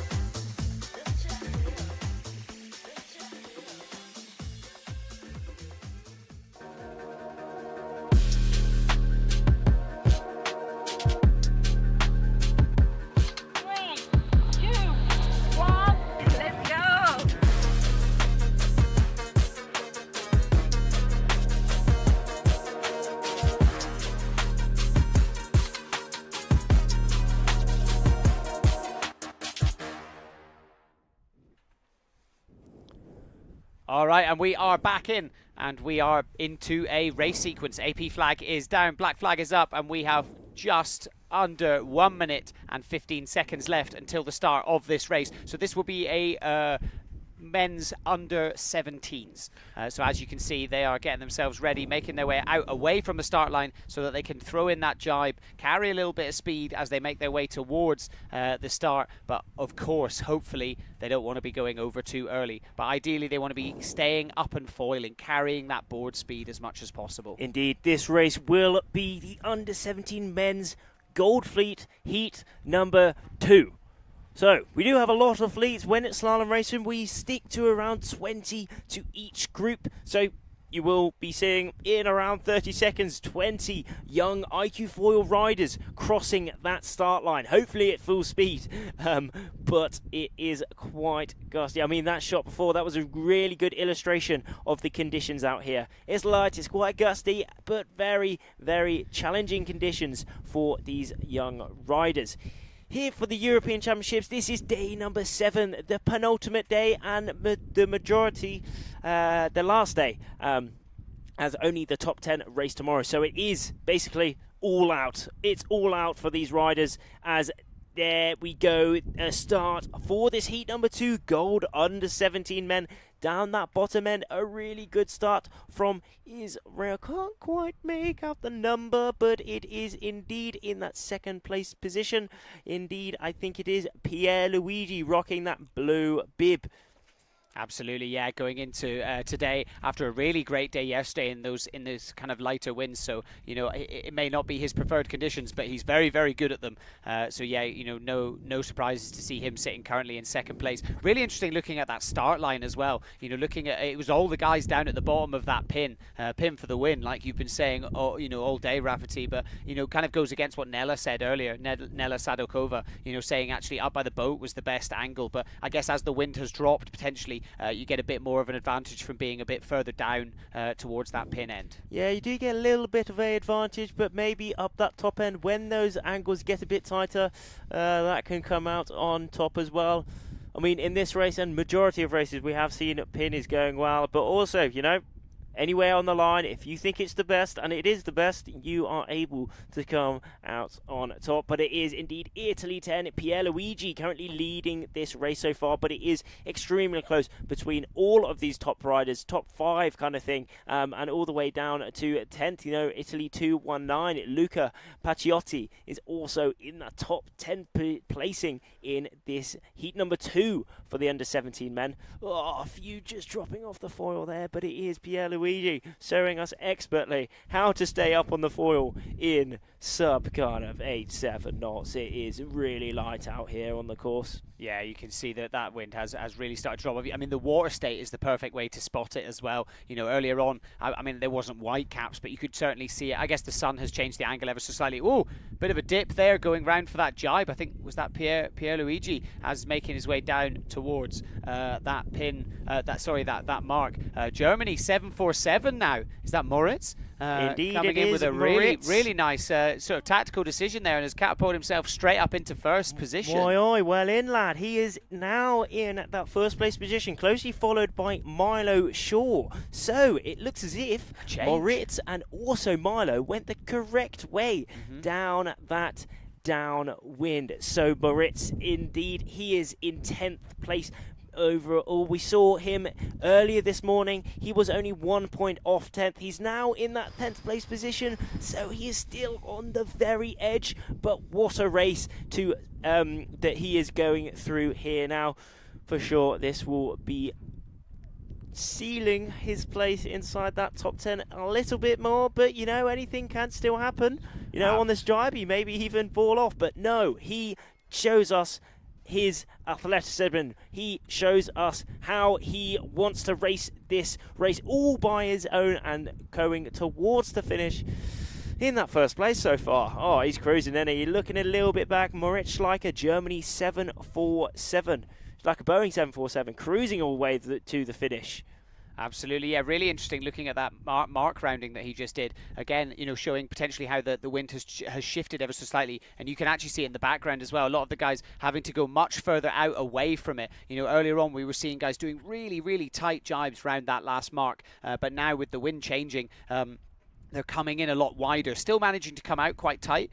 But yeah, really interesting as we see Moritz crossing that finish line, and he will be taking a bullet, and hopefully that should be cementing him, into those medal races tomorrow with a great win. Indeed, Moritz Schleicher taking the lead, winning that race, closely followed by Milo Shaw as well. A great race from him. Maybe he will be pushing inside of that top 10 as well, maybe staying in there. Also, Pierre Luigi coming towards the finish, but a big battle between this third and fourth place. Who will be able to take it? It's both Frenchies, France 6 and France 908, Marius, and also Malo Bontemps. Absolutely, yeah, really great race there. Looking like, a bit fluky with the conditions, a few people dipping down off the foil, especially, coming down through the middle a bit and heading over towards that far side of the lake. But, some impressive tactical decisions made there, especially by Moritz and Milo as they came down towards that second mark. But starting off that race, it was indeed Asaf Ikar from Israel having the best start in that race. But it wasn't quite enough to seal his deal throughout. That is a really good thing about this slalom racing, It's not just all reaches, it's also downwinds, allowing multiple places to gain, to lose, and to ultimately have a great race overall. But it was Moritz Schleicher showing expertly how to do this indeed, coming all the way towards the finish in first place. Let's have a little interview with Celia on the water.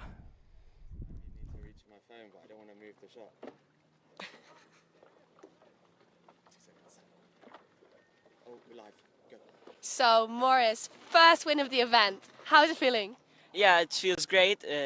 I had a good race and I'm super happy.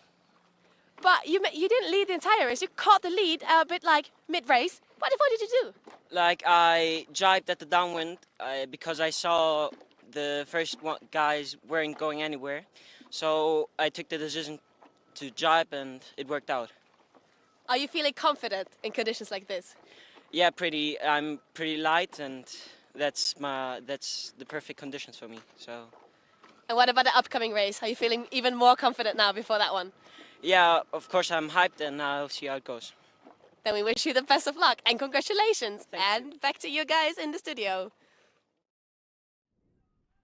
Awesome to hear there from Moritz coming out with a bullet, his first win of this event.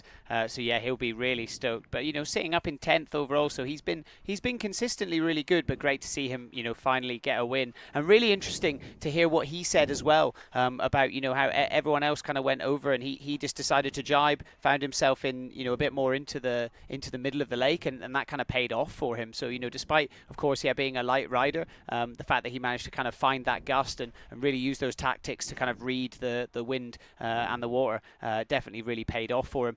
5 seconds to go until the next start of this race. A few people kind of getting up and foiling now, be coming across with some speed. Let's see what they've got for us.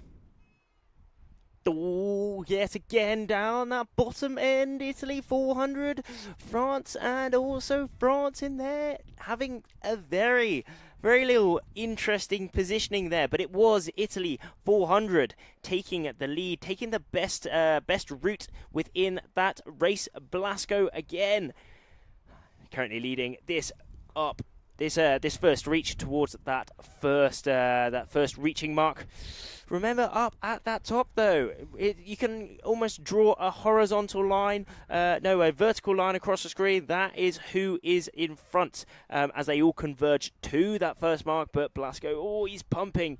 It's quite upwind actually to make that mark. He's made it, but it is Israel 2:03. Itamar Levy snatching the lead off Blasco there. Yeah, just running out of board speed a bit there, Blasco. Again, looks like someone fell in towards the back there as well. But yeah, Blasco just sort of running out of board speed a bit, and it is that finding that fine line between going fast enough but also finding that right angle. And sadly there, he just kind of didn't quite take the right angle there, ran out of speed, and sadly was overtaken. Israel 202 and Israel 203. sitting in first and second position. Fairly appropriate sail numbers there for those first and second place. One after the other. It is indeed Adam. Adam in the lead now, but it is extremely close between these top two riders. You can see they're at the bottom of the screen now, both heading towards that first mark, but you know, they've taken slightly different routes. One of these riders, I think it was Adam, going off onto further left of the side, now putting in his jibe there. I can't quite make out the number, whether that is Adam or Itamar, but it is indeed both those riders. Israel 2:02, indeed Adam in the lead. Well, you can't really say that actually. Only 5 meters separates them. There is that bottom mark. Oh yeah, it's very interesting out here, because usually this is a normal dead reach. However, it's turned into a little bit of a deep reach, slightly downwind, just because the wind really has switched around. But this really highlights the adaptability of these riders here at the European Championships. They need to take whatever is thrown at them to allow them to take the best results possible, and it is indeed Itamar Levy from Israel showing us exactly how to do this. Yeah, absolutely, and you can just see from like the angle of the way they're sailing towards this mark. You know, well, one, the wind has really dropped as you see him going in for that final jibe. You know, is he going to touch down? Is he going to carry on? And he manages to stay on the foil. Really impressive skill there. Extremely light winds there. What an absolute jibe, and he's gained loads actually from Adam just in that second place. Itamar really going a lot deeper actually, allowing him to extend his lead. He's got better VMG as he got that downwind further. Adam putting in a jibe. It's a little bit dodgy, that jibe, because the wind is so light. I mean, to be able to do a forwarding jibe in, you know, it's 5 knots, it's 6 knots out there, 5, 6, 7 knots out there.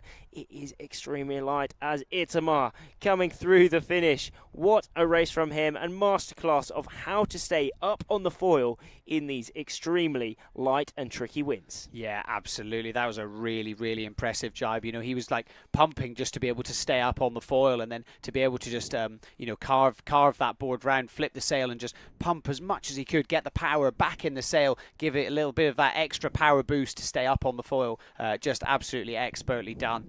As we Adam see, putting up his finger. Well, he's happy. He's happy to the race committee that they kept that race going, because he copped the second. He copped that second place. I mean, you can see how quite tight that last reach is actually, as Blasco coming through to the finish now, picking up that third place position. Oh, it's tricky as we go to that recap there down that bottom end between Blasco and those other French riders. That was very close, and a big little yes, there's that kind of almost having to hook up wind a little bit, realizing you're going to miss that mark.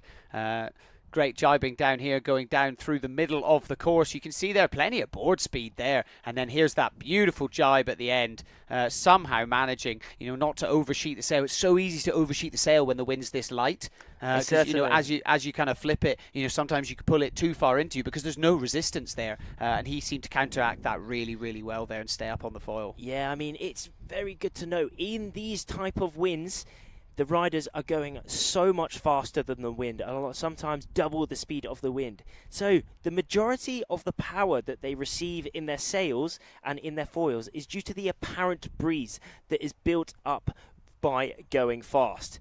And you know, if you disrupt that apparent breeze, you're losing it all. So it's basically the faster you go, the more power you have. And if you can keep that power, if you can keep that speed on the equipment, you come out on top, as we saw Itamar show perfectly there. Absolutely. And let's head over to Celia on the water for an interview. Yeah, I actually managed to catch Itamar just as he finished. I just missed the medal races, but for sure the best dressed sailor in the fleet. Itamar, how was your race? It was good. I started like a little bit last, but I managed to win the race and pass all the others. It was good, really good. Did you do anything special to manage to pass all the others? I think just pumping on the race and not stopping. But what this is what made me win. And this being your last race of the event, what's like your biggest takeaway, the one thing that you've learned from sailing here in Embren? I think the wind is really sketchy. there is gas and things like that that you need to learn if you want to surf good in here. But I hope to come here many more times and compete again. It must have felt good though to end an event with a first place. Yes, really good. Congratulations so much to you, Thank and we can head back to the studio. Great interview from Itamar then. He certainly is the best dressed sailor. He's swagging out with the cheetah prints, with the helmet, with the board shorts. That's one thing to know. You know, it's still hot. I mean, it's pretty late in the day. It's almost 7:30 in the evening, but it's still lovely and warm out here. But yeah, Itamar, a great finishing race here on day 7 of the European Championships. Absolutely, gaining those style points. We love an animal print. Yeah. Really, really cool to see. And as you just saw there, guys, the AP flag is up on the committee boat. It does look like that wind has completely dropped down to almost nothing now. So we will just wait for confirmation. But here are the results from that latest race. So yeah, Itamar Levy, the best dressed man in the fleet, coming in first place. Blasco also having a good afternoon. A couple of good results there with a third place. Again, it'd be interesting to see how that will affect his overall standing. Peyton Ditz as well, Netherlands 241, down in 6th place. He was kind of in that sort of bottom end of the top 10 for the medal race as well. So it'd be interesting to see where he's sitting towards the end of the day as well. So just got confirmation there. I think the AP flag is up because they are going to move the marks around. Obviously, you know, it was a point of conversation that we had in that last race there, especially at that bottom mark. You know, it looked like they you know, trying to jibe round it was proving quite difficult. They were having to take quite a wide angle on it. So I think instead of that, they're going to go and move the marks. But if you're looking for a quick way to get back upwind, what you just saw there, that is definitely the way to do it. Essentially foil surfing your way back up, riding the wake of one of the boats. Yeah, that's definitely a bit of a quick route back up towards the committee boat, I would say. So they will be, moving the marks. I'm not sure which ones. I assume probably all of them, but we will just wait for confirmation. But yeah, in the meantime, do not go anywhere. And yeah, we'll be right back.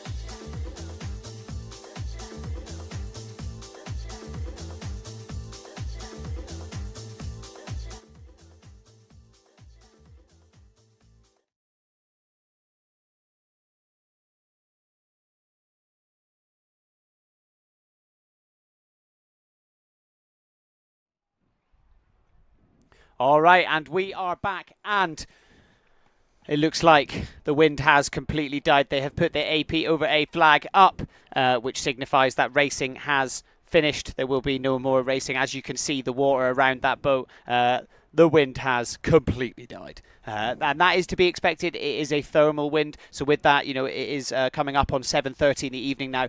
So as it starts to cool down, that wind will start to drop off. But what a day it has been, Rafty. It certainly has been insane. You know, even throughout, we've had very light conditions. It's been quite gusty, it's been quite shifty and patchy, but we have had a lot of slalom throughout the day, almost 5 hours of racing here on day number 7 of the European Championships. We've had racing for the majority of all the fleet here on the screen. Under 19 women, under 19 men, under 17 women, and under 17 men. And with that, let's have a look at the overall current standings going into those races tomorrow. Currently leading the under 17 men is still Kilian Manhavel, leading by over 20 points. A very dominating competition so far. Yeah, absolutely. And let's take a little look at a couple of the other ones to note. First of all, let's go down to the bottom. Omri Adiran, as I said, I'm not going to say I called it, but I kind of called it. Omri Adiran has found himself, after a great performance today, going up into those medal races. So he is going to be so stoked. He was sitting in 12th, so just outside of that contention, but is now in 10th place, and it looks like it is locked in, so he will be going into tomorrow, going into those medal races. And then also Moritz Schleicher has found himself going up a little bit, sitting in 6th place now. Blasco Aronica as well, after a good day today, in 5th. So yeah, really, really impressive performance from all these guys, and that will be your top 10. So that will be the only 10 riders going into the medal races tomorrow on the under-17s men's fleet. And going over to the under-17 women's fleet overall. Remember, it is now determined who will be going through to those medal races tomorrow. Joanna and Ria just missing out of those races, but a very, very impressive competition for them. They can be very happy. And further up the rankings, Maria still with an amazing lead. Only 9 points so far. Yeah, right. It's absolutely awesome. Some other names in there going to be really happy. Ernestine's had a very good competition so far. Currently in 5th. Also, Maya Dori, she at one point was leading the competition. Just dropped down to that 7th spot. But again, she has a chance at getting the 2024 European title. Yeah, really, really great performance. I mean, just looking at the points there, Maria Rudovic just putting in an absolutely stellar performance. But that's it for the day, isn't it? It certainly is, and what a day it has been here on day number 7 of the 2024 iQFoil European Championships. It's been awesome, and I really hope you have enjoyed it as well. It has really been epic, but do make sure you join us for those medal races tomorrow. This whole competition had led up to this 8th day here. We will be determining who our 2024 European champions will be, so make sure you tune into that, and we'll both see you tomorrow.